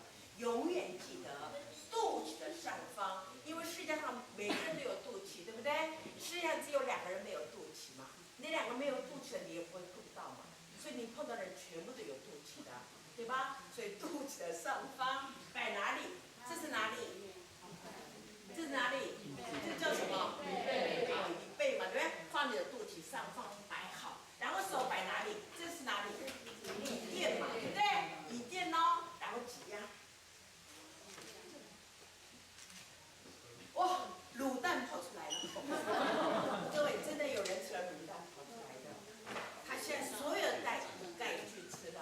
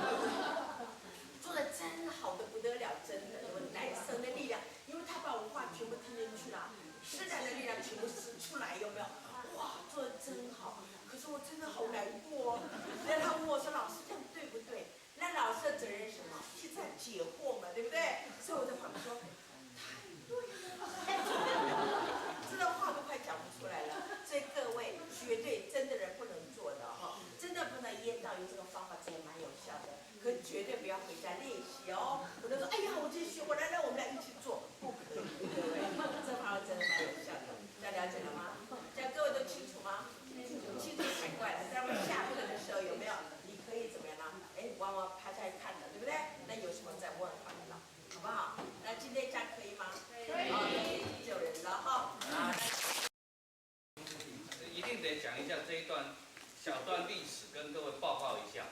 我个人在这个跑救护，在这个整整大概10年的左右的时间里面，碰到这种所谓的没有呼吸、没有心跳，他们没有记错的话，应该5个到6个而已啦，不是很多。那救回来几个？救回来1个，在我手上救回来1个。那这样子比例上怎么样？还不错啦，20%左右。因为20%不是当场看到，但是为什么特别提这一段事情给各位做参考？就是这一位救回来的这一位老先生，印象很深刻的是，一到现场，其他很多是到了现场没有人理会的，没有人理会的。这位老先生，我们到现场的时候，是由他的儿子，然后用刚刚刘教练介绍的那个哈姆立克法，那个不是很正确的一个 CPR 的姿势，就这样抓着，帮他胸部这样子在按压，不是很正确。我们必须讲它不正确，但是确实没有错。当他这样子的一个情况到了医院，我们在仁爱医院直接处理的，在救护急诊室里面处理的时候，其实我们 IV 就是静脉注射给药。练习第2次救回来，那是不是一定是说，他有做这个 CPR？ 我们不敢说，但是必须跟各位报告的是说，任何在目击现场做的 CPR， 绝对它的效益的持续改善的一个情况，不敢说它改善，但是它绝对不会恶化。那这个不恶化的这个情况，对一个患者来讲，就是一个非常大的一个功德。所以在座的各位，我们有机会的话，这个 CPR 是希望能够一直不断的推广下去。那甚至于说，之前曾经跟扶轮社的一些伙伴谈论过一个作为，一个专案，但是还没执行。我们叫做什么？叫做老伴 CPR。老伴 CPR。发生心脏病的人，高危险群绝对不是30岁的年轻，谁发生最多？50、60岁，60、70几岁的，大概自己老伴也动不了。OK，Anyway， 老伴 CPR 是有这么一个想法。另外就是新住民的朋友，特别外籍看护很多朋友去学 CPR 也是一个很重要的事情。正题之前跟各位分享一下一些感觉。但这重点还是正题要跟各位介绍。好 ，CPR 各位都知道，那 CPR 什么意思？这“嘣嘣嘣”3个字，我一直本来都很敢念的，现在第2个字人家跟我讲那个不是英文，所以我也不敢念。好 ，CPR 就是这3个英文字的缩写。CPR， 心脏复苏的心脏呼吸的一个复苏的技术。那基本上它就是所谓的人工呼吸跟胸外按压2个结合。人工呼吸跟胸外按压，请各位注意，这是2个非常关联密切的分别的一个程序，是2个分开，但是关系非常紧密。OK， 那先给各位一个观念，就是说，人工呼吸是你没有呼吸的时候做人工呼吸，没有心跳，没有心跳会不会有呼吸？不会。没有心跳不会有呼吸，所以那个时候你就是 CPR。所谓 CPR 就是人工呼吸加胸外按压。但是当你只是没有呼吸的时候，没有呼吸会不会有心跳？会，有可能。所以单独你只是没有呼吸的时候是执行人工呼吸，请各位这边先记住。可能还有心跳，不一定。那心肺复苏术的时候，当人呼吸心跳停止的时候，就会造成脑部的缺氧。刚刚刘教练已经讲了，所以在4分钟内赶快救援，这是人的一个黄金救援的时间。这也就是刚刚跟各位报告的是，发生事情的当下，马上你能够做 CPR 是非常有用的，非常有用的。那些相关数据你要有兴趣，你可以都查得到。可是我只告诉各位，发生事情的当下，你马上做 CPR， 绝对比偶一来的，就是有做跟没做，那个差异是非常非常的大，非常非常的大。那等一下宋教练会给各位再看一下影片。然后我们做心肺复苏术的目的，好，就是利用胸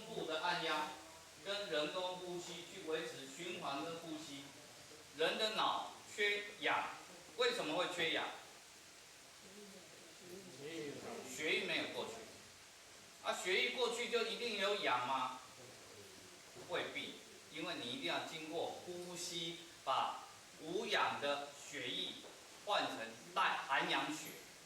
OK， 所以胸外按压是让你的身体里面原来心脏那个这样子按 pump 的这个功能持续在维持下去。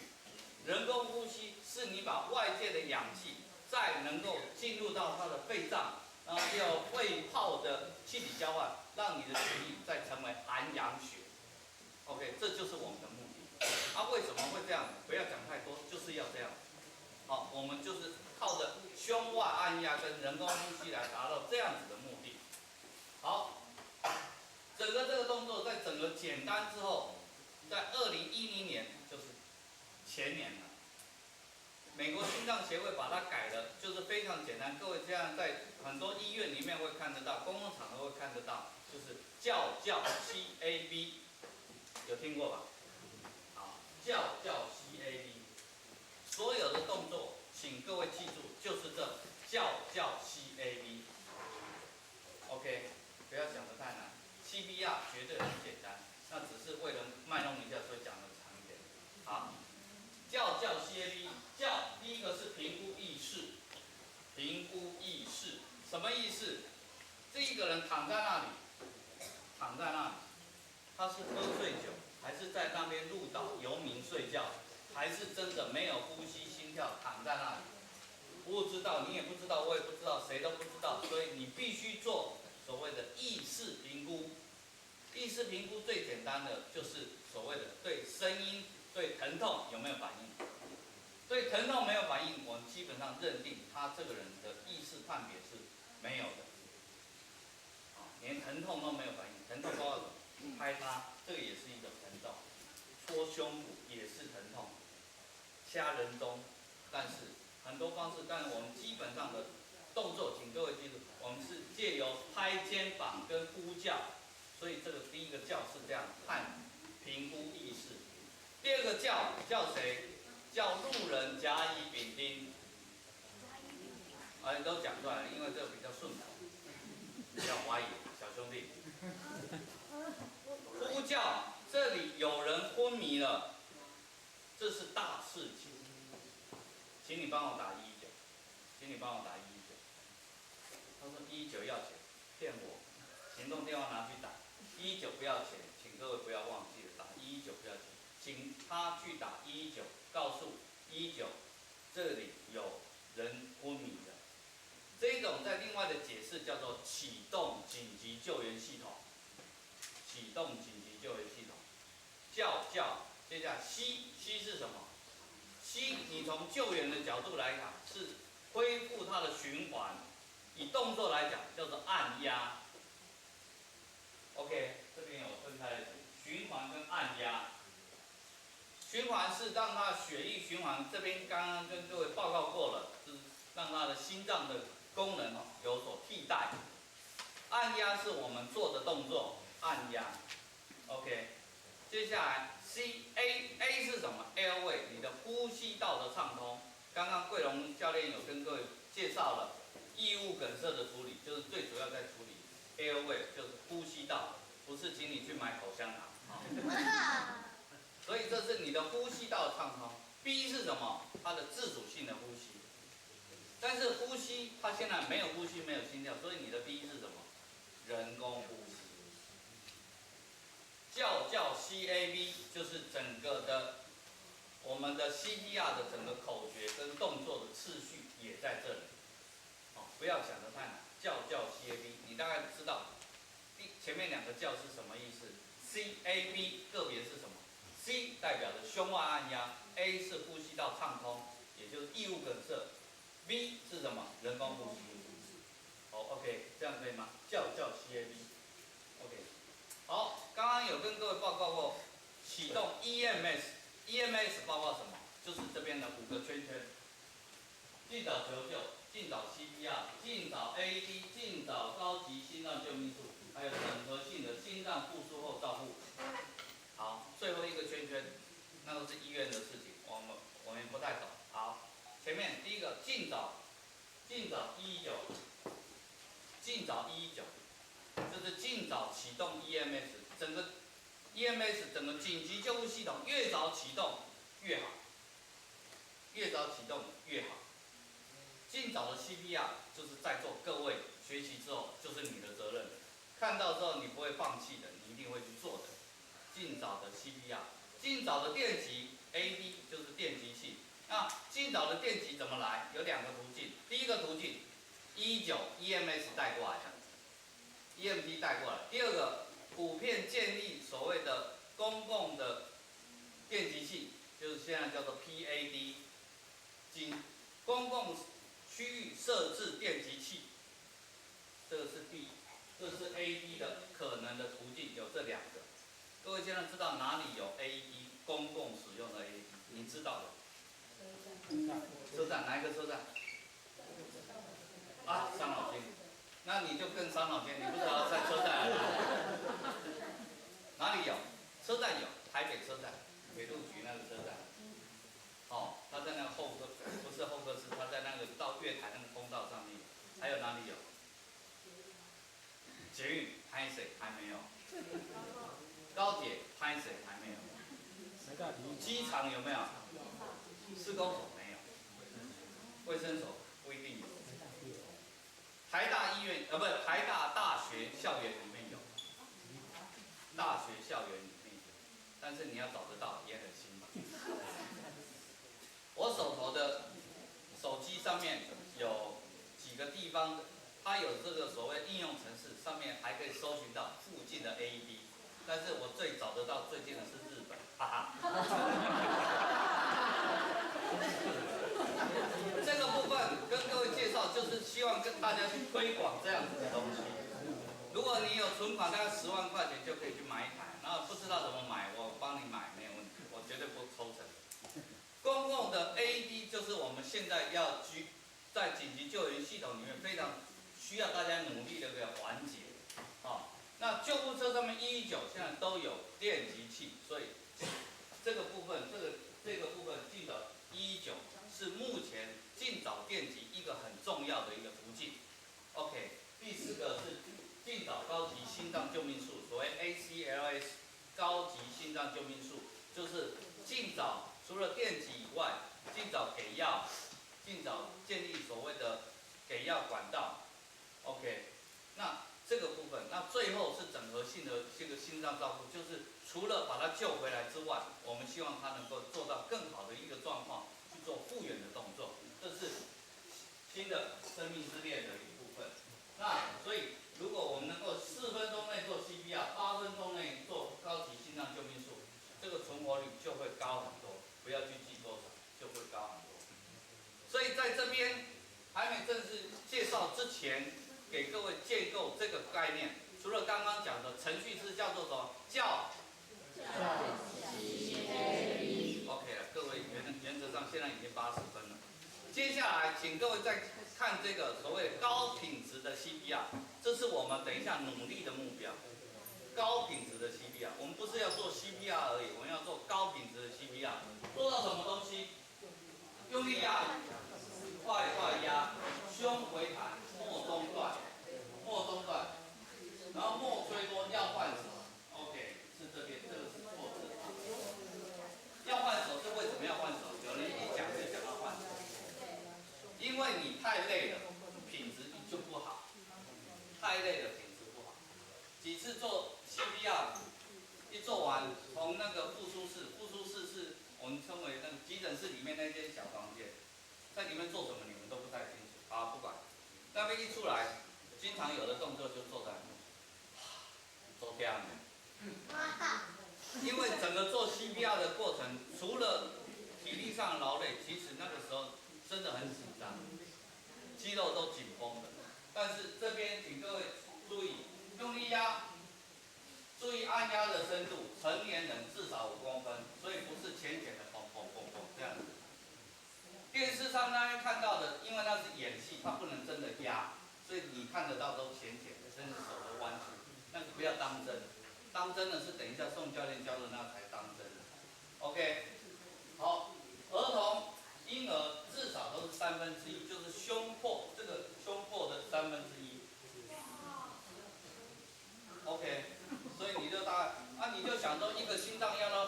这样子动，你要多深嘛。OK， 好，快快压，多快？每分钟100到120下，100下多快？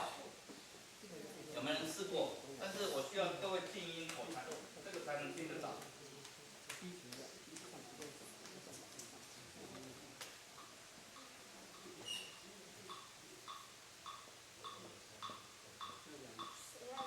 这样103，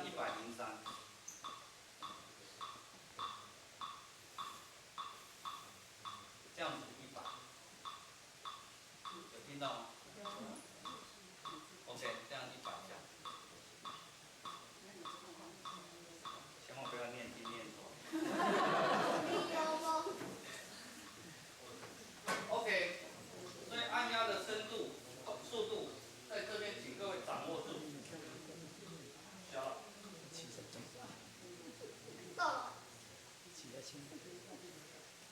胸回弹，在整个按压的时候，按压下去，记得放松，让胸部完全的舒畅过来。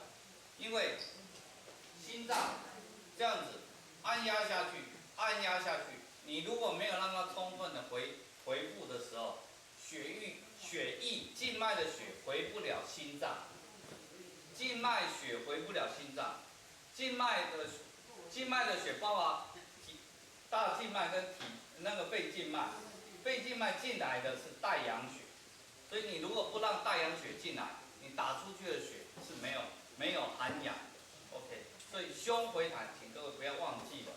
OK， 末中段就是在整个一旦开始就不要中断。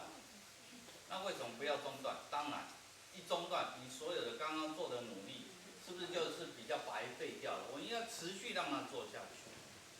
那你说有些原因一定要中断呢？等一下就会告诉你怎么处理。OK， 末吹多，它基本上是说你整个吹气的动作，不要因为吹气吹太多的时间去影响到你心脏按压。OK， 最后一个要换手，就是高品质 CPR 一个很重要的。你的体力消耗真的太快了，所以能够换手就换手。在座的各位以后看到有人在做 CPR， 他很辛苦，你就要告诉他，我有学过，我会，就准备换手。怎么换手？等一下会告诉各位。那我们接下来的整个操作的部分，我们要请宋教练来帮忙一下。你就来讲。OK， 好。一开始的时候，各位不要忘了，还是要评估现场是否安全。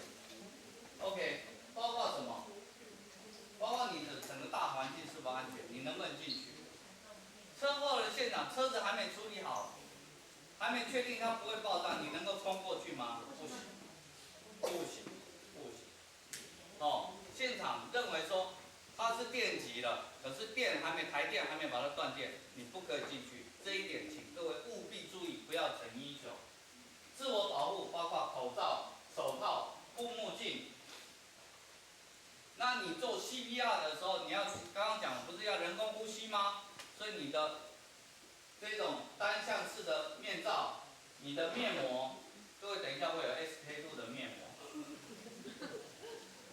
或者甚至你有这个苏醒球，能够有这些东西，你就不要直接用嘴巴吹了。OK， 这是自我保护的一个重要的事情。OK，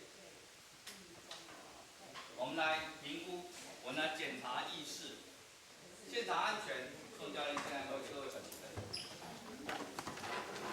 好。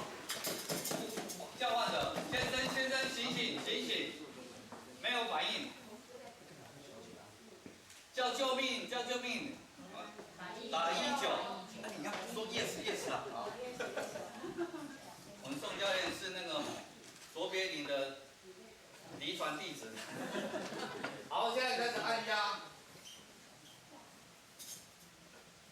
注意看这个速率，按压的位置。深度，好，面膜，吹2口气，畅通呼吸道，吹2口气。每次吹气1秒钟。4上、5上、6上、7上、8上、9上、10上、11、12、13、14、15、16、17、18、19、20、21、22、23、24、25、26、27、28、29、30，每次都讲2个字，吹2口气，每次1分钟。1上、2上、3上、4上、5上、6上、7上、8上、9上、10上、11、12、13、14、15、16、17、18、19、20、21、22、23、24、25、26、27、28、29、30，30比2，30比2，吹2口气。1上、2上、3上、4上、5上、6上、7上、8上、9上、10上、11、12、13、14、15、16、17、18、19、20、21、22、23、24、25、26、27、28、29、30，吹2口气，都要畅通呼吸道，不要忘记了。1上、2上、3上、4上、5上、6上、7上、8上、9上、10上、11、12、13、14、15、16、17、18、19、20、21、22、23、24、25、26、27、28、29、30，吹2口气。好。吹气的时候非常好，捏鼻子，捏哪里？鼻翼，鼻翼。哦，吹完气以后放开来哦，不要一直捏着哦，吹完气放开来。OK， 那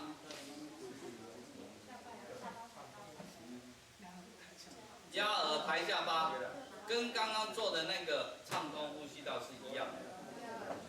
然后不要压住它下颌的这边，软腭这边，你看这里很难过。哦。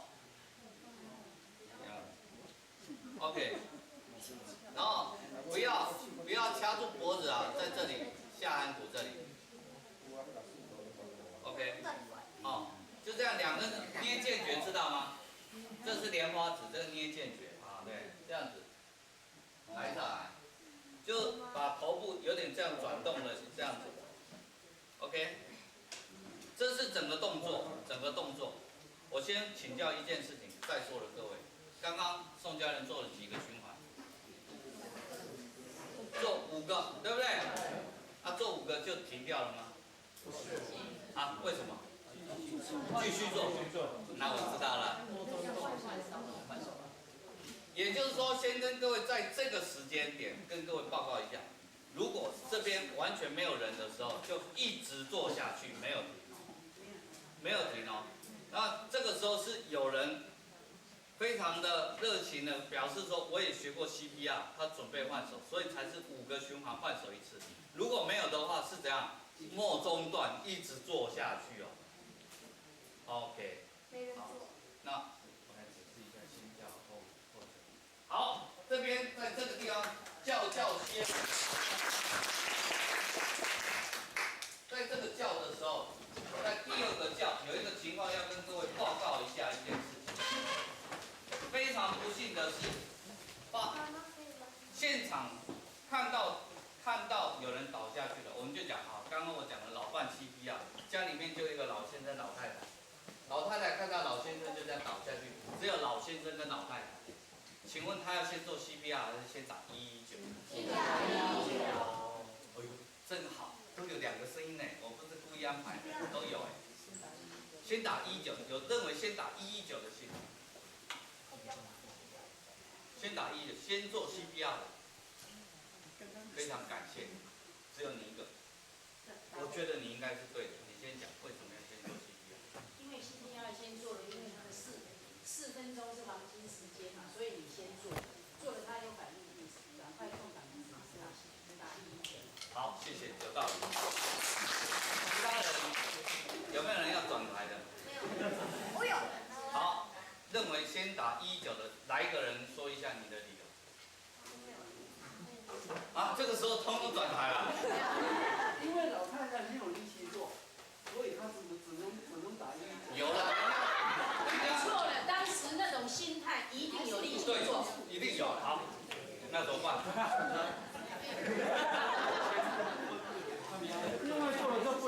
没时间再去打。啊你做了是不能中断啊。？OK， 先讲哈，先做 CPR， 如果先做 CPR 是做完5个循环，刚刚这做完5个循环，2分钟后再去打119，哦，是这样子。先做 CPR 再打119，是先做5个循环2分钟，然后再去打电话。好了，有没有人要再转台？啊？你要转台？啊？打电话按扩音，然后就开始。哦，当然可以，当然可以。我们现在只是说，我们现在假设就是一个人哈，先讲有2个人，那不用讨论，一个人。我老太太我都要不要有扩音的。真的啊，而且家里面，因为老太太那个眼睛微微的按键呢太小了都看不见。OK， 这是观念上的问题，有没有人？没有人支持先打119啊？看情，我现在就是在看情况啊。就是老太太可能体力不够够，可能就要先打119，然后先让他有知道有这个情况之后，然后先再做。所以先打119。他的续航力不是那么够。所以先打119。打119，你现在一个人对很多人。虽然我支持你，可是我要保持中立。你再讲讲看有没有？哇，轮到你要转台吗？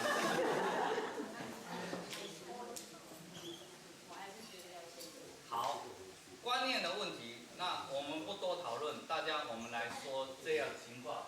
上面有讲，先叫后救，叫是什么？先叫119。这是2个选项，不是你，这是2个选项。我们看第2个，先救后叫。先救后叫是任何年龄发生缺氧性的心脏停止。什么叫缺氧性的心脏停止？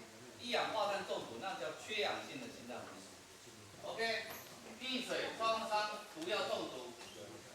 溺水、创伤、毒药中毒，这是缺氧性的心脏停止。或小于8岁的儿童，你发现他心脏停止的时候，那个时候是先救后叫，也就是说先执行2分钟的 CPR， 然后再打119，一个人哦，我强调一个人哦。好，为什么？等一下再说。第2个情况是先叫后救，也就是说你看到他嘣倒下来了，嘣倒下来了。刚刚示范的叫 ABC， 嘣嘣嘣拍他，先生，他没有反应，是不是第一时间救命啊救命啊，有人昏倒了，先生马上你打119，他不太理我啊，打119，是不是在第一时间就要启动119了？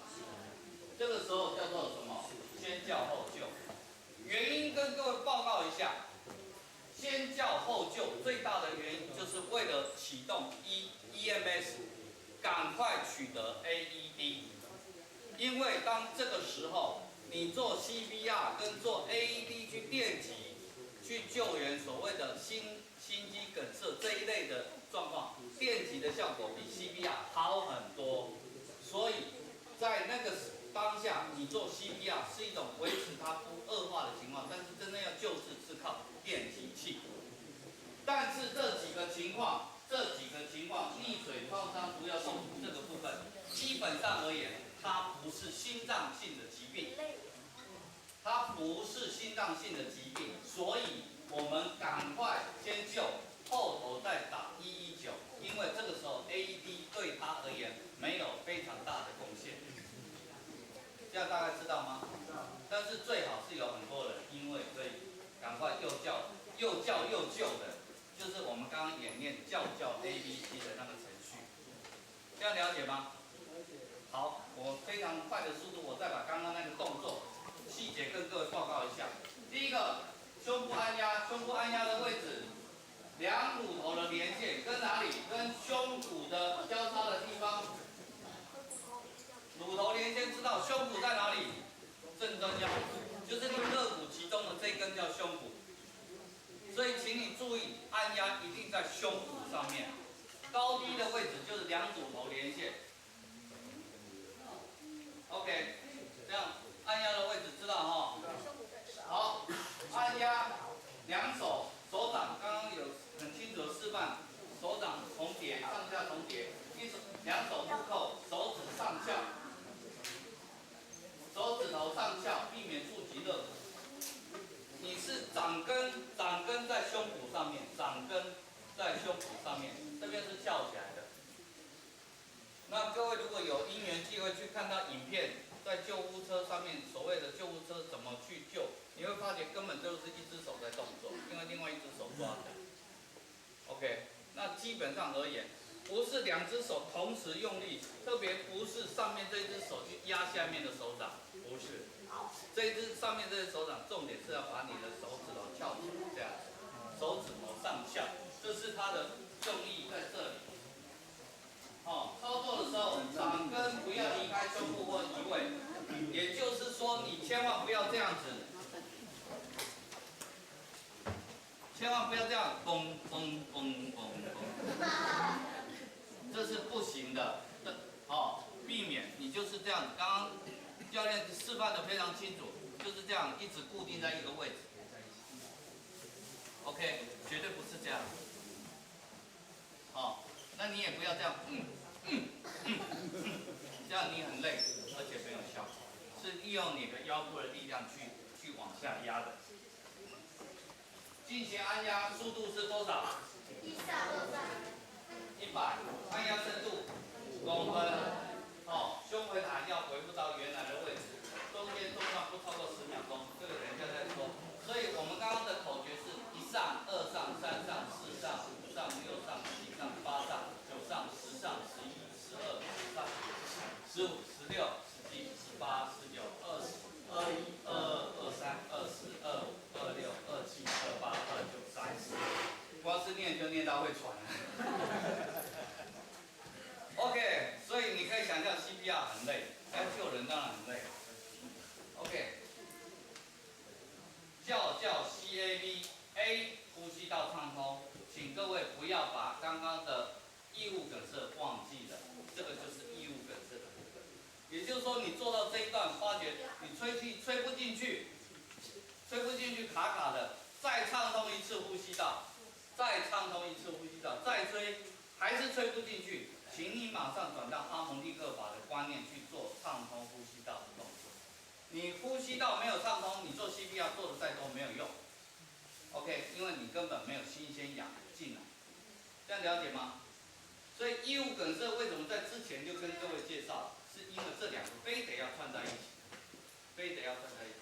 再来下一个，吹2口气，每次吹气多久？1秒钟。OK， 吹气的时候，吹完气。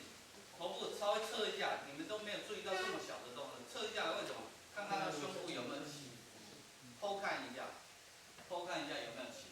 OK， 那如果吹气受阻，畅通呼吸道一次，如果不行，此时异物梗塞。OK， 这些都是一而再，再而三。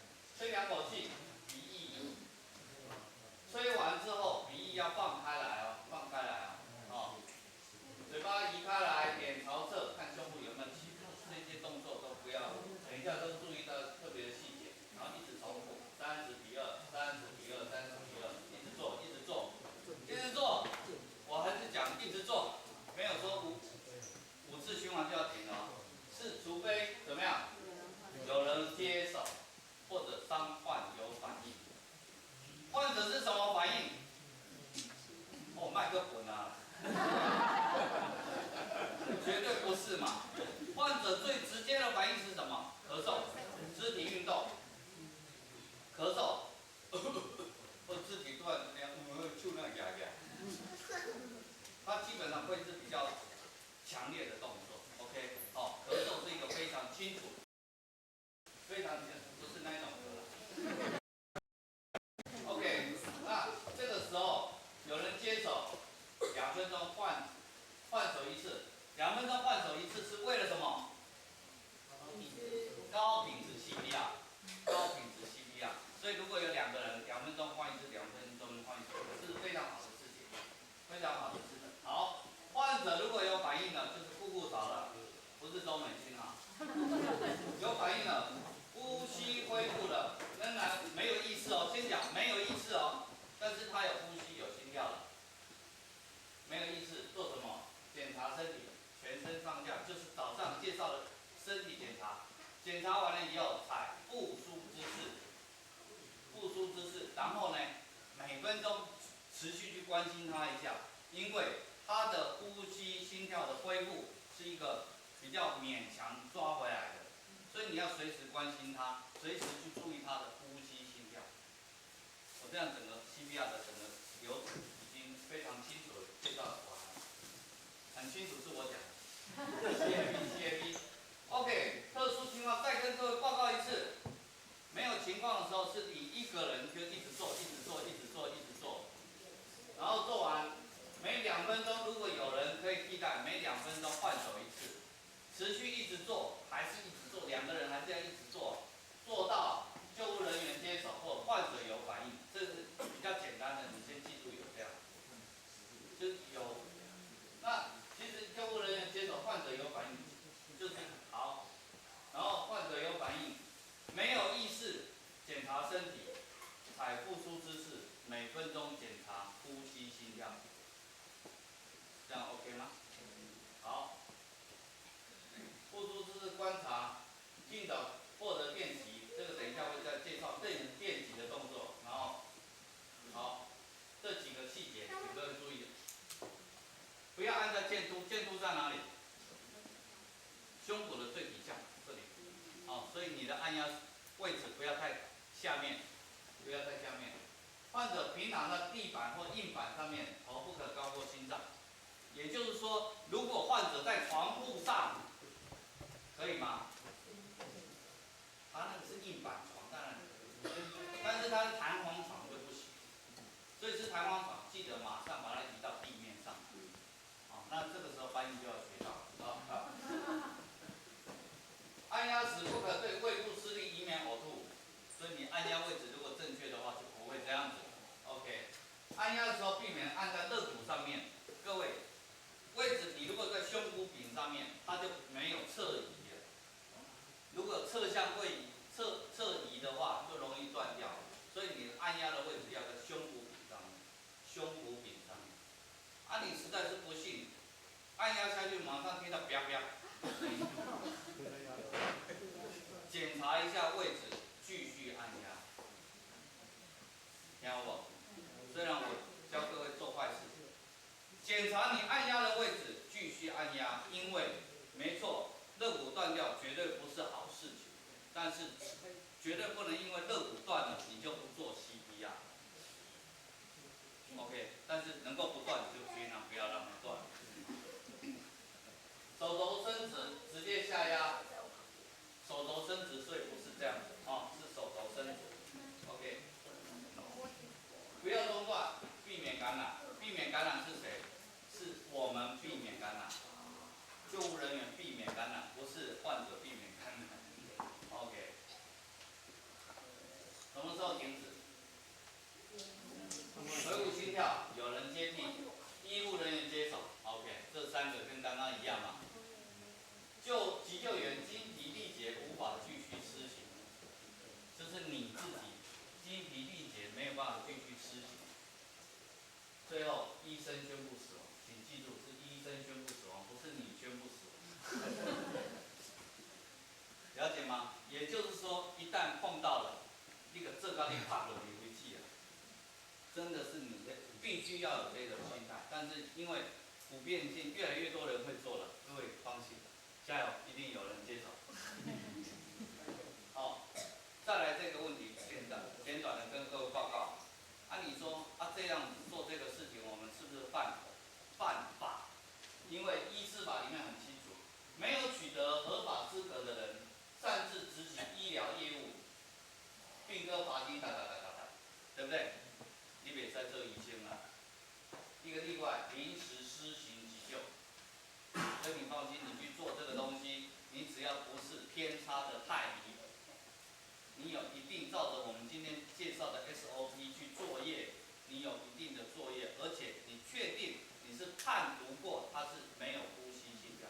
先讲9岁的人，你就给他做 CPR， 那个原来会有心脏会有呼吸心跳，被你做一做反而可能会乱掉。那一种情况不在这个情况之内哦。我必须先讲，但是你判断错误，你本身没这个能力去作业。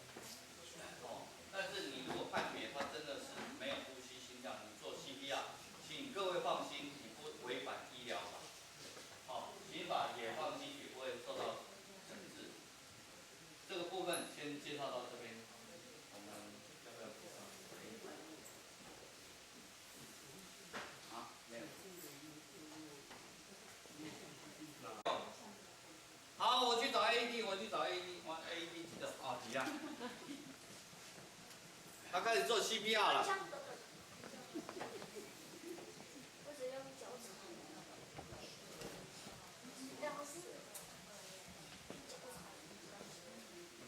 好 ，SK 度给它加上去了，吹2口气。1上2上3上4上5上6上7上8上9上10上11、12、13、14、15、16、17、18、19、20、21、22、23、24、25、26、27、28、29、30。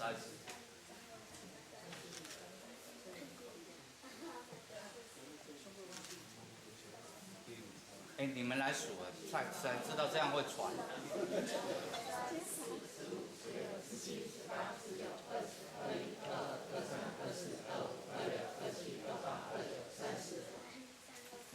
哎，先生，我 AED 拿到了，我赶快打开。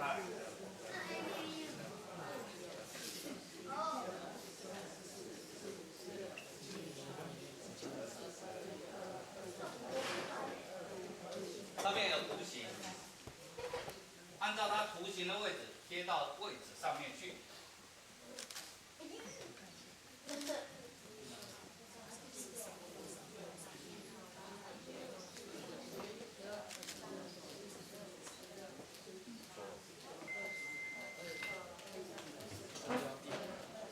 将电极片贴在病人胸部的皮肤上，将电极片的插头插入闪灯旁的插孔内。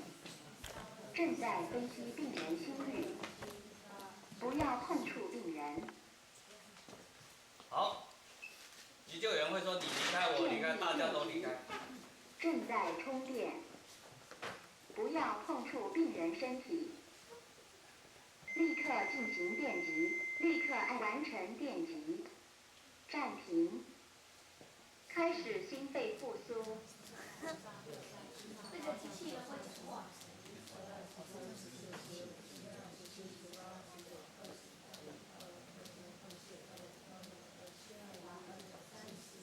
再吹2口气。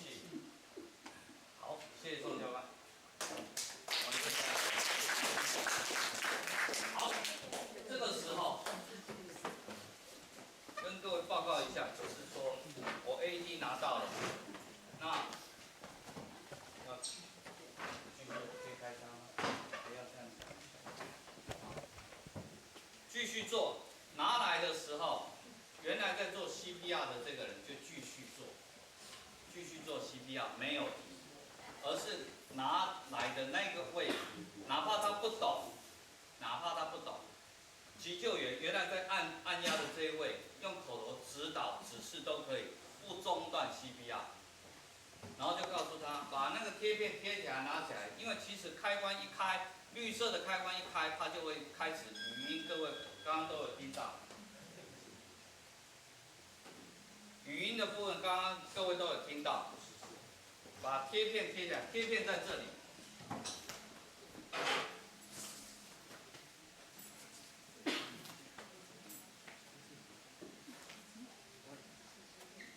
绿色的是它的电源开关，绿色的电源开关按下去，开关就开了。贴片，请注意看，这边有2个贴片不一样，它都有图形的。就照着图形的位置贴上去，这个是下方左边下面，你贴在左侧这边，有点腋窝的下缘这边。另外这边是右边，就在锁骨的下方这个位置，贴好，然后这个插头插在这个位置，你说会不会紧张？插错你根本插不进去，所以你插不下去了，这个就防呆装置，就把它转过来，插进去，然后他就开始去评估，你就听他的，这个时候主控权就是交给他，你就听他的，然后他正在分析心率，不要碰触病人，就停掉了。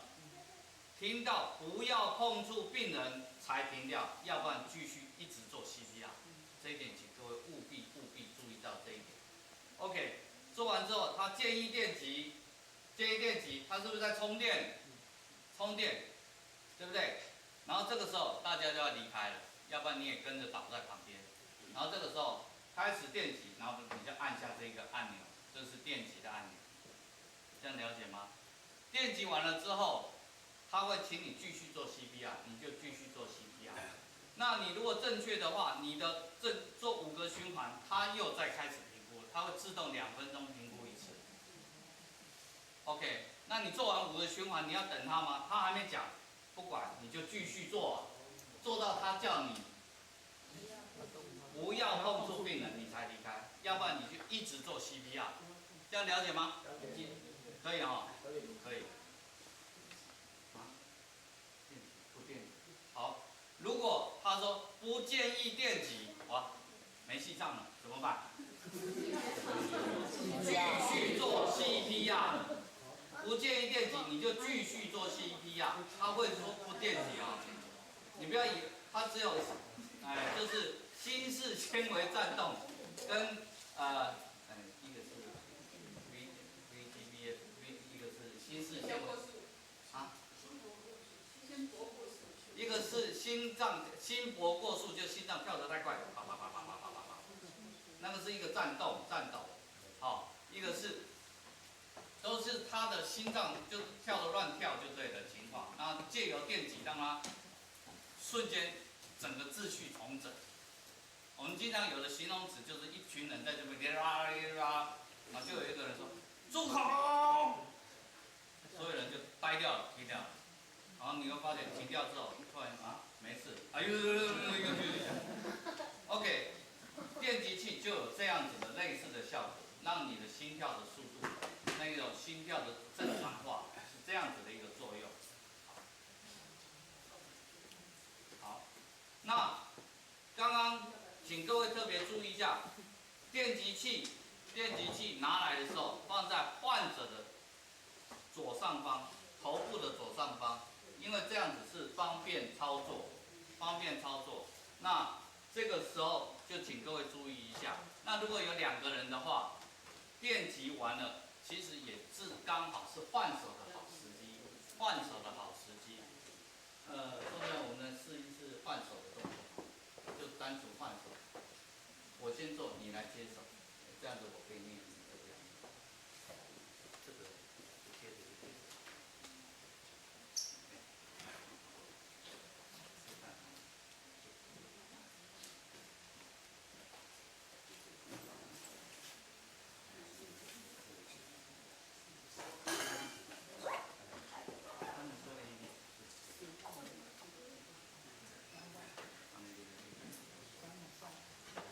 我们示范一次单人做 AD， 因为拿来的人不会用，一个人做。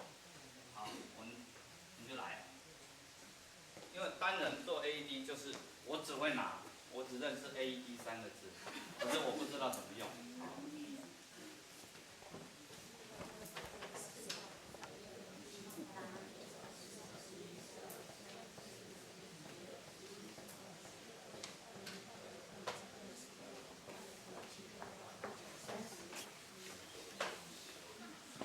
我 AED 拿来了，放在哪里？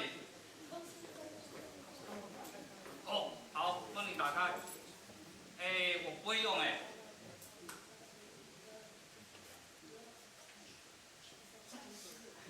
就停掉了。30下了，吹2口气了，就是你做完1个循环，30:2做完了，赶快贴上贴片，插上插头。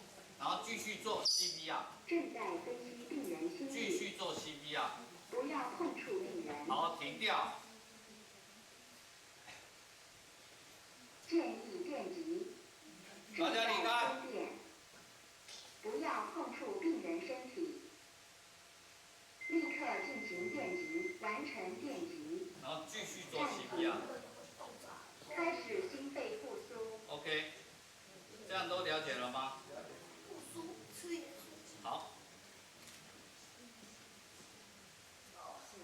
一样5个循环，一直做，不是一直做起来。好，多少？再算。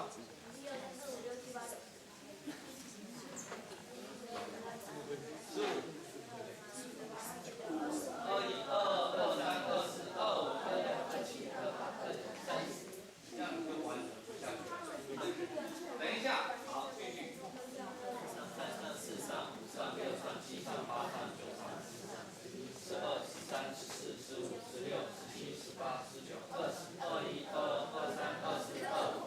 准备换手。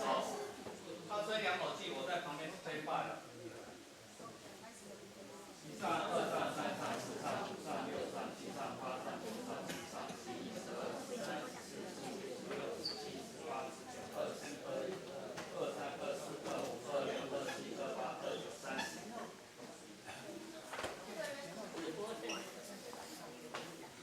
1上2上3上4上5上6上7上8上9上10。11上2上3上4上5上6上7上8上9上10。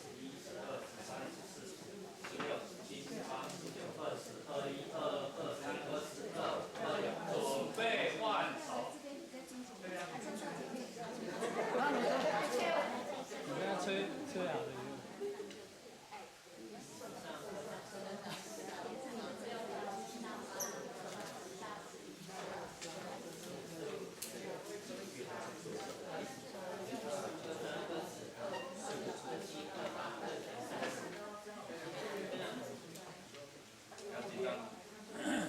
等一下，还没。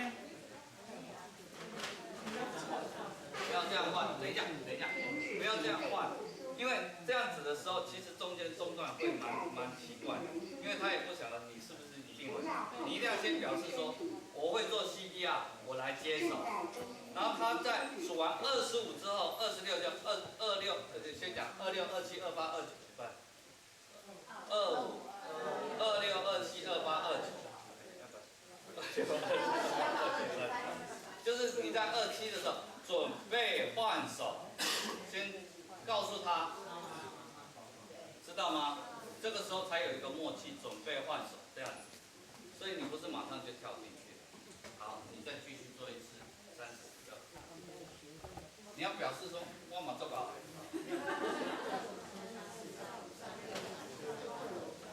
太快了。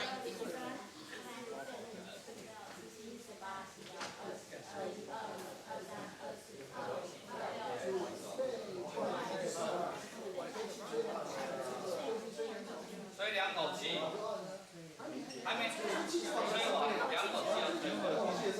吹完。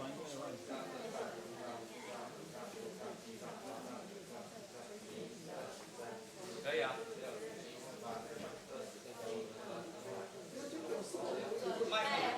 待会是你叫。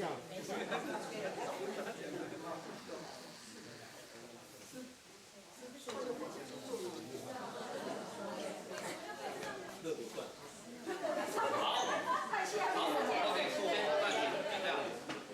所以各位这样子大概把CPR 单人、双人、AED 的使用都大概都看过了。那我们现在来分组了嘛，等一下我们来分组演练，状况呢就听教练的下状况，他说怎么样你就把它当成怎样，他说吹不进去你就是吹气吹不进去，不要认为说，明明有吹进去啊，我们把它当成很多的状况去演练它，了解吗？好，那 AED 拿不到。可能去跑你去拿 AED， 结果他不好意思 ，AED 人家别人组在用，那就是没有 AED 了。你是要处理没有 AED 的情况，这样了解吗？完全听教练的下状况。好。候选代表金德文教基金会和安德文教基金会。来感谢各位先贤大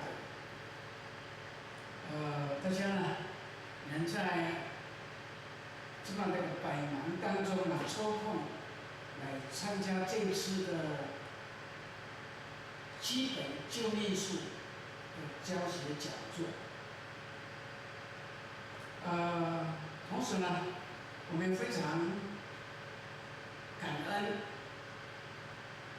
同时智慧孙老师以及多位的资深教练，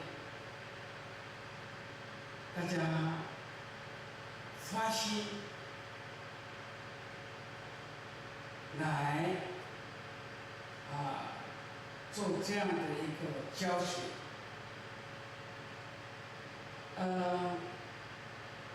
我们也感谢很多位的无畏师的那种无悔的付出，然后我们更要这个感恩谢谢陈天龙学长的一个他替我们大家做全程的一个录影。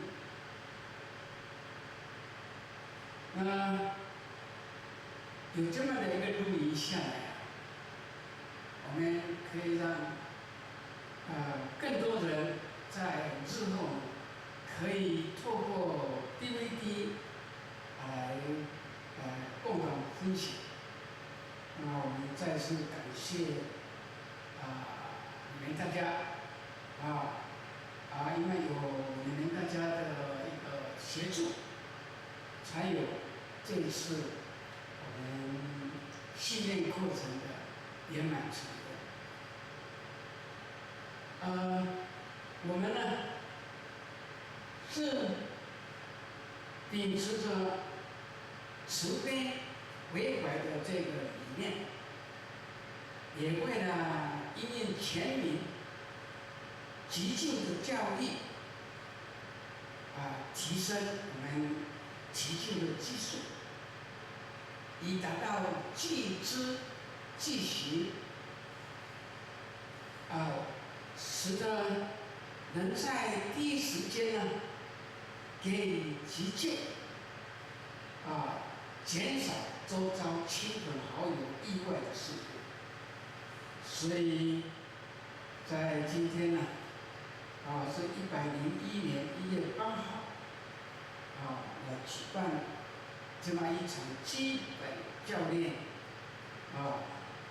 这个救命术的课程。那么这个课程包括了有急救的概述有这个创伤的止血，有伤患的搬运，有包扎，有医务的更善，有心肺复苏术等等。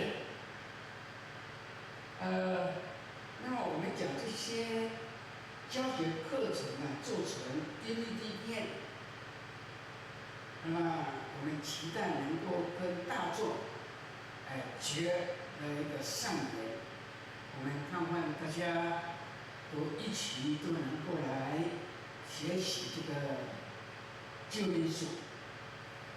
我们相信